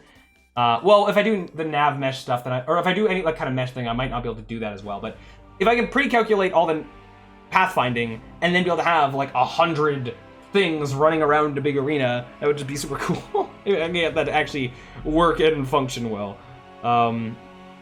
Anywho, though, yeah, so that's this. I guess we're done with this for right now. I don't think I meant to save anything there. This was the thing that we were working on, and then we also have him with Unicycle over here. I do have some finished things. Actually, for people who are still here, want to see something weird? Oh, wait, no, you're not on. No, I spoke too soon. Another thing I haven't transferred over. Darn. Well, I have YouTube. So I have YouTube videos, and with that, I have my own videos covering the thing that I was about to talk about. I'm just pulling up a thing. So this was another school project in a different class. Let's see if I can just find. Come on. Okay, this is me from like a year ago. Yikes. So this was a school project that I made. Let's see, I can just quickly find like me just running the game. We had to take something that was like programmed really badly and then remake it and like program it better. No, more with like user interface stuff. So we found this like random like kids game on this like kids game website where it's like teaching kids how to do division, but then you're like it's dinos and skateboards, and you have to click the right number to like solve the thing. Okay, this is the real game. This is not what I made. This of the video of me just showing how the game do. You click the right number, you go. You click the wrong number, you like faceplant essentially, and then you just gotta answer the questions. So then skipping ahead to... I just want to show me making it because this turned out quite well, and it was awesome. Why are you not loading now? Should be fine. Okay, so I also... Actually, well, is this...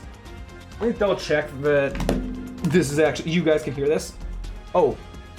Pause you. But I only made the one model creative. I also narrated reading out the text. The one model, but I think it turned out quite well. Go! Click on the number to complete this. Yeah. So already between this and this. Yeah. You can I play this at ×2 speed so that there's like a first, second, third thing on that side. So yeah, we got the numbers. blocking my own head from the past, but that's fine. Of the whole game. It's just this face plant animation. So, re-saying what past me is saying, my favorite thing that I made in this game was just that when you answer a question wrong, this dino guy face plants. And I made the dino. I made him, and I animated him completely myself. I think one of the animations in the Ultra Tag thing that was in like Mixamo or something. This 100% me. So, haha. But yeah, I made a dino on a skateboard faceplant, and that's best Unity thing I've ever made. No, I'd like to think I've made better things, but yeah. See, this is actually, you know, it has more bits of polish and whatever, and yeah, this is a thing. And yeah, this kind of race. Yeah, you know, the other racers that are going forward and they like randomly faceplant and all that.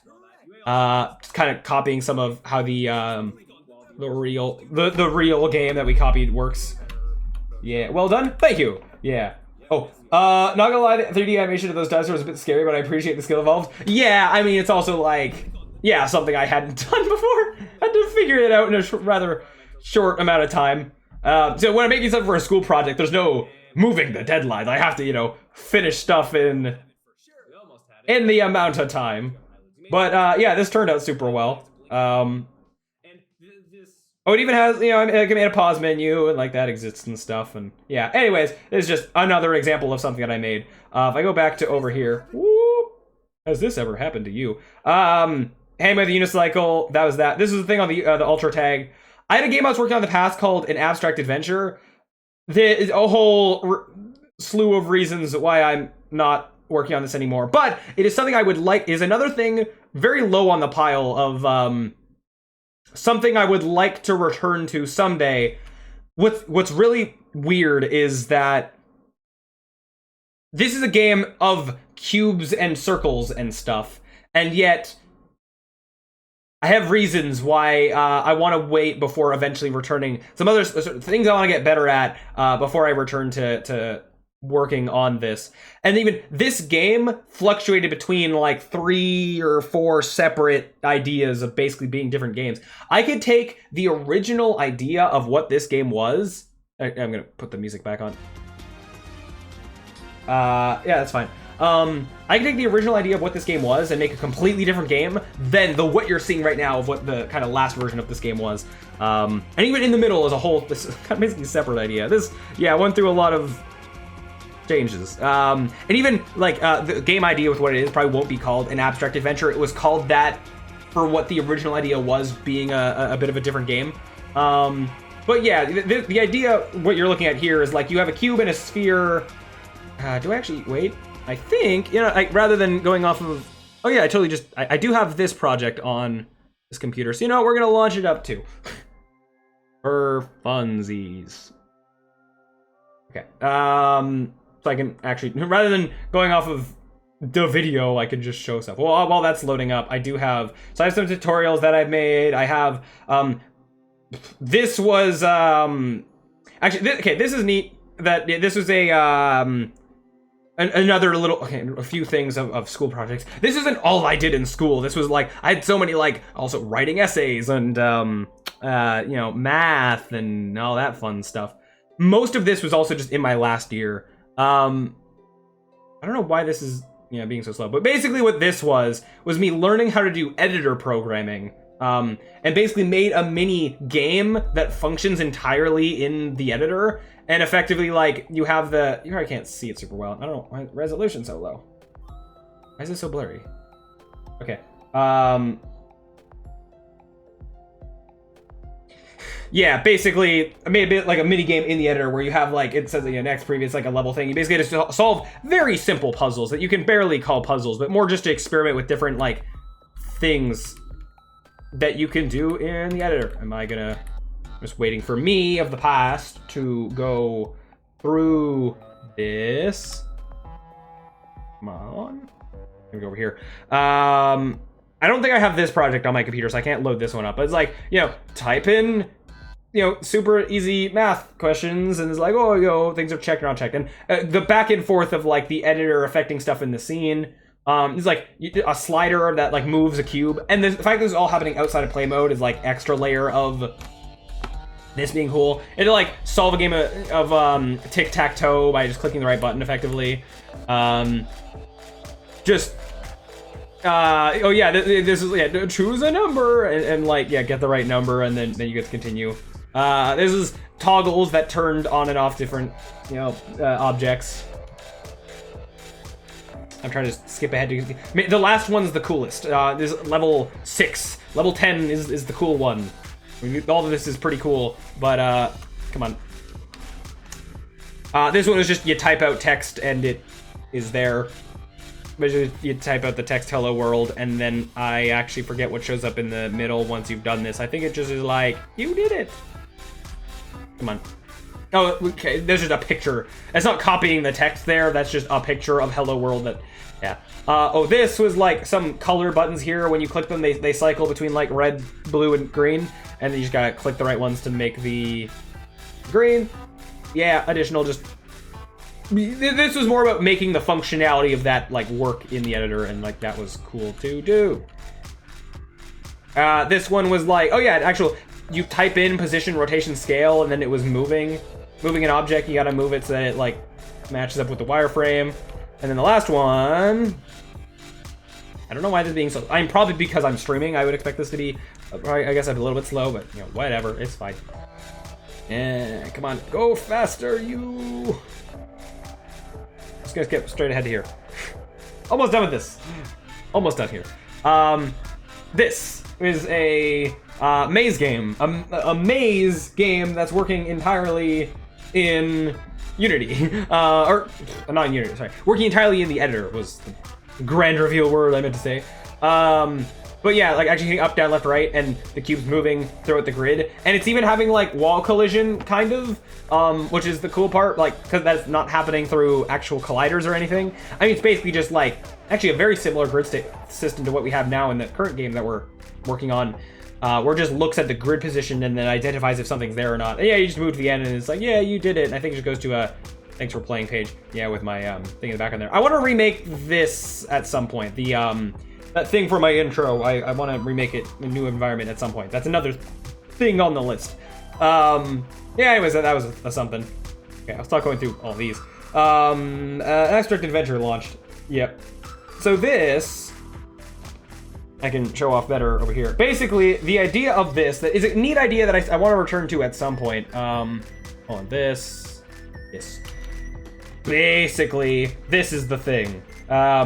It's like a 2D platformer or like a 2.5D platformer, but as you're moving around, as you go through these like tears, you basically go from being a cube to being a sphere. And it's not just a visual thing, it's like you have different abilities depending on which side you're on. When you're the cube, I think the cube can wall jump is a thing. The cube can do this like air dash thing. If you dash into a wall, you like launch in the air. The sphere can, oh, don't tell me it's broken.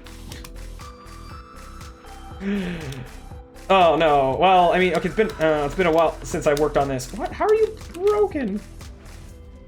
Yeah, this is totally just broken. No, it's like I'm permanently the cube. No.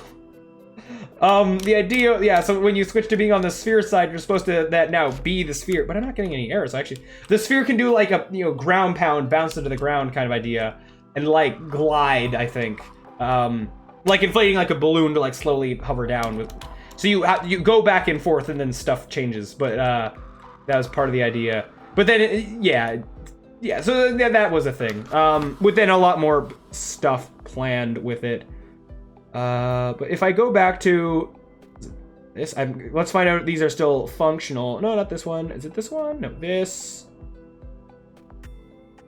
Not you. You? Yeah. This was another point of what this game was. Is all of it broken? No. Hold on. I have like, is this still functional? This was another point where the idea was going to be that you are, you're controlling one and the other's like following along on like a tether sort of thing. Let me full screen this. But then when you press left click, then now I'm controlling the other one. And depending on what side you're on, there's like, you're gonna interact with like different sides. Like the sphere only is interacting with right now the blue, and the cube is only interacting with the this. So you'll actually like fall through. Yeah, that being a thing. I think it was still a thing that, yeah, only the cube can wall jump, but like the sphere can glide and stuff and then slam to the ground. I don't know why it wasn't working in the other scene, because I swear it was before. That's not all though. If I go back to the oldest stuff, there was not this. Well, oh no.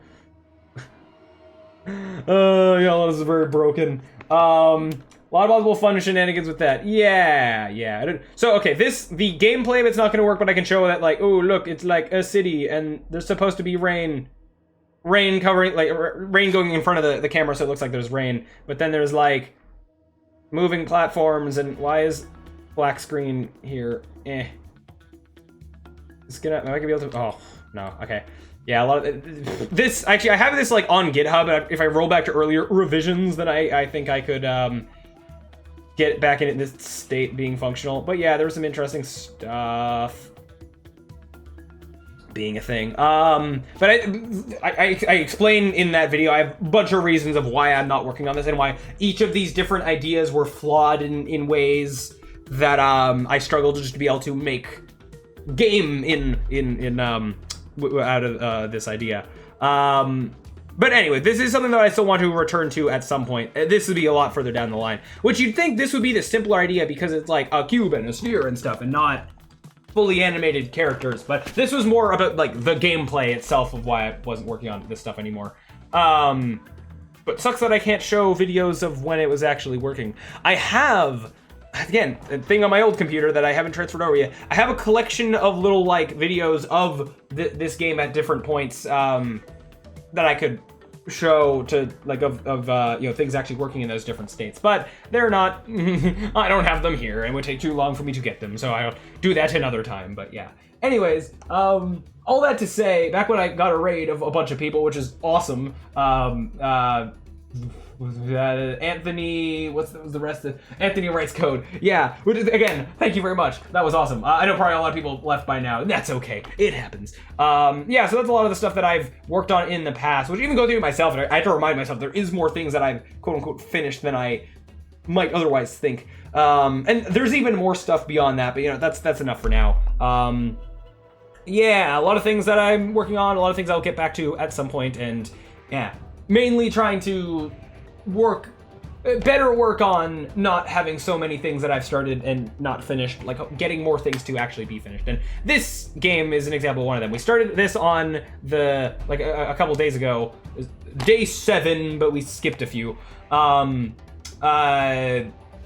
yeah, hopefully we're working on getting this to a point of, we'll finish it and it'll be another finished thing on my list. This thing is comparatively a lot smaller than some of the other ideas, but this thing's gonna actually get done, so, you know, there's that. But then slowly I'm gonna kind of be working back up to some of those other ideas. And then when I go to actually work on them, maybe I'll like cut them down a bit or something to actually, you know, finish them. You know, we'll see. We'll figure that out when we get there. I'm not worrying about those as much right now because I'm mainly just, yeah, I'm focusing on this and then what's immediately past this. Like I said, like I also making YouTube videos. I make like tutorial videos as well. The last big one I made was like on like making like a submarine, and that video is pretty highly edited and has some cool stuff in that.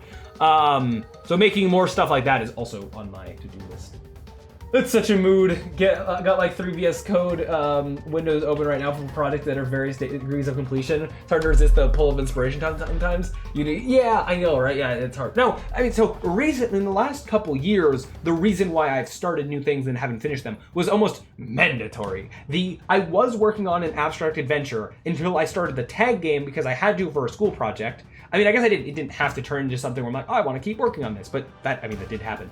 I made the tag game for a school project. Like, Abstract Adventure was always a personal project, and then I started the tag game for a school project, finished that, was like, oh, I'd like to maybe keep working on this. And then shortly after started Handyman with the Unicycle, because that was a school project, and then that was like the biggest, ooh, this is a cool idea, I want to keep working on this. And then that basically brings us to today. I was working on that game, and then graduated, and well, no, then I got busy with the tail end of school and like stopped streaming. I think, was it because of my exams and stuff? I forget exactly. No.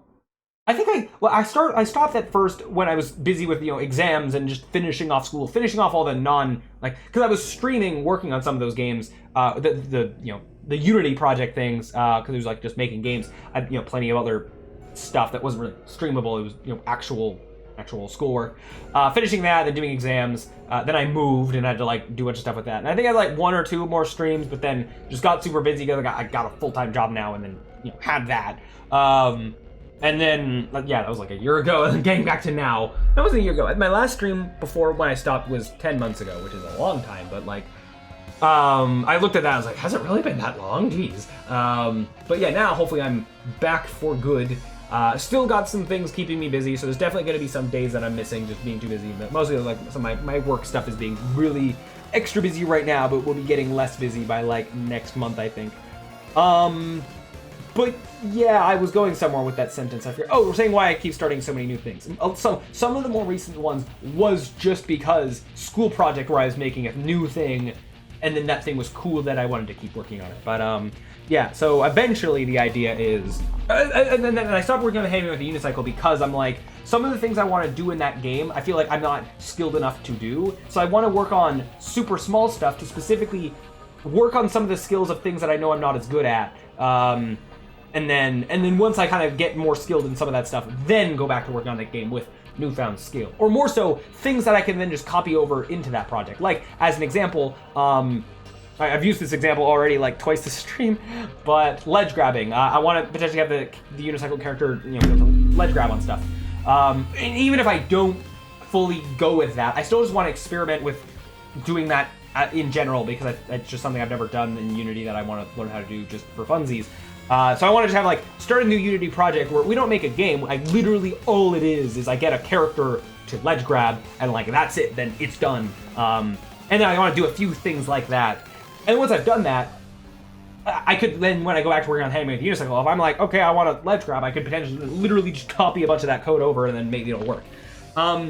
With stuff that's player-related things, that might be a lot harder, but there's a lot of things that aren't just get a player to do an action. Some of them are graphical things snowy footprints, having snow and then as a character's walking through snow. Not even a player character, could be an NPC, actually having it deform the snow and make footprints. Either, there's 2 ways of that, faking it with a texture but the mesh doesn't change, and then actually doing mesh deformation where it makes a hole in the snow.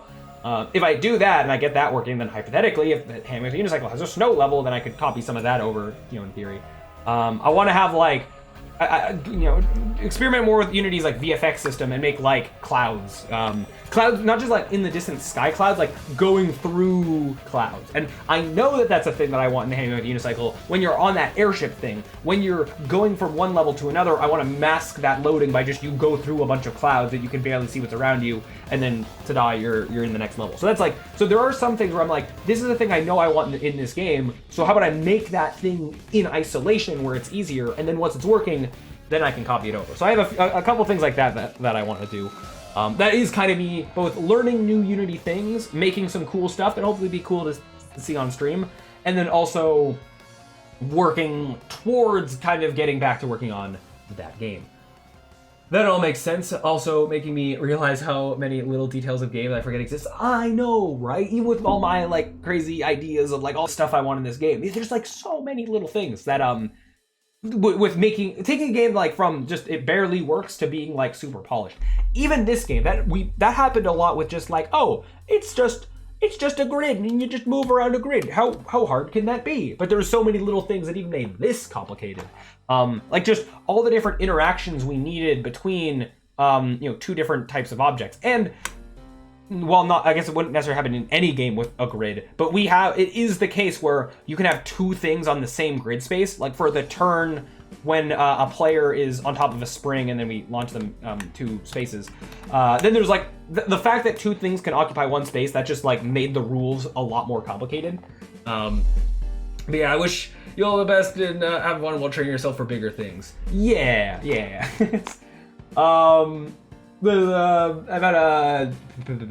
I had a hard enough time making Tetris in Java a few years ago. I can't imagine this. I know, right? Like it's like a lot of the stuff is so much more complicated than anyone would think. But that's why also like some of what makes a part of what makes it take longer is like stuff I've never done before and building stuff from the first time. But if I can almost make this repository of these individual Unity projects where I make these individual functionalities like VFX clouds and like a ledge grab. Okay, it might not work as well on like player controlled things, but like everything else, more with environment stuff, I guess. And then I go back to working on this game, and now I have all this like this library of stuff I can pull in. It would potentially make that both feel faster to then be actually working on that game again, making more progress, and like more, I guess, efficient than if different projects I pull in some of that code. Not that I necessarily want to have like be copying the same code all the time, but I imagine there's some degree where I can do that sometimes and like get away with it if it's not like models. Not necessarily copying models, just copying like some code functionality that I tweak to work with the game. Oh, that was another whole thing. One thing I purposely wanted to do to make development faster on so the two games I kind of wanted to be working on side by side, the Handyman with the Unicycle and Ultra Tag. I kind of wanted to purposely let them share, maybe not models, but like maybe if it's like background stuff, but have them share some code in terms of, some of the functionality of like background thing. And like do that on purpose to help me develop both faster. And like, we do it in a way that doesn't feel like cheap and lazy or whatever, but we'll see how that actually, turns out. Does Unity help abstract away some of the micro details required to pull some stuff off? Or do you find yourself messing with the code and getting the weeds anyway? Oh, that makes sense. Big video game companies share assets and logic like that all the time between the games. Yeah, right? Yeah, probably. And especially when you have like, two games in the same franchise. If you make a sequel, it makes sense that might, reuse a lot of the same code. But sometimes it can be too much. I think it does depend on how it's used. As an example, throwing a game under the bus, Sonic Frontiers is a game that exists that I have problems with. So, spoiler warning of stuff in that game. I hit my microphone. Spoiler warning of stuff in that game. If you don't want to be spoiled, then I'm not going to spoil story stuff, I guess. But copied examples of too much copied assets is in that game. It has spoiler warning. Over. It has a lot of cases where it blatantly uses assets from previous Sonic games, and like to a degree where it's too much. It crosses the line of being like, I feel like I'm playing the same level of like a previous thing, and just so it literally copies some level design of some previous games, but it like does it on purpose, like you're going through memories in a kind of a way, but it does it in a way that feels so lazy, and it feels so lazy. And then environment wise, it's like, let's reuse some environments from some previous games, but it also like, it could be cool if it was like, oh, here's some interesting environments from previous game because memories are like whatever, but instead it just picks like 3 generic environments that have already been reused for like the 3rd time and just reuses them again and again and again. And it's like, okay, can you like, if you're gonna reuse stuff, can you reuse like different stuff, please? And like, that's like an example of like, copying where it's like too much. But again, not every game does that. There's probably, some games where it's like, oh, we copied this one rock that's over in the distance in this one level. It's like, if I don't notice, whatever, and like, I mean, there's some games that can copy like aesthetics, like, Mario games. A lot of Mario games, the first levels, has the same general aesthetics, but that doesn't feel like copying in the same way. I guess it depends on execution, I guess. And if it, again, like, I guess if it feels lazy and like how much the player would even notice that something was copied. And I think the thing that if you're reusing code, especially code that's on like a background thing, it might not be noticed as much, but then models can tend to be more noticed. But you can take a model, reuse it, and then change it. Like you could, this thing was green and now it's red, right? Like there's things that you could do to make it, even if you reuse something a little bit, make it more different, I guess. And then there's also a difference of like, I'm small indie guy. If I reuse stuff, maybe it's more justified versus big AAA company. If they reuse stuff, then it's like, Especially how much, like the Sonic Frontiers thing is like an example of like, they reuse stuff that was already reused, so it's like extra bad. Anyways, definitely depends on execution. Reminds me of New World. I don't know New World. I don't know if I don't know what that's referring to. But don't you have money for artists? Yeah. But yeah, I mean that's like also a thing is that I am one guy making all this game stuff. But yeah. New World is the massive open game that Amazon made. Why am I not aware of this? I feel like I should be, but I'm not. I mean, for one, that name sounds so generic, so that might be why. Or it sounds like it would be like a subtitle or something. I mean, okay, yeah, see, this is a game, and like, it exists. I mean, okay, one thing that's also with me criticizing big AAA games, it is the case that like, even if you have a game that's like big and like you'd say it's bad, it's still technically more functional than anything I've made. So I did keep that in mind. But yeah. They literally reuse the same assets in every zone and just name them different. That's absurd law. Yeah. Yikes. But yeah. As I like, sometimes it can be justified, but sometimes it's lazy, and like, the bigger the company, the more money they have, the more lazy it might feel. Yeah, that's, I mean, again, so like, there can be context where reusing makes sense, and you wouldn't call it reusing. Like, if you have, let's say you have a game, and then you have a sequel, and in that sequel, it's like, you go back to that area from the first game that was iconic, and now it's, like, different, like, something's broke, like, things are broken or whatever, and then, like, I could be like, oh, cool, because it's, like, a reference. there could be a difference between a reference, you reuse something because it's a reference, and reusing because, yeah, lazy or whatever. If you have a game with, like, time travel or whatever, it's like, oh, we time traveled back to that thing from something from earlier, and then, you know, then it can make sense and be cool that something was reused. Or like, you know, multi-dimensional stuff or whatever, I don't know. But true, but different standards for different numbers of zeros in the production. Exactly. Now you're talking about, reminds me of Legend of Zelda Breath of the Kingdom and sequel to Tears of the Kingdom. So first, before you go any further, I have not played Tears of the Kingdom yet, and it is on my list to get to eventually, so please do not spoil. But I have played through all of Breath of the Wild. I never 100%ed it, but I'll get to it eventually. But I'm aware that does, like, it takes place in kind of the same map, but it's changed to a decent degree, but I don't actually know how much, and I don't want to know.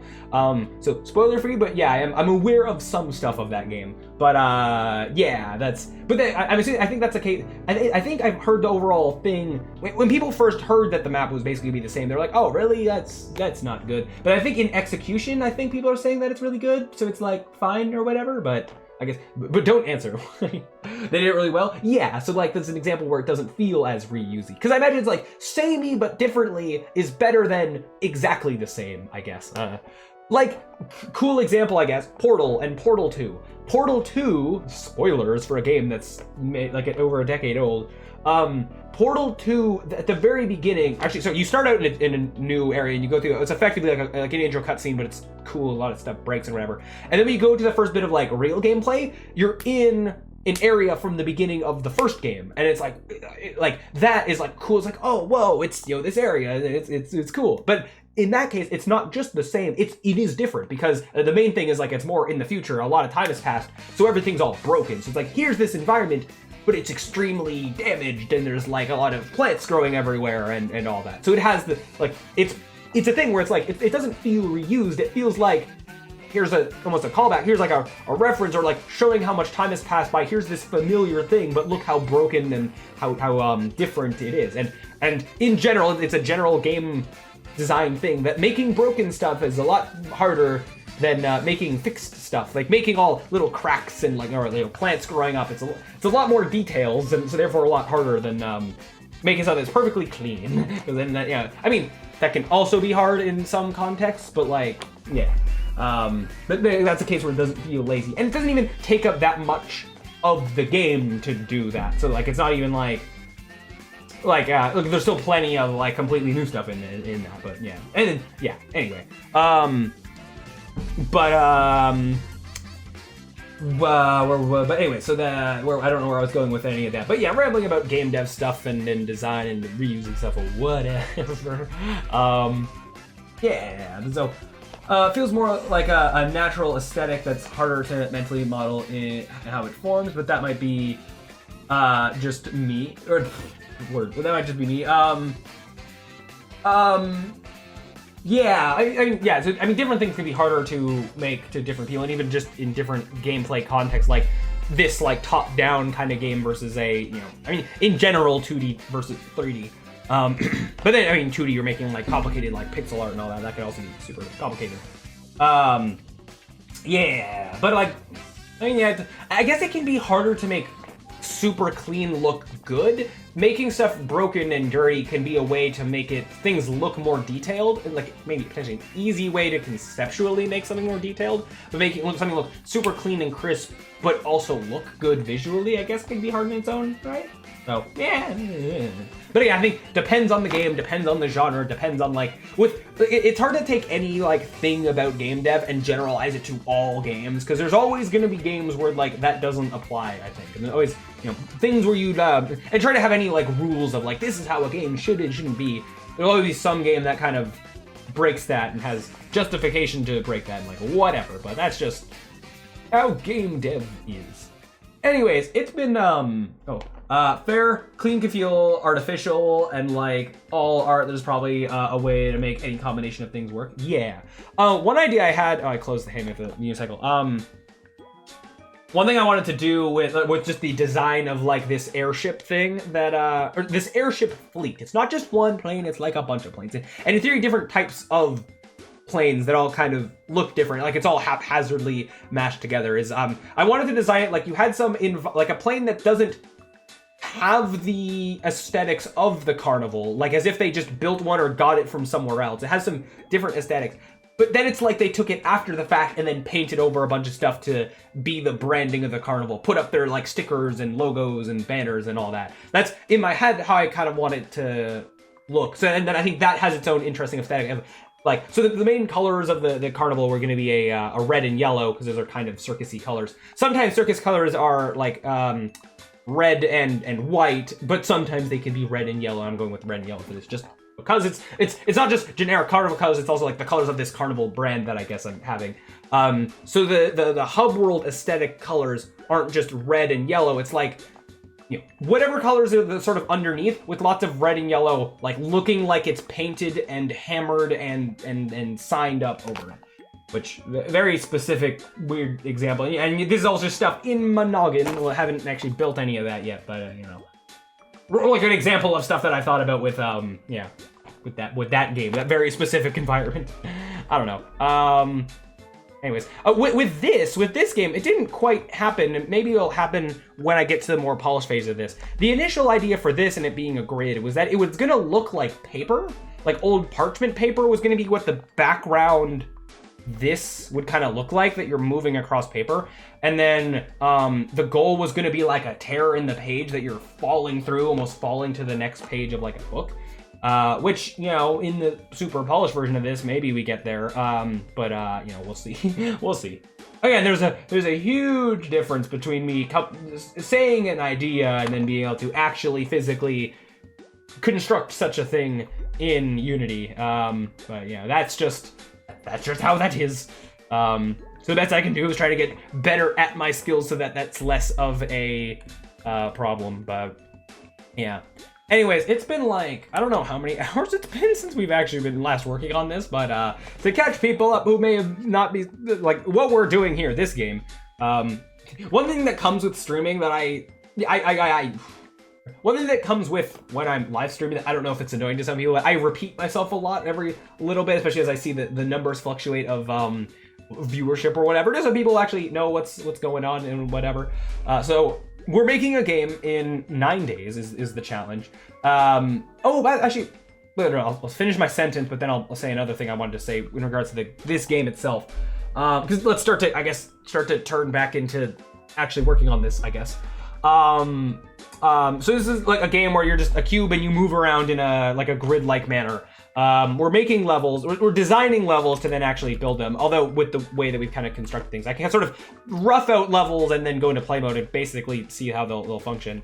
We have all these different game mechanics and things that you can interact with, like these cubes, the enemies, springs, holes. Am I gonna die here? I am, because I got too close to that enemy. Hazards, like a few different types of hazards. We're keeping things relatively small because it's this challenge of making a game in a short period of time. Oh, I moved too early. No. But yeah, we're on day 7 of the sort of 9-day challenge. Although I've said a few times that because the challenge didn't quite go as initially planned, I had significantly less time to work on it than I wanted to. We're sort of hoping we're changing the idea a bit, where by the end of the 9 days, I want to have, oh, you actually followed, oh no. By the end of the 9 days, I just want to have a technically finished game, even if it doesn't have all the bells and whistles of polish there. Oh no, oh wow, okay, if that guy follows me all the way there, then that's a problem. But then, what was I saying? But then afterwards, then I'm gonna just keep working on the game to just do more of the polishing that I wanted to do that I didn't necessarily get time for. Oh, I died to that. So yeah, it's a 9-day challenge to just have a finished, a game that's technically functional, technically has, levels and stuff, which we're kind of almost at that point. Once we just design more levels and then put everything together. And then I'm gonna keep working on sort of adding polish and stuff, but I don't want to get too carried away with turning this into some gigantic game, because I have other projects that I want to work on, other just things I want to do. Yeah, I think I need a more consistent way for that enemy to die, because if I'm like 1 block behind, then he just follows. And the point of that spring area at the end was that hopefully to get rid of this part. Was meant to be get rid of these guys and then move into a new area with just this one guy. So I think I want something that's more consistent. Which how can I manufacture that? So if you're moving up here and you move over here, the one over here died. If the one was here, he only dies if he moves up effectively into here, which doesn't really happen. Actually, no. Okay, I can just do. I think if I just put a second spring there and be just launched twice, I think then the player, will be 1 more square up, and that should be enough to force that. Now right before I got the raid, and a bunch of people came in, and then when the huge rambling tangent of stuff that I was doing, stuff that I've done in the past. We put this area up here where I just want to have leading. So these big guys can only die if they fall in 2x2 holes, and if they hit hazards, but there's no hazards in this hypothetical level. They need just being off the edge by a little bit. That doesn't cut it. They need to be off the edge all the way. So I basically just wanted this part of this level to be the only way to do it is you have to lead an enemy into one of these. It's getting a bit late, so I have to head out. Unfortunately, I look forward to watching you work on this in the future, though. Thank you for stopping by, Viscount Thanos. Good night, mate. Good night. A to you. Embracing my inner Canadianness. A boot. No. Yeah, thanks for dropping by. Nice to have the conversation about different game dev things and all of that. Happily be distracted from working on my games to ramble about just different random stuff. Yes, now we're getting back to actually working on things proper. Okay, so I'm gonna move this over here. I can have multiple holes. Why not? The idea for this chunk is I just want to force, I just want to force you to have to kill this enemy by leading it into a hole.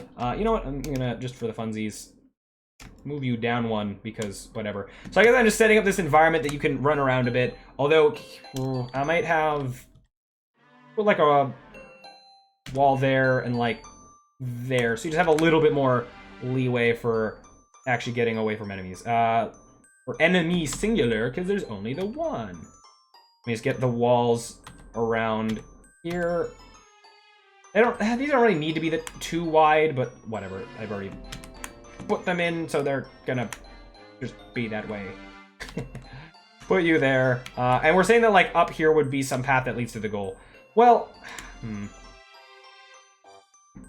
in theory, what I don't want is the player to My worry with the walls, I don't want the player to think that they have to lead the enemy in a big circle and then they can get past here to the hypothetical goal. I want the thing that you make happen to be you have to kill the enemy and then go forward. And we're not introducing new mechanics like a door that only opens when you kill all the enemies, because I just want to not introduce new game mechanics this far into the process. We don't have time for that. So, can I afford getting... If I got rid of these walls entirely, then it does kind of make it so, like, I don't think you can really lead this enemy in a big circle. Let me just see... Let me go over there and then see what happens, how this plays. With that environment that I set up. There's like 2 holes that you can potentially get stuff to fall in. Let's see if that's like enough to theoretically get through. Okay, blah, blah, blah. This and this. Okay. Blah, and then over here, you should die. Yeah, you did do that thing. And now big guy coming down. How hard is it to lead him into any hole? If I just do this... Oh, that hole's gonna prevent you from... Oh, no. Right. Having... So actually, because of the way that pathfinding works, having this hole actually makes it harder to lead him into this hole because reasons. So what I'm gonna do is... I need to just move them a little bit further apart, I think. Yeah, maybe even a spring or 2.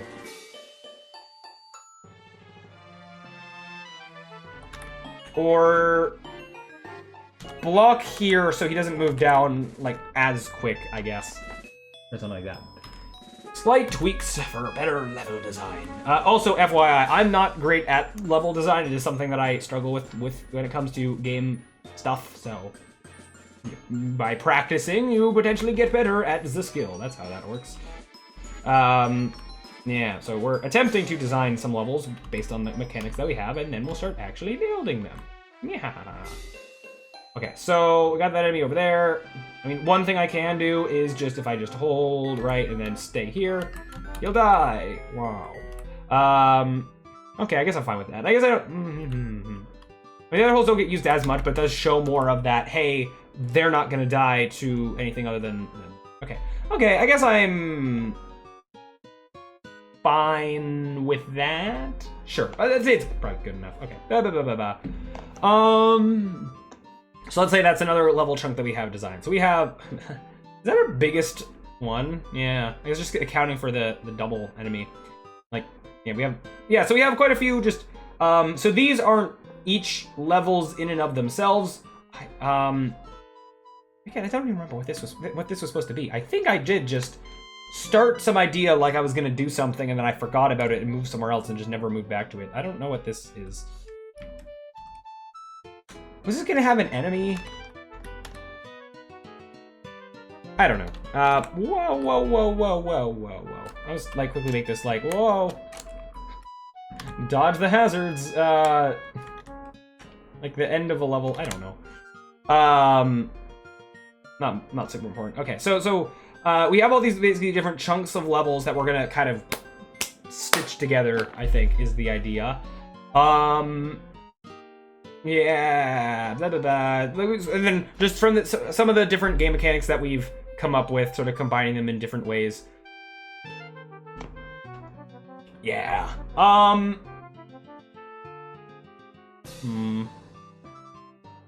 There is, like, so, I mean, the trying to keep the sort of the time in mind of how much time we have to work in this. Like, I don't know how much more I want to make, or for this little, like, prototype thing. Now that we've basically used, have we used every mechanic at least, like, twice? I think we have. The turning arrows, maybe not enough, but they don't have that many uses, and they're basically just these arrows, but they turn. Maybe we are at a point. Oh, so also, beyond this, I do have a separate thing of just what the first, I think, 2 levels are going to look like. Just from before I did this. They're around somewhere. They're not in this. So 2 levels that are effectively just moving. And then all this. Maybe I could, like, even I haven't used everything. Maybe, well, I haven't had killing an enemy by boulder. I also haven't had... I had this thing like it was teaching that an enemy could die to a hazard, and then I never followed through on that. I wasn't actually... So, this is 3 potential levels. Yeah, 3 levels where you're dealing with these large enemies. That's like more than I kind of intended to have. It's almost going to be more than the number of levels with the small enemies. These large enemies weren't meant to be used that much. They were meant to be like end game. They just show up like twice kind of a deal. So I think I need to supplement that by just having more... I think I need more stuff with the regular enemies. So let's design another block where it's just that you have to lead an enemy, a regular-sized enemy, into a rolling boulder thing. I guess let's try to whip that up. So copy like my sort of template thingy over here, I guess. Let me copy the player over here before I forget to. I said the player, not the grid underneath. Okay, you're not even the right thing. Okay, so, I gotta remember how to level design.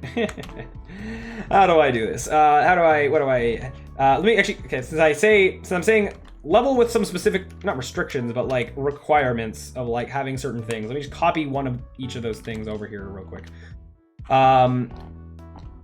So having a boulder that goes on some path. It doesn't even have to go on a path. It can just go back and forth between 2 walls, because that's a thing that it can do. Basically, somehow you have to lead an enemy into a boulder. Even could be multiple enemies. Let me just try something. So sometimes I design things very like some of these very like corridor like you're moving from point A to point B, and sometimes they're more like open for experimentation. Let me try something that kind of falls into the second category. Let's say this is here. Maybe I move you like you're up a bit. You are set to move left. Let's change you to up. So I might not use the faded arrows at all, and if I don't, then like that's okay. If I do literally basically just have like, here's an environment, enemy and player, like figure out, like that's the only way to kill them. Can I effectively, I can move into the exact perfect wrong spot. Yeah, how about, oh no, oh, okay, well, can I, like, can this, I don't keep doing that. It's interesting that, yeah, so when the rocks bounce off of walls, they do, like, stay on an edge for a couple turns. Wow, that's, okay, this is being, like, harder than I thought. This is this hard, this could be, like, the whole level. Although I think, like, my starting position does, like, affect that difficulty. If I literally just switch sides, let's like cut off these as well. Just, I'd like this to be more, like this to be more symmetrical than it currently is. The idea is basically you have this little like wraparound thing that you might be going like multiple loops through this thing. Although, so let's say I did replace the walls for the arrows, just for funsies. Actually, I mean it could be even arrow and then wall. You know what? Why not? Just shake things up. I'm just curious of how this will kind of look. Wait, I don't know if that, I need to double check that the arrow is actually internally set to be a down arrow. It is. I don't think that's gonna really change much, but well, it actually moves onto that square, which, and then it doesn't stay there for an extra turn. So that is a noticeable change. So how hard is it to kill? Hey, I did it. Okay. And now part of the problem is, actually, what? Let me just, before I even finish that sentence, just see what is this like if there's a second enemy. Does this become substantially harder? Yeah, if I move right into him, that'll do it. Ignore that I just left the map. I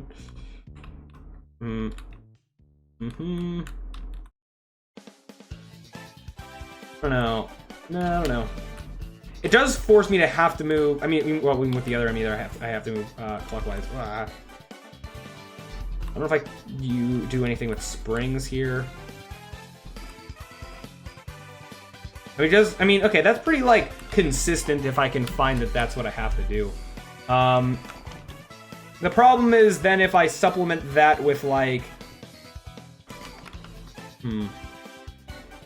If I basically have, like, off to the side, like, here's the end, but you can't go there because, have some puzzle that, like, requires you to have to, like, time stuff right. And if you are waiting, then an enemy's just coming to kill you. And I mean, you don't have it, like, right beside it. It had to be, like, up here. So you're gotta, yeah, something over here. And then can I design something where, the player has to, just for fun, remove the corners, because why not? Get more variants, woo, and remove, like, that piece. What was I saying? Words. Like, is there some puzzle I could design, even using some of these other blocks, that forces the player to have to effectively, like, wait a couple turns and then go? The turning blocks. I haven't used the turning blocks that much. Okay, perfect. It's just because I haven't used these that much, it just is an excuse to use them. Okay. Oh, also, I haven't used the falling from above blocks that much. Have I used them twice? I only used them twice, really. I thought that I had used them more. Okay. Well, okay. I feel like I might need more tutorial type things with how these blocks work. Like I have something that assume, like, you've seen this before. Now let's make this more complicated. Well, I mean, this could be that. But I feel like I might need a bit more, like, here's a level where... Oh, no, okay, there's a third time there, I guess.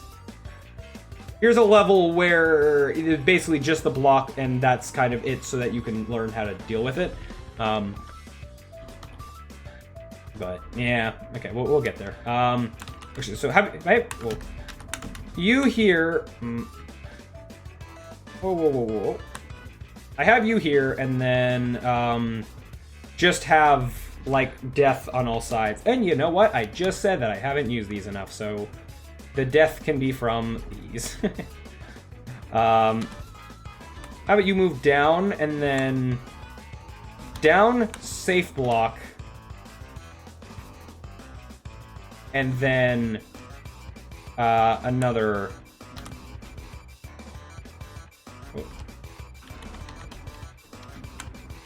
say you start a different direction, and let's say that you just go the other way. So we'll see how that goes. And then, like, over here would be, like, the goal, I guess. So let me just get these holes in here, and then... Yep. It is nice that I can, like, this is relatively... Whoa. This is relatively easier to be, like, testing level concepts and then prototyping them, because I effectively am just, like, I duplicate the stuff and then I have a level. This becomes significantly harder. So, I can just trade up. It becomes significantly harder in something like the Handyman with the Unicycle. But, like, that has more options. Like, part of this is like, oh, it's so simple, how can I make good levels out of this? But then... with it being 3D, I have more potential ideas for what could be interesting, like, hazards and stuff. So, okay, first thing I just want to test is that, like, there's no way that I can, wait for... Like, I can't just go and, like, expect to live. Yeah. That forces... Whoa. Forces me to have to kill the enemies. Oh, no, you're gonna get me. Okay, well, yeah. So this actually has a very specific, like, you have to move right... and then over, and then down, and then over in a circle like this. I don't know. I kind of like that it has something like that, like, I don't know. The specific movements that you gotta, like, figure out. I don't know. Anyway, so this. I didn't want this. Oh, hey, I lived. Interesting. So actually, that gives this slight grace period. If you happen to move the wrong one, there's a 50-50 chance you'll live, rather than the fire that will kill you immediately. I don't hate that being a thing. Okay, cool. So because I said there's basically a very specific, like, way that you have to move, do I want to almost, like, I don't know, help it be enforced. I could have a wall there. Nah, just leave it as is. Okay, another level bit, and then we used more of those mechanics. That actually, this kind of was 2 level bits, but whatever. Like, yeah, that's fine. They go together well. Okay, so that's that. Is there anything else I really want to do? I was about to say that I haven't used these much, and that maybe I want to use them more.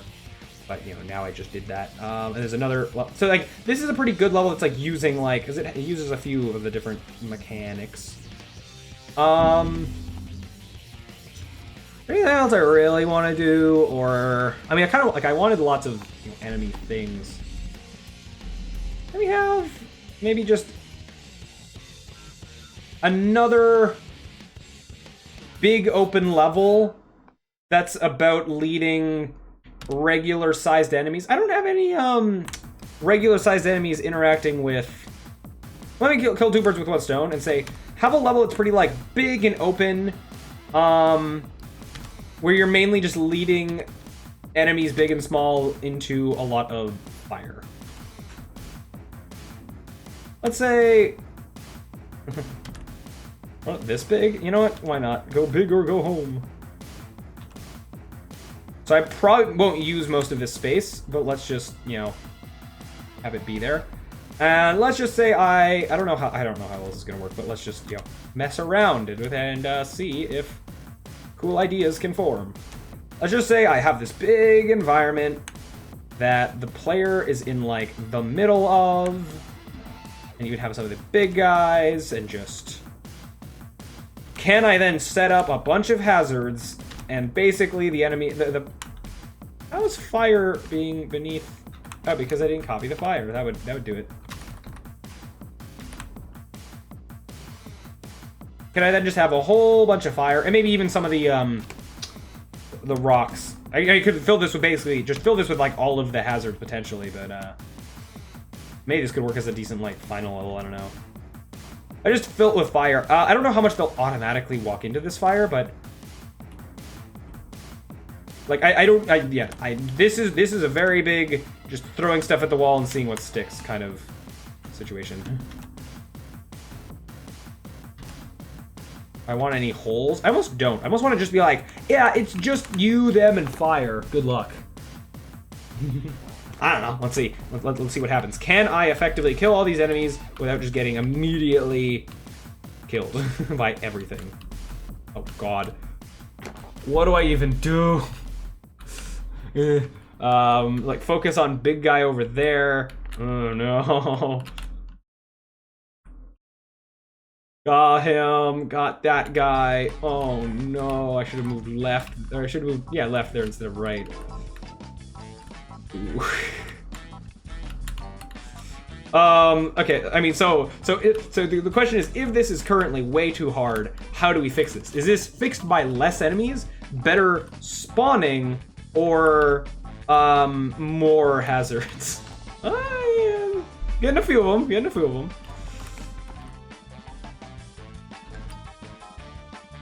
Lead them around. Okay, hey, well, I'm alive for now. Are these the last 2? Hey, this enemy's killing, or like the big one's bouncing off it. And there's the big one. Okay, now the problem with this is I don't have a good way. The fire does not work to kill an enemy that's right behind you, because the enemy is just going to follow you and is not going to go into that fire. So how about one remedy is that actually using some of these blocks. I mean, one, this is now more hazards. I guess a lot of enemies did just die. They probably just, yeah.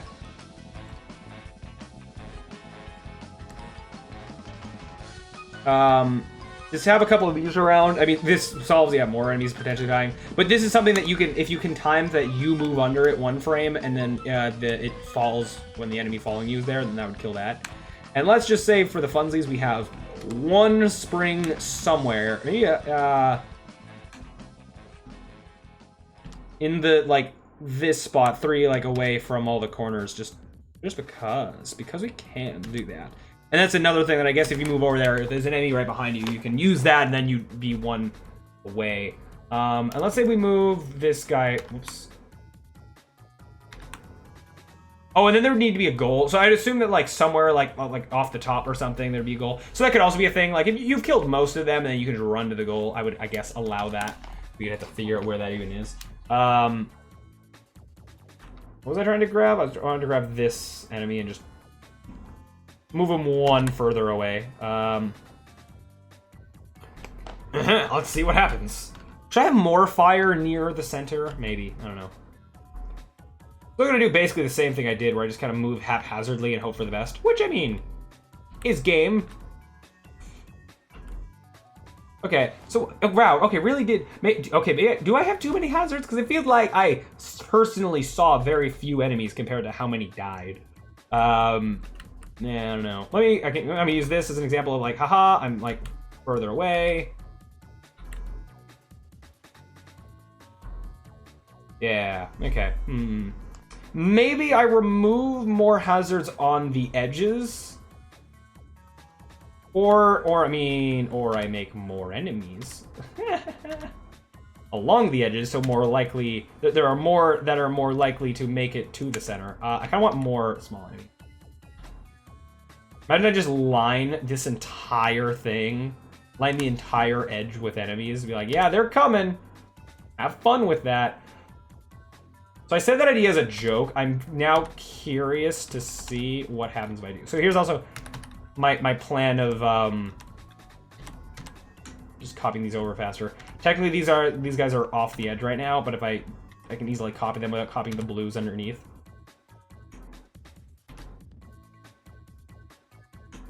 If I do this, move.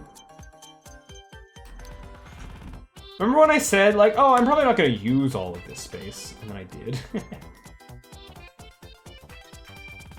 Like, whoops, oh well.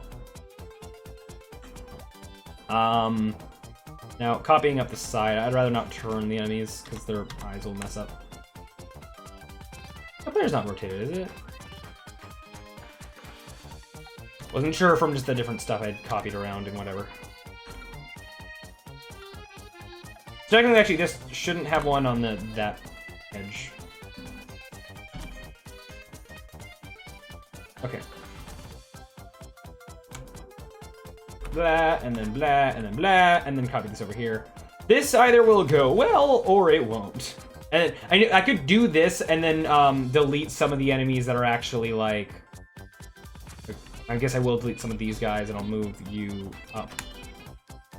And then I guess I'll move you over 2. Yeah, either this will go well or it won't. Now there probably are gonna be some enemies that will just die immediately, but if there's so many, then it might be fine. Okay.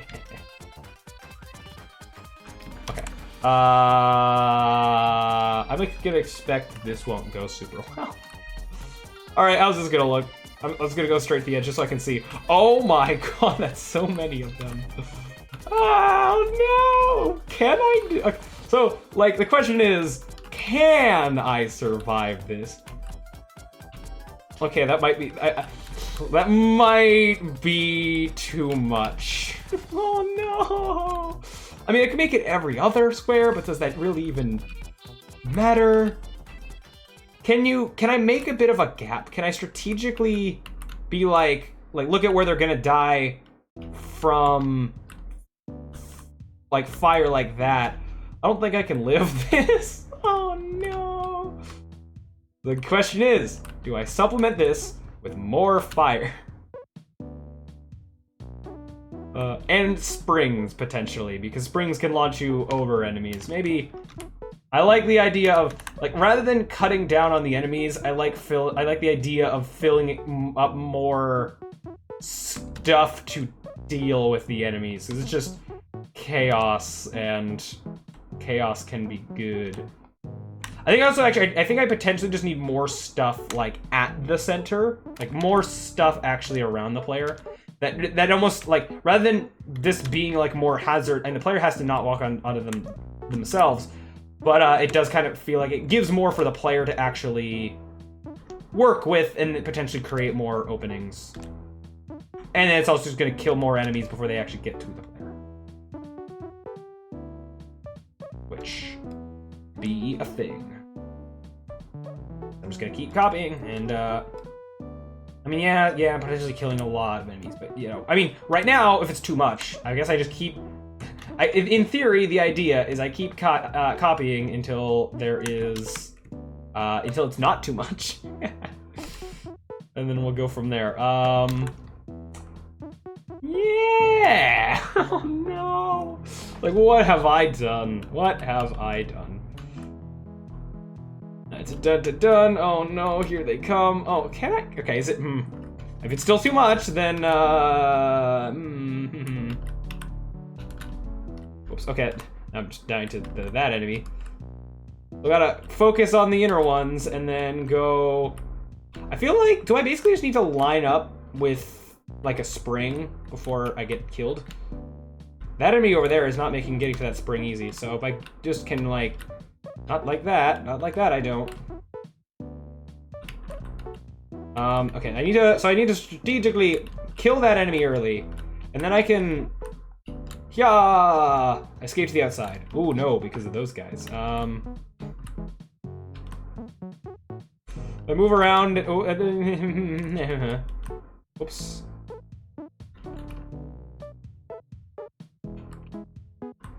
Hey, nope, never mind. Or if I move straight down. Okay, this might still be too much. I could make the big, like, I could make it like every other enemy or something, maybe. Oh, wait a minute. There's a chance. Oh, I ruined it. Oh, no. Okay, so I move down. I keep not using the falling rock things. Move up. I have to, ow. Yeah. Might be too much, just maybe.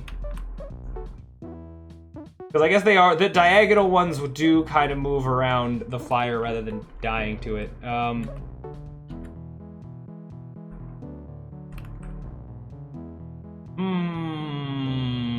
How can I make this work? I could delete all of the center enemies, so you're only dealing with the Ring of Death. I feel like I'm not moving that much. Like, I kind of like I am just staying in the center a lot, so I don't know if I should just be, yeah, more death in the center. I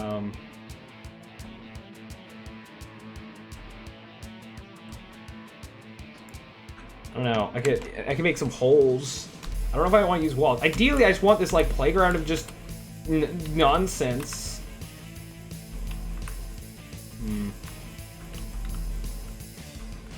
But yeah, this ain't working super well. Okay.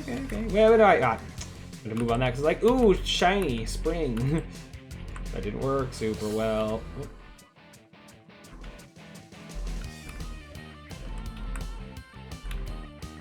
Nope. And if this is this hard for me, the designer of this to figure out, might be a brutally hard level for anyone who is not me.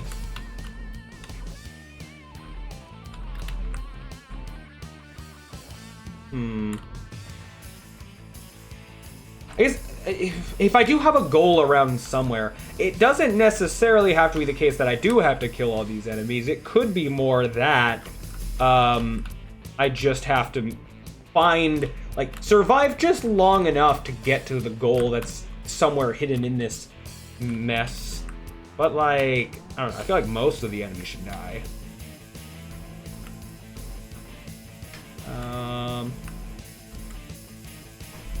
I'm curious of, because this is sort of like even odd thing of kind of how the player moves around. If I just move where the player starts just a little bit, I'm curious of how drastically that kind of affects the results. Oops. I just, do this, let that enemy over there. Why'd I move on to that like that was a spring? It was not. Oh, well, no. Do I just make it every other enemy? I could do that. Oh, that, okay, I don't like that spring going into fire necessarily. Wah! Like, I guess, more of the danger should be from the enemies themselves. Interesting. I feel like I'm getting through a lot more, which is interesting. I am going to make the executive decision to move up that fire. I said the fire! Give me the fire! Fire! Thank you. Okay. It makes that enemy die easily. Yeah, I might have designed something too tricky. I mean, if the thing wasn't so much about killing the enemies as much as like as they come in, finding the right places where there's springs to like sort of spring past the line and then have to just go up and away. But that could be a thing. It's like there I make it to an edge. That'd be kind of interesting, the idea of like, you're not just trying to get to the goal, you're trying to make it to any edge. You make it to any edge, you effectively win. I could have multiple goals. The whole map is surrounded by goal things, but nah, I kind of the polished version of how I want this to be designed kind of assumes that there's only one goal and it's at the center of the map because of the way the background is going to work in the more polished version of this, but can I go down and then like up and somehow? Nah, darn. I was hoping this could be a cool idea, but it's seeming to maybe not be that way. It might be too much. I mean, there was a little bit ago, it was like just the right amount, where it's like, okay, yeah, I can kind of run around in circles and kill a few things, and but yeah, it might be too much now. How do I make it not be as much too much? Is there anything? I'm trying to think of like what other? Oh, hey, wait, well, I'm doing something right now. Still feels like every turn a bunch of stuff is dying, but just there's just so much stuff.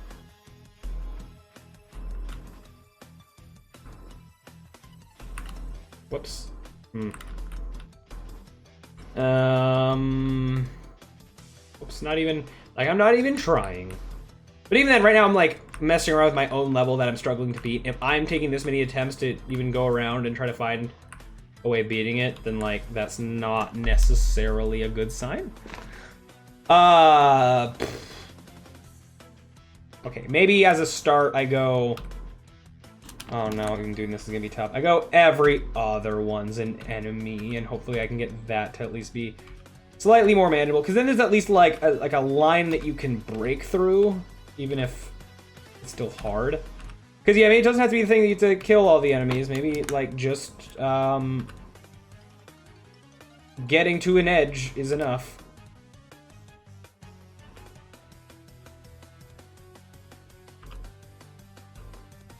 I could have... okay, it might not work super well. Whoops, but if I did want to effectively get to any edge and you win...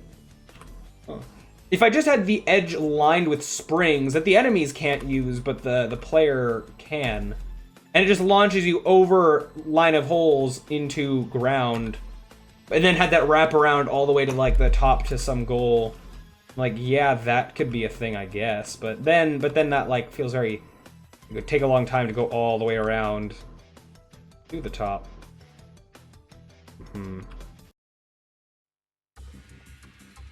Wait, how'd you get the corner? Oh, those edges are the corner and those ones are the non-corners. Okay, sure.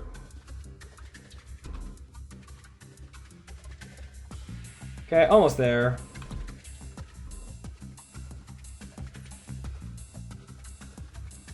Well, okay, well, blah, and then, yeah, and then, yeah. I could potentially...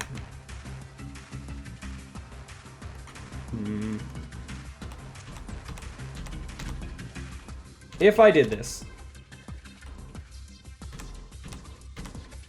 Let me just do it on, like, one line along the bottom.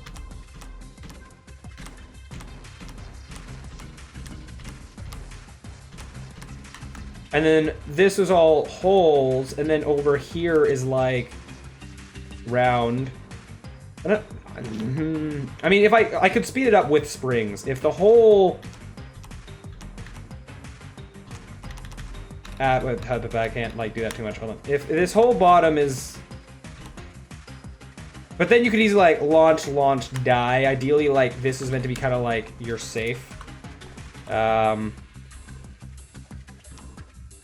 I mean, you know what? Maybe I could let this be a thing, because then, like, there's so many enemies chasing after you that this gets to be, like, your victory lap of walking all the way around as you watch like a bajillion enemies just die, and that can be like, haha, take that, enemies. Maybe. I don't know.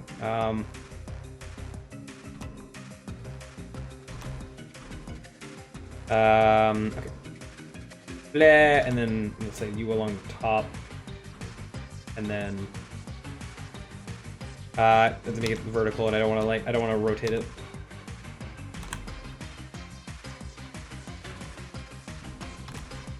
Okay. Oh yeah, mess around with this being a thing. I could also make the arena itself not as big, but nah.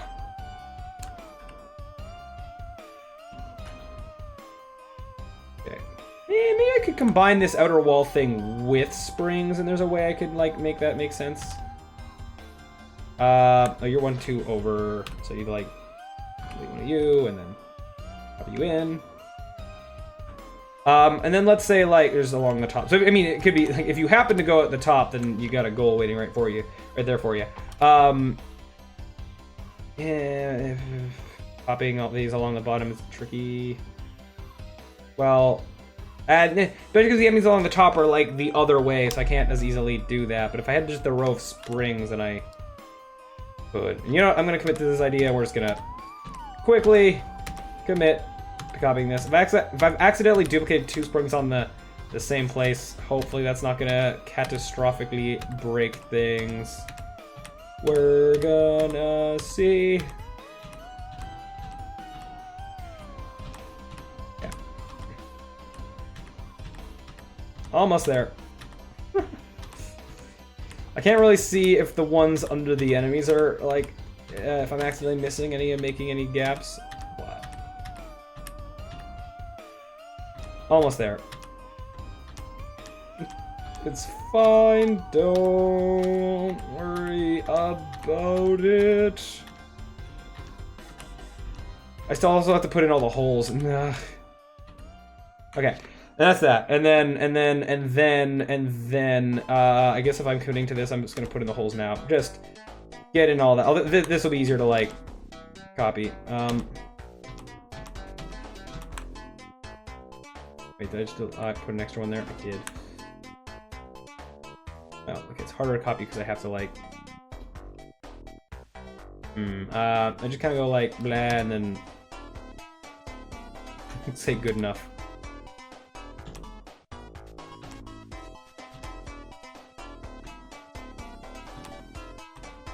Okay.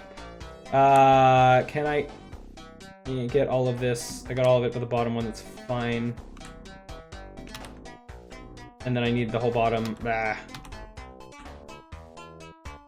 Copy this random bit of wall. Give me that. Oh no, not the arrows. Sometimes this is a part of game development, just having to copy and paste a bunch of cubes. It's fine. Got the perfect right number? I did. Okay, haha. And then now, last bit. Just gotta duplicate you up to the top. I mean, like 2,000 something of these holes. Jeez. 1,600 a bit. Oh boy. Oh boy. Okay. So, okay. Okay. Technically, I do need holes along the outer rim as well, but this should be faster. Put you here, and then delete these guys, and then move you down, and then blah. Sorry, this is taking so long, but it's required. If I then like am not able to lock down the difficulty of all the enemies and stuff, it's gonna suck. But okay. So okay, then other thing that I think I can do, if I can yeah, I was thinking that if I put then like springs along like every other one here, that would speed the going around. But let me just test this as it currently be, and then I'll figure it out. Let's just see. Then getting to the... So yeah, still going to be the case that getting to the edge is hard. But now the challenge is more about, like, crossing the barrier rather than specifically killing all the enemies. That. Okay, well, yeah, it's still going to be hard. But this could be, like, a near final level. So it's, like, okay to be hard, in a way. As long as it's not, like, extremely the most difficult thing in any game ever. Okay, so that don't seem to be the way.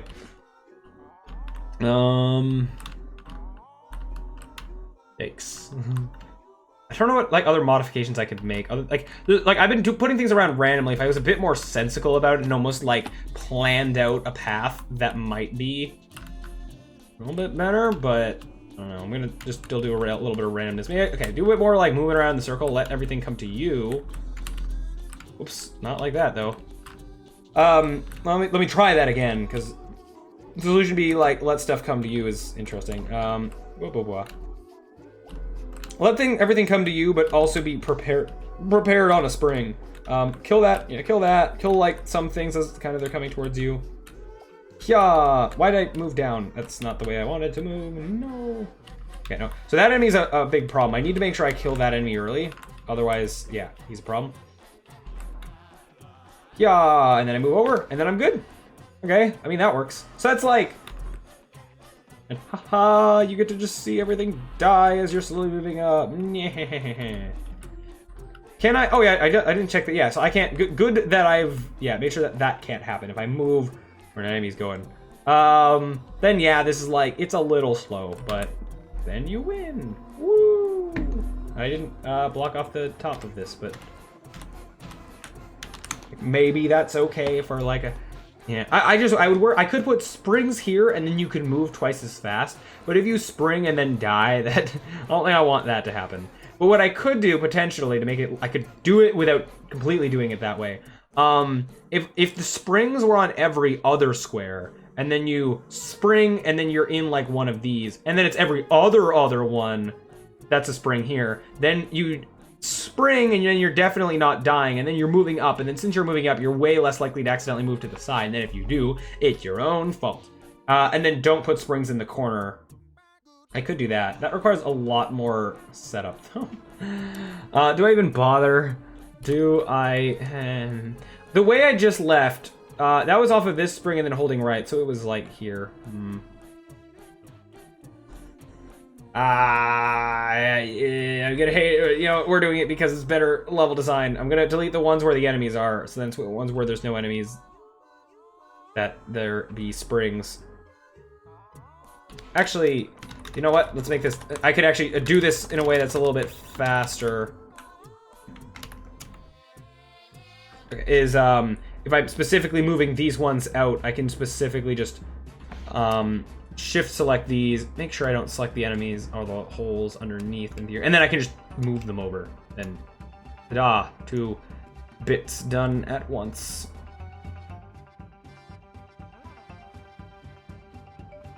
Okay.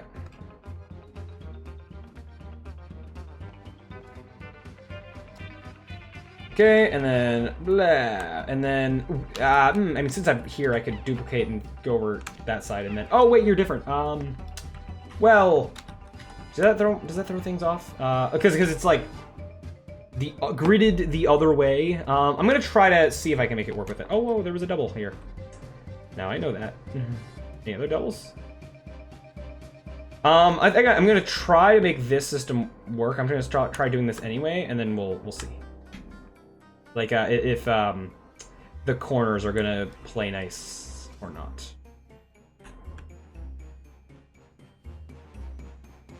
Yeah.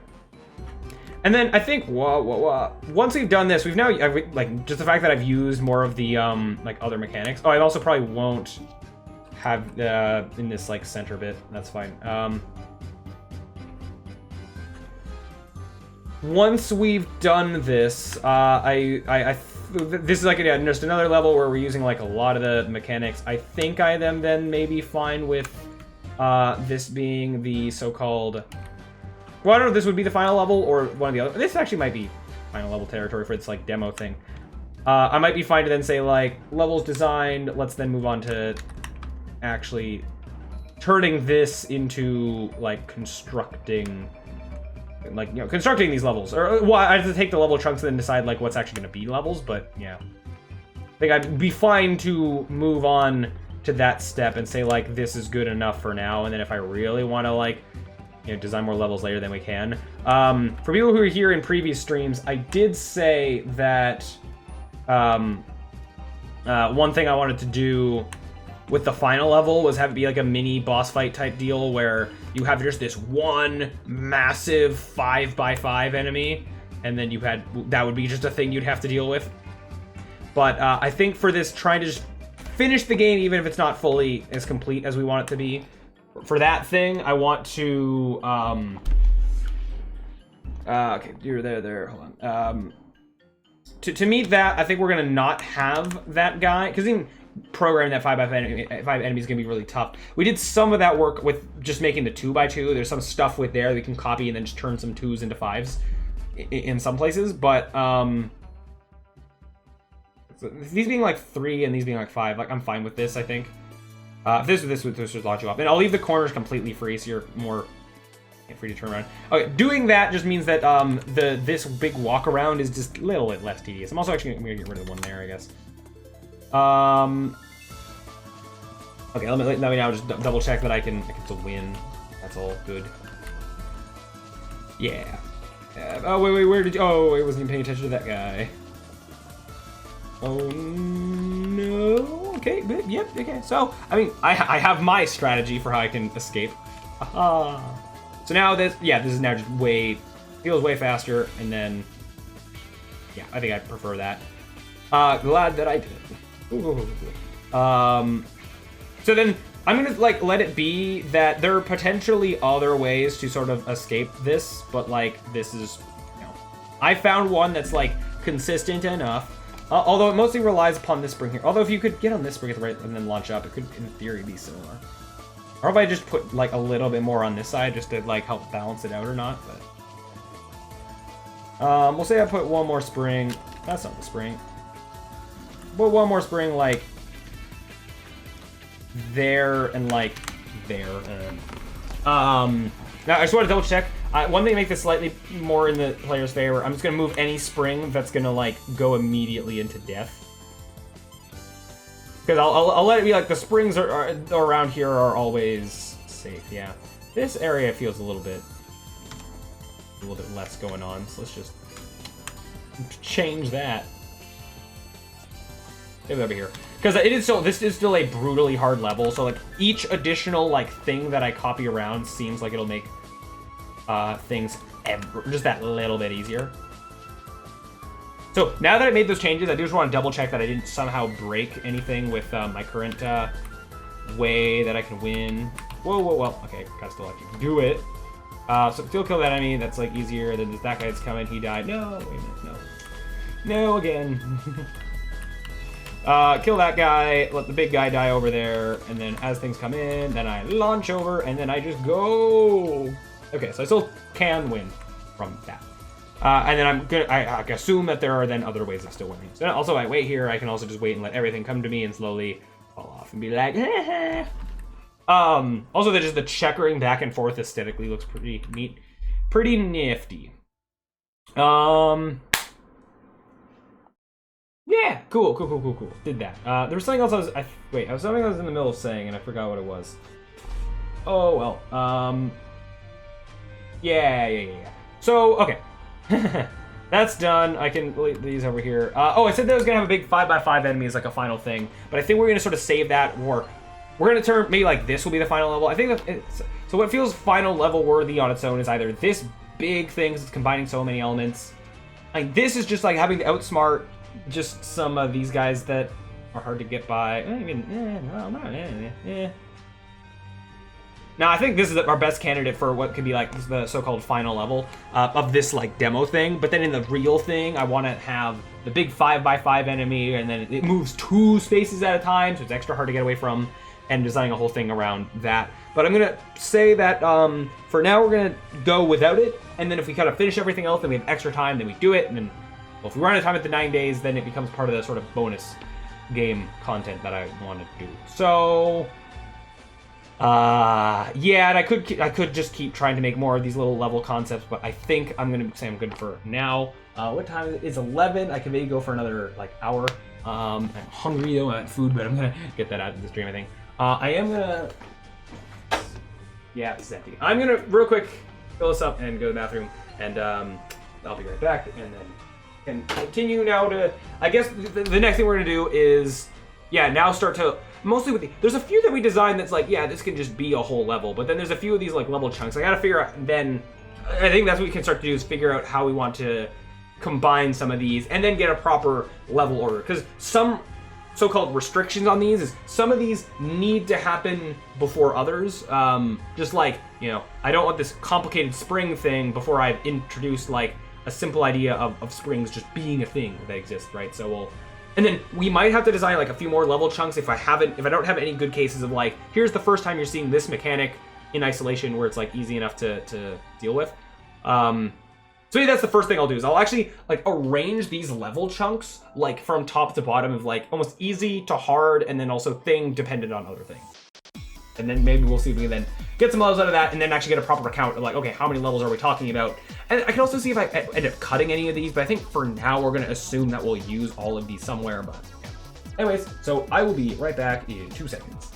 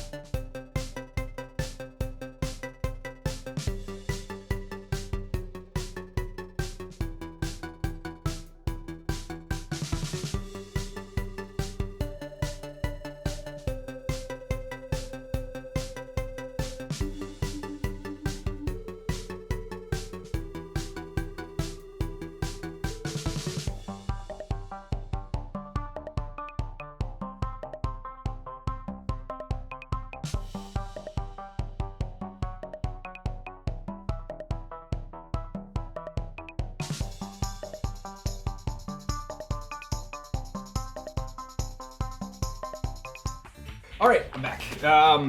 One thing that's also on my to-do list is improving some of the stuff with like the actual stream layout itself. I think would be cool. I also just noticed that at some point I move this over. I specifically have it lined up with the webcam. Same with this when this is on this size. So, actually, well, no, I don't want that far over. That doesn't matter that much. But yeah, potentially there's some small stuff with like the not here screen and the stream starting soon screen that I want to clean up a little bit and may make a bit different. But that's for another day for sure. Okay, so we have all these potential mechanics. I do want to real quick, if I am now starting to turn level plans into real levels. This scene is the level planning scene. This level testing is where we were first like setting up this is where we were first building gameplay mechanics and stuff like that. We never really had this kind of thing happen where you actually have to hide in a hole from enemy. Do I want that somewhere? There definitely are some things actually that like, if I see something here, then I'm like, oh wow, we didn't actually really do that. I don't know how much I want to try more to do that, but I don't know. But there was over here. This was just potential, like, just quick, like, you move forward and around the goal for, like, the first level, and then, like, and then this little bit, like, just move, you're effectively just around in a big circle to be, like, moving in all the different directions, and having a lot of holes to have the player likely hit a hole, and then be able to realize that holes don't kill you, and then also, having a lot of the looping around me, you also hit a wall, and then realize that walls don't kill you. So, these work fine enough as, like, first and second level. So I'd like to just copy those over, I guess. Copy. What's test level? It's a copy of this, and that enemy is twice as big. Okay. Okay. You acted this one. Oh, this one. I'm gonna have to like figure out how to. Oh no! I'm just realizing that. Now, separating these won't be that hard, actually. I was about to say that, like, separating these when I go to turn them into their own scenes would be difficult. Why can't I paste stuff here? Yeah. So we just, now, I guess, try to turn these into, what we, like, separate this stuff from, what we have all around here. So I had to move this down here. I think I'm probably gonna also, the step of replacing these blue dots for like the grid, I think that's gonna happen a lot at the end because this does technically count as a polish thing. We could have the game be this, but yeah, so technically the grid part actually does count as what I call polish, but it's still something I'm hoping that we can have the time to get in. I'm gonna delete the player because there shouldn't be a bunch of players. Then this, I'm gonna also delete all the things that aren't actually being used in this. Broken grid. Oh no, I okay. So you're just this stuff, and I'm not gonna move you out of that because the whole like level 1, level 2 thing, that's not finalized yet. So then you move you down here, and then again the grid gone of down here anyway. Broken grid, all the things that were turned off here that are not being used, and then this is basically just wall goal player. Whoop-dee. Okay. Wow. And then I will again also move you out of. Yeah, did this not use any walls? Oh, I guess not. I don't know if I want to redesign this, but I don't even know if I care to or have the time to. Okay, so whoa. Okay, so next thing is you can go down. I guess technically all this is just dumped into the level manager. It's just part of this super long list of all that, which I can clean up eventually. Okay, so we have just those other level things that I kind of wanted in here. These even have goals attached and the player. I gotta figure out the player spawn stuff. We'll get there. So now I guess I just start. I'm gonna go top down. I think just because doesn't really matter. Way off to the side here, and now start planning like. I guess like. So let's start with this. What? Even the our sort of level template thing. I'm gonna move like just down here out of the way, just so we don't have to worry about it for right now. I guess just starting with what needs, like absolutely mandatory, needs to be before other stuff. This definitely, I think we are going to say this is going to be like our final thing. So we're just working between this and this. And these two can be like back to back because whatever. What's this? What the? Oh, that's the hole from the center, from the way that, a thing with the goal. That doesn't matter. I even know this template thing, I'm going to get rid of that. Well, no, I might regret that. I might as well. I'll like put it down here with this. Why not? Yeah. Where's the player? Is the player still around somewhere? The player's like buried in this. Yeah. Okay. I'll move. For now, I'm gonna move player just to this so-called first level. I also said that as we stitch level bits together, we might like rotate some of them, and that might just to have more variety if we decide that that's a thing that we want. Okay, so as I said, what absolutely is mandatory needs to be before other stuff. Well, this I want to be. This is like the hard mode of this. So this should be after this, and there should be at least one level in between. So I want to separate like maybe I put like on the right is a complete level, and then on the left is like the level chunks that haven't been made into full levels. Can't do that as well, I guess. I don't know. Again, I'm just making stuff up as I go.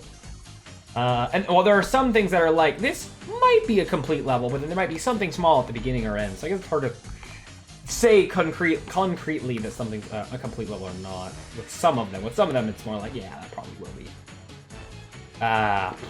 Okay, so I don't know. This is meant to be like a more complicated version. I guess some of them it's like, here's like the easy mode, hard mode of a particular idea. Like it's kind of start there. This, I think, could be the first thing that shows like, hey, here's how boulders move and whatnot. And then here's like, follow this like sort of patrol pattern of the boulders. Like also, like these are like hard to move around by like physically having them be further apart. It's just gonna be a little bit easier. This is like the hard mode version of the things that fall. This is like potentially the first real level that has one of these, but it's like lead enemies around. But I think like I don't need a level to be like, here's the first level with this mechanic. It's so bare bones and it's just that mechanic and that's it. I can have like, you can figure out what this is going to do with all this stuff around, potentially. Like, this can be fine as the first level with this thing, I think. But then this is the sort of hard mode version of it. And if I have two levels that are like easy mode, hard mode of a particular idea, they could, like, in some contexts, they could be back to back to be like, you're trained on it, now do stuff with it. But then for variety's sake, there might be some cases where I want to like this idea, I want to separate by a level, so it's not too much of the same thing fast. I want the big enemies to be more towards the end of the game. That's the whole thing. Let me just, okay. Even this, I don't remember what this is supposed to be. I don't think I'm gonna do this, but I don't know. Let me just physically move a lot of these further apart. This is like the hard spring level. That's thing.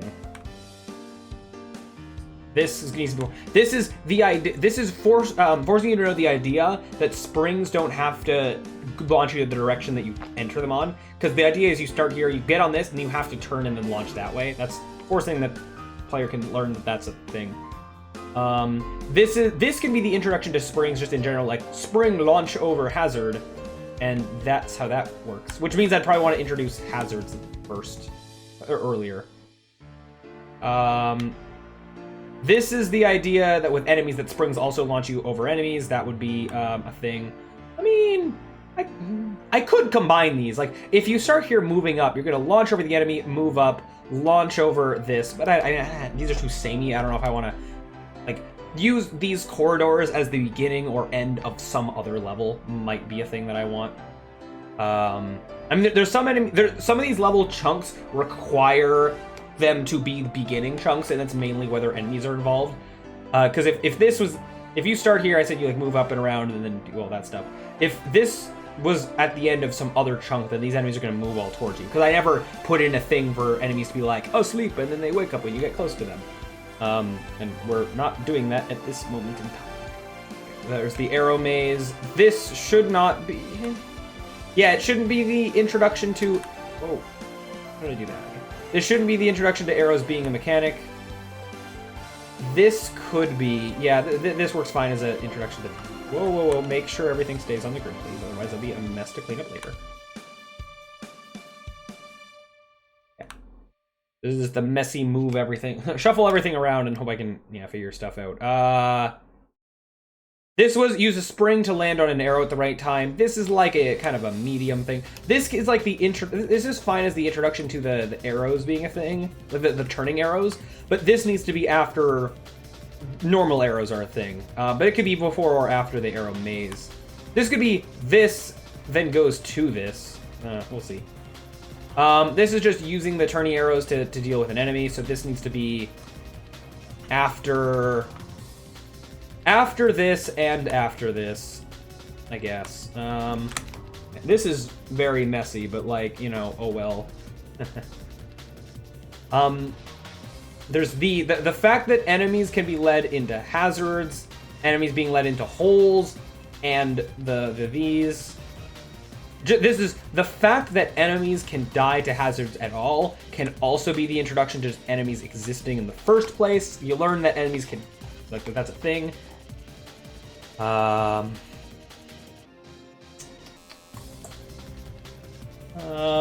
This is just like a run away from a bunch of enemies, and this combines like springs on walls, hazards, holes.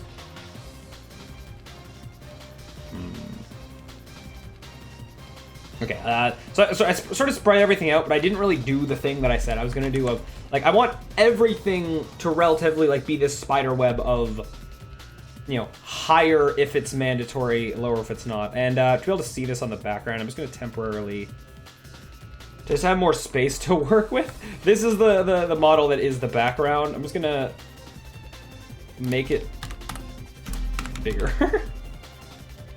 And it's not just a plane, it has like, it's a plane with a hole in the center effectively. Oh, did I make it? Because then for real levels, that's gonna be involved with like the goal. So I'm gonna say, yeah. I'm gonna forget the, for now I'm gonna forget the like complete level, not complete level thing. I'm just gonna go like, I guess the left or right isn't mattering as much here. This is required before this, and now what's after this is what I'm figuring out. Where I'm going to say that this will definitively be the final thing, so I'm fine just moving down here ahead of time. These are where the test thing, they're going to move down here. I'm zooming down so much it's like harder to actually see stuff. I'll move, okay, now move down some of the obvious things. I don't want large enemies until like later. Okay, hold on. So everything to do with large enemies is like down here. Although it'd be nice to, rather than be like, here's large enemies, now here's all the levels that have large enemies. It'd be nice to have like some variety, like, you know, here's some large enemies, and then here's something else. So these I want to be late in the game, but they don't all have to be back to back. At least, ideally, there's some level that doesn't have a large enemy in between some of this stuff. Okay. So I did say that this is required to be after this, but like, yeah, well, I mean, if I want to sort of spider web, like this is required after this, is required after this, whatever. This is required to be after this, but this is required to be after a level that has springs, because I want to have a level with springs before I introduce the idea that springs can also go on top of walls. So this is going to be like over here, but there needs to be like something in between it. Ideally, so I want to have some, kind of, I guess, wanted some stuff where there's no enemies. Like, don't introduce enemies right away. Have some of the non-enemy stuff. And then introduce enemies, and then go back and forth between enemy things and non-enemy things. But let me continue with just the idea, continue to kind of do this sign of, yeah, the sort of spider web of, it'd be cool if I could easily actually have lines between things, but can't really do that so easily right here. But this,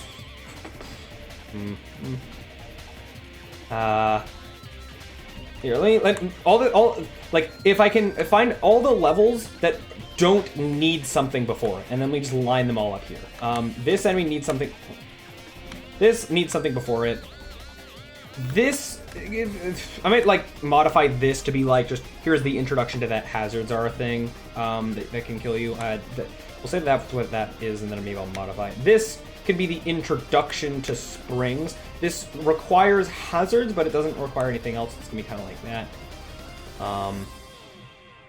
No, other firsts. So this requires the first level that properly has an enemy should be maybe this. Just well, yeah. Before you, unless I have a level that's just about running away from an enemy, this needs to be after that hazards are a thing. This should be after you have killed an. Well, this is wrap around run away from an enemy. I don't know if that should be before you kill that enemy with a hazard. These are gonna be like, I'm gonna put these on the same kind of level. This is the fact that springs can launch you over enemies and can be an introduction to enemies being a thing. Maybe. I'm gonna put those like side by side. They both require. This idea that springs can launch you in another direction, that requires that springs we've done stuff with. And this should also be after, this is like advanced spring bouncing around. The idea that these arrows exist can be pretty early on, but should be after that hazards are a thing. It's like slightly after. If I assume, let me just like to make this a little bit easier. If I assume this is like a level where you're just walking around and stuff, and then the next level will be that the hazard introduction. We're definitely going to do, here's a stationary hazard that doesn't do anything before we do hazard and like a more complicated type of hazard like the boulder. The boulder goes hand in hand with the faded arrow, so that's also fine. We'll say that like this is a thing, and we'll flesh out. Why don't we do that now for now? What's a quick level, like little like level bit that we can have that's just like just dodge the hazards, like that's it. Nothing more to it. I think just like you move up through this thing, like you move from down to up, and it's just like, go around them. Wow. Doesn't need to be so super complicated. I don't know why that's like so close to the goal. Let the goal be like on its own. That's fine. Just like this, and I kind of fill that in with, you move up, have a hazard. I don't know how much I want to have, like, maybe some walls as well, just for the, as there can be.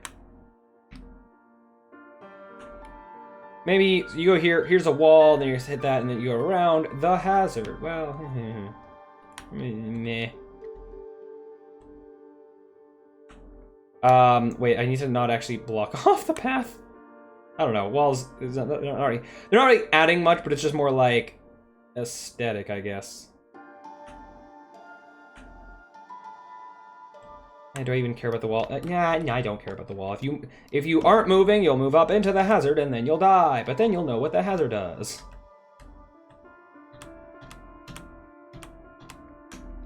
Like, I guess. Like this is like super early level while the player is still learning how to turn in the first place. And do I want, like, I don't know if this is boring. How about here, let me do this. Take like, ooh, I like the idea of like, this is almost like a hallway, but it's like splintered a little bit. Okay, that's more interesting. That's, I don't know, yeah, I think that's more interesting. I have to, like I said, to fill in the gaps a little bit, but, So then, wait, hold on. You do that on this, go around this, don't move over too far, you'll go into that, go into this. I don't know why there's just a random block there, but I guess that's fine. Adds to the chaos. And then you go over and then you just have to not go into those ones. Well, you thread the needle because I say so. That's exactly the same as that. Well, you know what? Have two hazards right beside each other. And this one down one. Because game design doesn't need to be, yeah. So, okay, sure. Let's say that's well, I mean, do I want level 3 to be that short? So this level can be long because you can't die. This level is like you move around. This level can be short because you can die. And then I can, be going back and forth between short levels and long levels. I mean, but then is that all I want the level to be? Do I want, like, at the end to have this tunnel? Like, I can combine some of these ideas. If you launch off the spring wrong, you die. I actually do need, before I go too far, this does need Be surrounded by these walls. No, you don't. Technically, you just need there, and then you're good. But, yeah. Right, I forgot that. So this is introduction to, like, the whole enemy, because enemy, this needs to be the beginning of whatever level it is. So this could be, well, problem is then you launch over the enemy and then the enemy's chasing you going into whatever I attach it to. Could just be this, then you launch to the side and that's it. Could combine these. You launch and then go up and then, I mean, that's like a short level, I don't know. Looking for something else I could combine it with. Maybe I then use this.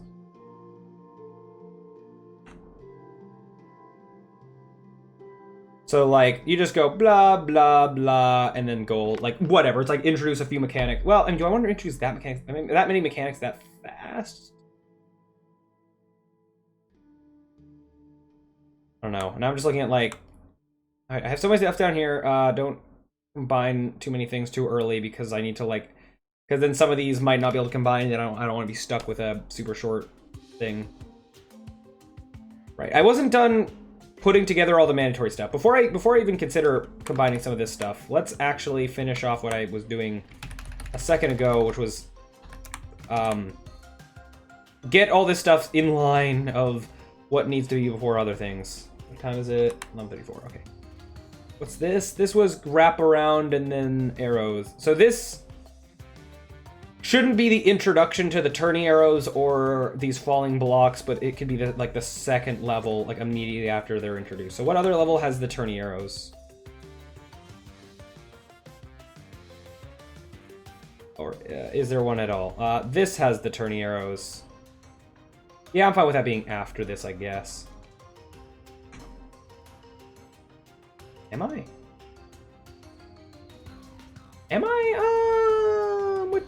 Which of these would I consider to be a trickier situation? And then there's this as well, but this shouldn't be the introduction to. Actually, this could be the introduction to these arrows, because you get to see like, hey, yeah, they'll go in the direction that you. Yeah, sure, why not? Okay, so have this before these two. Put these like neck and neck to say that they're like functionally equivalent. As long as I guess we introduce the mechanic, then I think I'm fine with either of these, depending on other things. Yeah, either of them being first. This is just normal arrows. There needs to be the introduction of the normal arrow. Yeah, this level is going to be the introduction of just normal arrows, so this needs to be before this. And if it's before it in the same level, like, I consider that be fine. If this one level goes, like, you wrap around and then go into this or something, then that's fine. Just as long as one chunk of level is before another chunk of level. Okay, where were we? This needs to be...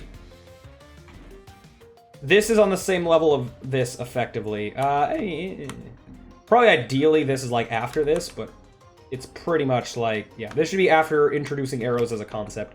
Which then means that this needs to be after... Both of these need to be after springs are introduced. Well, I don't think I've properly layered this. I said that this is going to be this. That means that so all of you need to move just down in general. I didn't get the top part there. No, too much. Too little, then too much. Just move down to be like... So starting at the figurative line that is... this, just under this, where does this go to? Like, what needs to be potentially after it? So this could be the next immediate level. So could this is introducing arrows, but then both of these I need to be after this. I'm actually gonna put this over on, like, over to the side, and then, yeah, these, all of these, yeah. And then... the whole thing with the springs, that I don't know which of these was going to work better for introducing springs, but frankly, it could be either or. So the next immediate thing could be, hey, springs are a thing. But then this, well, then this also mean the enemies are a thing. So I wouldn't want I don't think I want the next immediate level. I think I want at least one more level without enemies, unless it's this where we just show, hey, enemies can die, as this just kind of is for the idea that, Oh, actually, well, okay. Well, there's there's two ways I can go with this. So the first level with an enemy can either be this, where you don't actually deal with them, you just see, hey, they can die to hazards, to then go into a level where, like this one where you gotta kill it by leading it into a hazard. But I could start with just being like, here's an enemy between you and the goal, you just gotta move around and go up. Could be like, evade an enemy, now you gotta worry about killing an enemy. Could be a thing that I do, that I allow to happen. Which then means also, like, so these need to be after this. I know I don't necessarily have to be treating this in this, like, sciencey manner of, like, this has to be, I could just, like, haphazardly put stuff together. But, I mean, one, I'm slightly enjoying this process of, like, figuring out the kind of, like, the sort of hypothetical tree of what needs to be after what based on how I've designed stuff. But also, yeah, I think it'll potentially lead to just a better experience for the player of, yeah, introducing things in the right order and having a proper scaling up of certain mechanics. Okay, so I said this could be on the same level as this, except this would introduce, this, you could introduce, enemies, and I don't know if that's the level I want to do that with. To introduce a spring and an enemy at the same time. Especially because, like, as soon as I do this, be like, hey, a spring can launch you over an enemy, is this pointless then? Because I don't really need this. Oh, I don't know what happened when I had that lost thing. Yeah, so I think, actually, this needs to be before this, otherwise this feels pointless. And I feel like if I have these two close together in the actual game, I want to turn one of them so it's not, like, the same hallway. Have, like, one of these be, you know, left to right. But I'll figure out which one that's going to be later. This is leading an enemy into a fire hazard. This needs to be after this guy. This is leading enemies into holes. I want that to be... Even, I want it to be after the fire. So enemies can die to fire, lead an enemy into fire, then lead two enemies into holes and the falling rock thing. Which then means if that's the level with the falling rock thing, it needs to be... this needs to be first.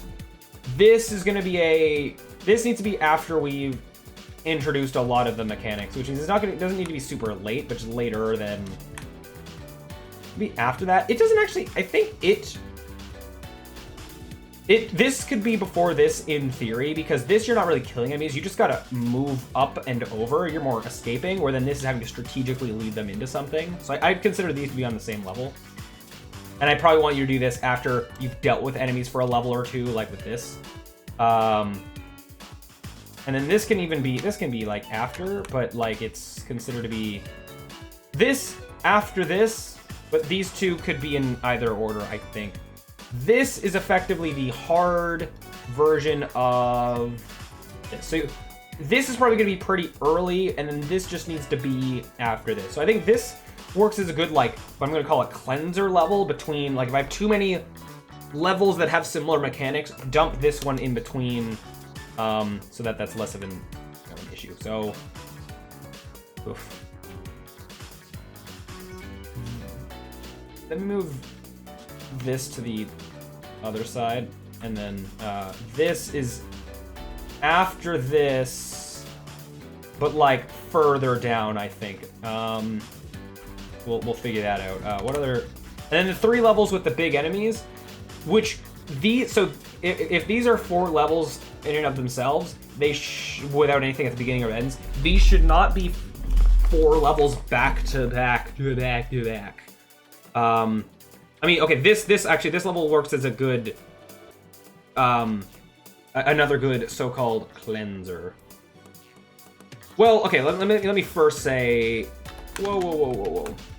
Can I, of these 3 levels, determine, like, what should the order of these levels be, and then maybe there's even stuff between them. So the first level with a big enemy should be this one, actually. Yeah, we decided that before. The first level with a big enemy should be this one, and that could be even, like, early, like, hey, big enemies are a thing, do some other stuff, and then, hey, you gotta deal with them again. So the question is, do I want the big arena where you have to, like, you know, hide in walls properly and stuff, and then get to the, sort of cross to the side? Or this where you just move up, over, and then lead into stuff. This level's, like, long and kind of difficult. This level, I think... Yeah, I think I want the hallway sort of deal. Hold on, those are too close. I just want these to physically be further apart in this kind of thing. Yeah, so I think I want this to be like this as far as this order goes, but then something in the middle where it's not all of these back to back to back. I think I'd be fine with this being, because this is like the big challenge of doing a bunch of turns without messing up, and then also just having normal enemies again, I guess. Actually, it'd be kind of cool. Is there? I had like. I don't think this is hard enough to be like, here's an enemy here's a level that just doesn't have any enemies, so like this breath of fresh air here before you go into, here's all of the everything. So I don't think that should be there. Is there a better thing that can kind of go in between?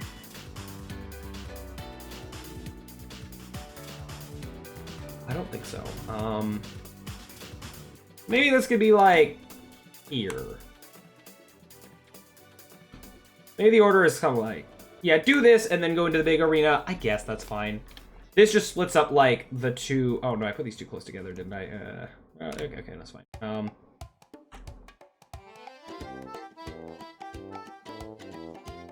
Okay. Well, okay, hold on.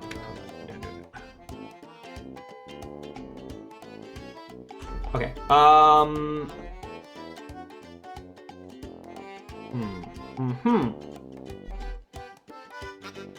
This is being a little tricky, but we're getting there. And this doesn't matter. I don't need to overanalyze this too much. I mean, I feel like I already have crossed that threshold, but like whatever.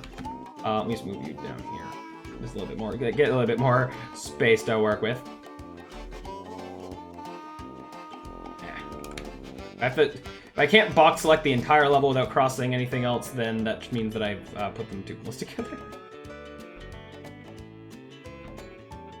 And I have said before, I'm fine having like combinations of long levels and short levels. So having go short, long, and I mean, okay, this one is a decently long level, especially if you go here and die. But yeah, maybe this. I mean, so this level could be short, or it could, you know, tack something at the end of it, which like I don't know what really works to do that. This level. Okay, what about this? This is like the more advanced dealing with the falling rocks. If this is just goes over and up and then into this. No, well, the start of this was meant to be timed in a way where you're then perfectly in sync with the rocks, but I guess that doesn't have to be the case. You know what? How about, yeah, we'll see if I can do this. Let's see if I can find these levels. And I mean, this doesn't have to. This could go up, but like, let's see. Let's do our first combination. Whoa. Actually, I want a little bit of a hallway just so that like you can't go down this too early. Well, actually, no. We already established that you can't, like, with the way we define this, you can't escape this enemy without killing him.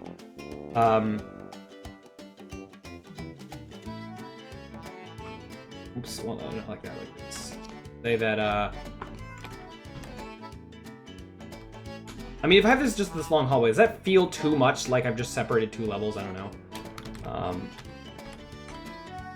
Can I maybe cut? Well, actually, wait. There's nothing stopping me from at least cutting it down by one more.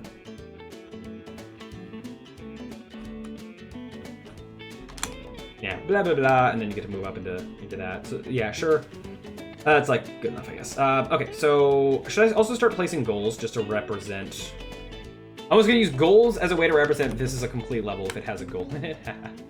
Well, actually, let me place goals in all these as well, because why not? I haven't placed like player spawns, but what the heck? Well, I guess I did move you up. Whatever, it's fine. Okay, you were there, and when you. We'll say that the player spawns. Oh, I have to remember where. Okay, I will have to remember where I put the players, but whatever. I'm sure I'll be able to figure it out just fine.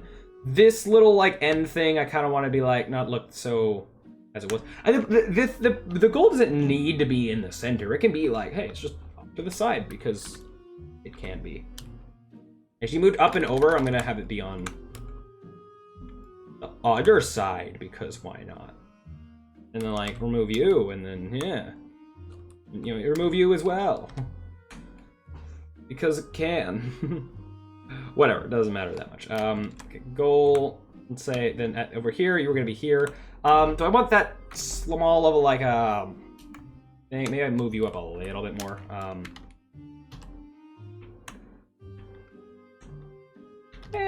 Sure, whatever. Like, I don't need a big, like, long congratulatory hallway for it, but yeah.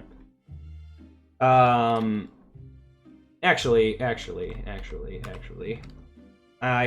am gonna zigzag a bit on purpose because it gives more. Just in case you didn't kill this enemy, you did lead it around the path somehow. Doing the zigzag, I think, will make it easier for it to catch up with you and kill you right before you get to the goal. So you're meant to kill that enemy, so making sure that that does happen.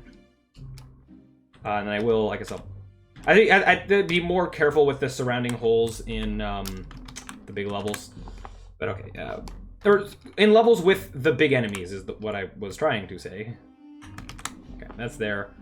I think this is going to be its own level. The only reason it wouldn't would be if I had something a little at the beginning or something at the end, but like, it's easier for me to put, some of these like little level chunks are like, oh, to introduce a mechanic. It's easier for me to tack that onto the end of another level. But like with the later ones, it's, yeah, a bit tougher. But I'm not putting some of these, yeah, because like I know this was going to be the end of this level up here. I know that this was going to be this down here, and you know what? This one will be at the center, and then the other one's weird in that it's not in the center, I guess. There's reasons. Jeez, okay,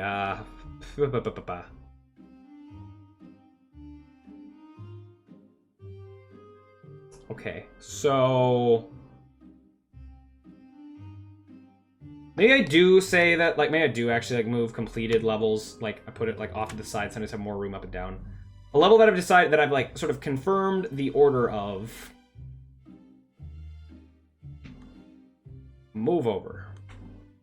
Well, then I'm going to run out of space there of these so-called complete levels, but I'll figure that out once I close this gap. Okay, so and so, and then it's also easier for me to, at a glance, tell like these are the things I'm still trying to sort of fit into the slots. I do know that at least this is a complete level. I mean, now I could start to at least be like here. Well, no, but then I have an order of the top down that I've just established. Let me not break that just yet. So I did say that this requires this first. These should be decently far part of the game. This is like a moving challenge. If you can do this level, you've learned how to move decently and move and like not accidentally fall off too early on these walls. So using this early enough is like a training kind of a thing before I require very intricate movements. It would be good. This maze is just like meant to confuse. It's just take the right path, which does mean turning at the right times at the little few intersections that there are, but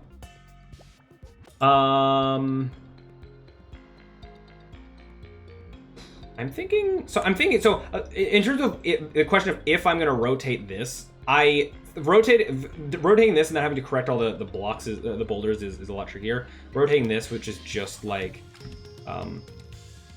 rotating this is relatively fine. Now the question is, by rotating that stuff, did things stay on the grid? Looks like no. Can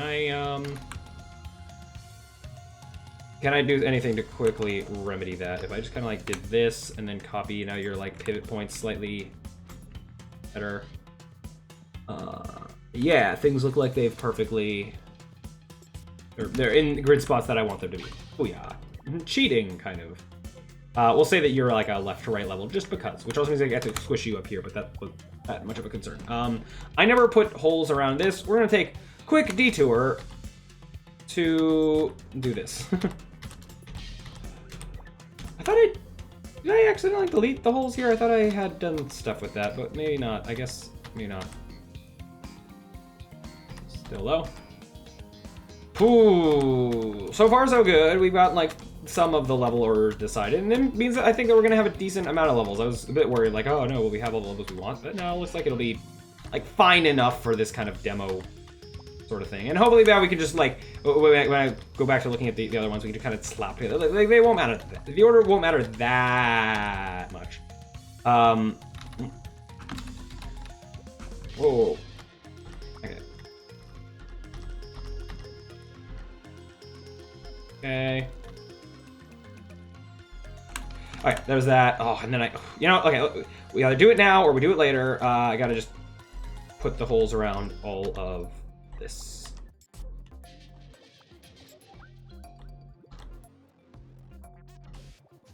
Okay, it's fine. There's so many. We're at 1,932. So many holes. It's good that at least this is the only meticulous setup I have to do. I don't have to, do anything on the holes themselves, which is good, I guess.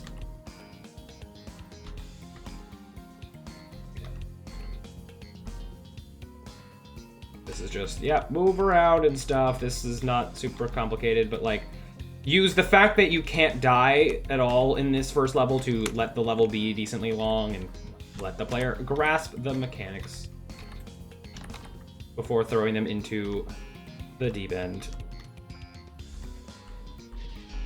Because I do think that the last levels are kind of hard, which means the quantity of levels is also good to justify the last levels being really hard. And that if there was only 3 levels and then, whoops, it was only 3 levels and then that monster we decided, this monstrosity of the final level was like the 3rd of 3 levels, then this would be very like overkill and super hard. But having all these levels in between does kind of, hopefully mean that by the player like playing the game, they will have, gotten a little bit more skills, to be good at the game, I guess, I don't know.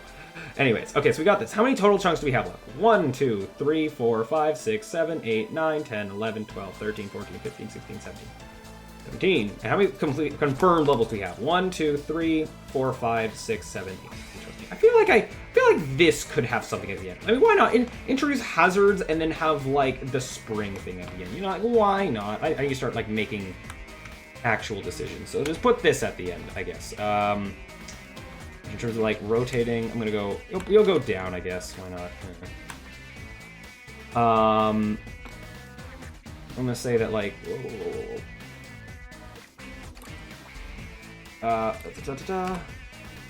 say. Wait a minute. I rotated this to be different than the other one, but then I didn't actually like. I'll make the other one, the enemy one, left right, I guess, because why not? I'll put the holes themselves back in after I've moved this. I guess this works. And let this be a little bit more. Get like a random thing up there just for no reason, just for. Because again, the borders are not meant to be like all grid-like. Ideally, the more it looks like it's like broken, falling apart, out there. And then you just get like a spring and like, hey, that's a mechanic, cool. And this is not super deadly or dangerous to die from, so that's also fine. Could be at the end of this. So you move through some hazards, cool for you, and then move down, and then we got launched. Okay. So now that we've had a spring, now the floodgates are open for the other spring levels to exist. I could have this be followed up by this, perhaps, and let that just be a little condensed level. Yeah, how about let's start making some decisions. This can be the first level that has an enemy, and all it is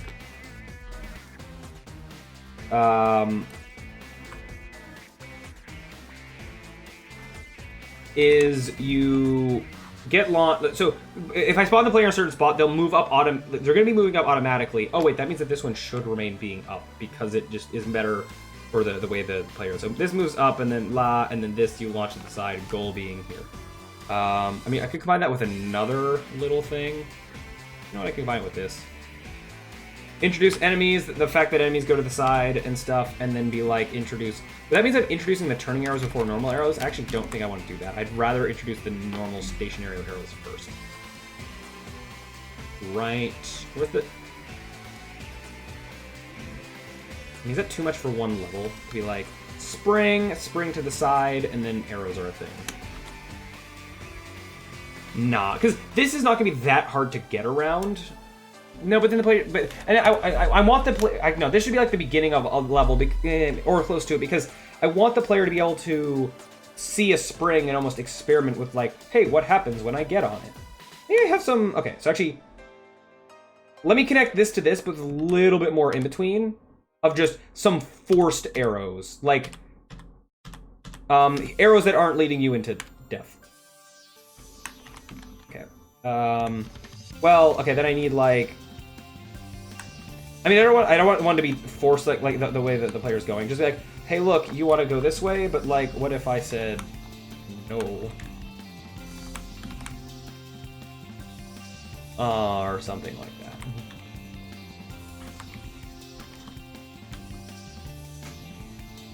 that. Nope. Duplicate you. Just like you're moving forward. Hey.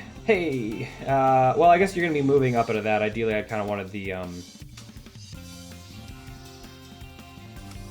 okay, you can go down, I guess. I then am gonna follow this up with, just for the funsies, like arrow leading immediately into other arrow to be like, hey, this is allowed. Like, this is a thing that can happen.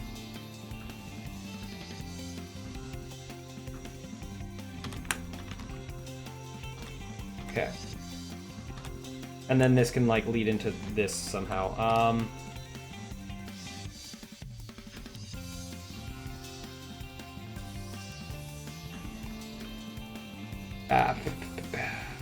Well, okay, hold on. This, I want to move this over, so you go like straight down into this bit. Or, yeah, go down like into that, I guess.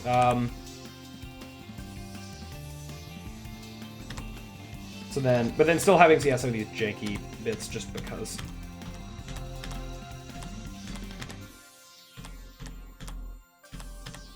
Okay. Maybe like a couple walls thrown in for good measure. Because again, just part of the like, oh hey, the random thing here to like look weird, like his, you know, broken and stuff. The occasional just random one just because, and then maybe like, yeah, just 2 here because we can. We can, and thus we will. So then, hey, arrows lead you in direction. Hey, avoid these arrows. You don't want them. That means this area up here doesn't serve any purpose. But I know it's part of the weirdness. Whoa. And then, I need a... I mean, is this gonna be the next level then? Could be. Yeah, why not? I don't know if I wanted to introduce enemies better than just, hey, there's an enemy, hey, you sprung over it, and then, hey, it died because you moved over there. Maybe... Okay, well, I'll look back at it in a second. I might want, where's the one where you run through hazards and stuff? Don't tell me I deleted it somehow. This one. Okay. This could be the introduction to enemies of, well, if this is too far away, because I want shortly after this, you should then be on this level to lead an enemy into a hazard. If they're too far away, you might forget. I mean, I don't know if you'll necessarily forget, like, hey, I can lead an enemy to a hazard, but still, I'd rather be not one level apart, but, like, close to it. I mean, actually, well, I mean, yeah, I could just do this, then that is that. You run through these, hey, enemies are a thing, hey, I launched over an enemy, and then you might accidentally kill that one just from it, like, following you. I'm expecting that this enemy is not going to be something you have to worry about. You launch, and then it's probably going to fall off a hole, I guess. So you don't have to worry about it. Then here, lead an enemy into stuff, and then this could be a short level. I'll put in the goals in a second. Then this one with like, hey, it's harder, you have to actually lead an enemy around into stuff, could be followed by, this could lead into this. But then that means the enemy's chasing you, will the enemy die to the rocks? I mean, I don't actually have that much. You have to kill an enemy with a rock. Wait, no, I did somewhere. Where did I put that? That's here. I mean, no, I want you to be able to wait. I want you to be able to be patient on this, so it shouldn't be after an enemy that's still alive, unless I follow this up with a spring in a hole.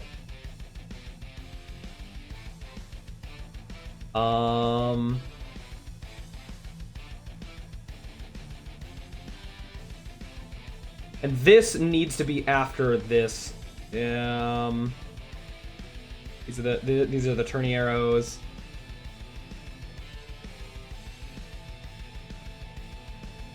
Interesting idea. No, that wouldn't work super well. I was gonna say, what if I had this lead into this in a way where this is effectively the same enemy still chasing you into this section? But that doesn't work so well because this assumes the enemy's like quite far away from you, where this is like the enemy's right behind you as you move into the goal. Okay, let me look at my other level chunks. One I forgot. It's totally. Oh, this. Okay, I went too rapidly into like, hey, this could be with this and this, and now I feel like I've left some stuff behind that I wanted to maybe be earlier in the game. Shoot. So, I mean, so I think I'm fine with at least these, and then okay, you lead or you see enemies fall into stuff. This surely I can lead this into something. Not the turning arrow introduction because I want this to happen and introduce normal arrows.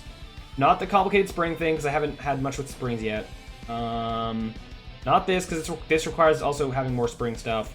Not this because it requires more enemies. Not this because of it's a more complicated situation of dealing with killing enemies. This also introduces the falling things, and I don't know if I want to do that yet. Okay, that's become more tricky with like what do I attach this to? Unless I do, just you go across it and beat the level. It's like almost like a break level where there's no real hazards here. You just go across, see enemies die, and then continue. But that's I don't know if I want that though. And I don't think I want this to lead to the maze because the maze. No, I definitely don't want the maze before I've had the normal one. No, well no, this is now being tricky of how I want to do things. I could have this maybe be earlier, have like, well, okay, actually, no, wait, no, here's what I can do, no, I can combine these, I think. Have you go across and then see these happen. Okay, yeah, that works, I think I can do that. Then it introduces the faded arrows being a thing, and then you'll see the so-called real arrows later on. And I just need to combine these. I would combine them oh, wait, well, wait a minute. Did this get moved? No, wait, what? Oh, wait, this one got moved off. Oh, no, please tell me it was recent. Like when it was over here. Oh, thank you, okay. It would have been annoying to correct that. Okay, so let's say this moves into here, but it's like, okay. Blah, blah, blah, blah, blah, and then like, oh, careful of the stuff down there. Well, I could have it be exact, but I kind of want it to be like, ooh, it's riffled a little bit. Yeah, put like that or something. Okay, so, and then you move up here, and then this can be the goal. Okay, that's level, what is that, like 4, I think? 1, 2, 3, and then that's 4. Okay. How did this happen? Well, that's, oh, because you actually are just the goal and no, thing underneath. Not that matters for the real thing, but I'm just gonna make it consistent for this sort of planning stuff. Okay, Blerg, and then I'm more fine, I guess. Like now to have this, and then these have been introduced. I'm more fine to have these be in a later thing. So now this is gonna be a complete level, I guess, which means you copy there. This is level 1, 2, 3, 4, 5. Okay, and then. I'm fine with then this being one level apart from this, and then this can be how this level begins. You have to lead the enemy. You start here, you go over, and then you have to lead the enemy into stuff. And that won't be super hard, but then I kind of want to follow it up with one of these somehow. Or even this should be earlier than later. Maybe because, so this is where I start to expect you can maneuver good to be where you want to be. Okay, maybe I have this and I combine it with something, I don't know what, and then I have this after it. And then somehow this, but again combined with one of these in a way that like makes sense. What sucks? So it sucks now. I guess now that I'm starting to dwindle on level things. Actually, I'm gonna okay. Because I'm running out of like vertical space here. These are also complete levels. These are like end game levels. I'm gonna put this like on these side or something, just to be like, just give me 2 rows to wheel with. You can be down here. Just kind of go like blah blah. So I can work up from end game levels here. Oh wait, hold on. Let me just have you be still technically on the background. Now that we passed midnight. Ooh. Okay. Well, yeah. I'd like to finish up soon, but we're deep into this. I'd like to just finish just collaging these, however that's gonna happen. So how many more level chunks do we have? 1, 2, 3, 4, 5, 6, 7, 8. Except this, I think, can be a complete level. I just gotta figure out where to slot it. Where this needs to be after this, after we've done springs going on walls. Where have I had? Other than the fact that there's a spring on a wall, I guess I still need this chunk. Oh, this can definitely be an after level thing. So let me now look at if I have enough. I think now I'm trying to kind of dismantle the top down thing a little bit and just say, some of these they need to be the start of a level. Let me see what those are. And it's mainly just ones with enemies in it. So now let me just go like this needs an enemy in it. This needs, this needs to be a start of level. These don't, but having to backtrack a bunch to like get back to the maze if you were to die would not be great. So these don't. This is a maybe. Because I've said that you sort of start in here, I can't really fit another bit of level chunk in here. But I rewrote this so that you do start on the outside. I could have something else lead into this, and that wouldn't be that bad. Or if I could slot this in here in a way where, like, if I can fit this, like, inside of here, then maybe that could work. This is, like, a maybe, so I'm gonna put it, like, over here. Because this is a complete level, I'm not gonna count that as part of the thing I'm in the middle of figuring out. This assumes a sort of level start, like that you're starting in here. Wait, does that actually match up perfect? Huh. Because this could be a complete level if I needed to. Wow, okay. So maybe now I just figure out which of the... Oh, but okay, technically this I haven't... Oh no, it's 4-3 now. And even this, I was hoping to match up with something else, maybe. I'm gonna move this down. And I could... No, this is like you start on the inside. This could end with something. No, but I have way more beginning things than end things. So that's more of the problem. So, okay. I mean, is there any of... Well, no, I don't want to combine stuff at the end. These assume starting things.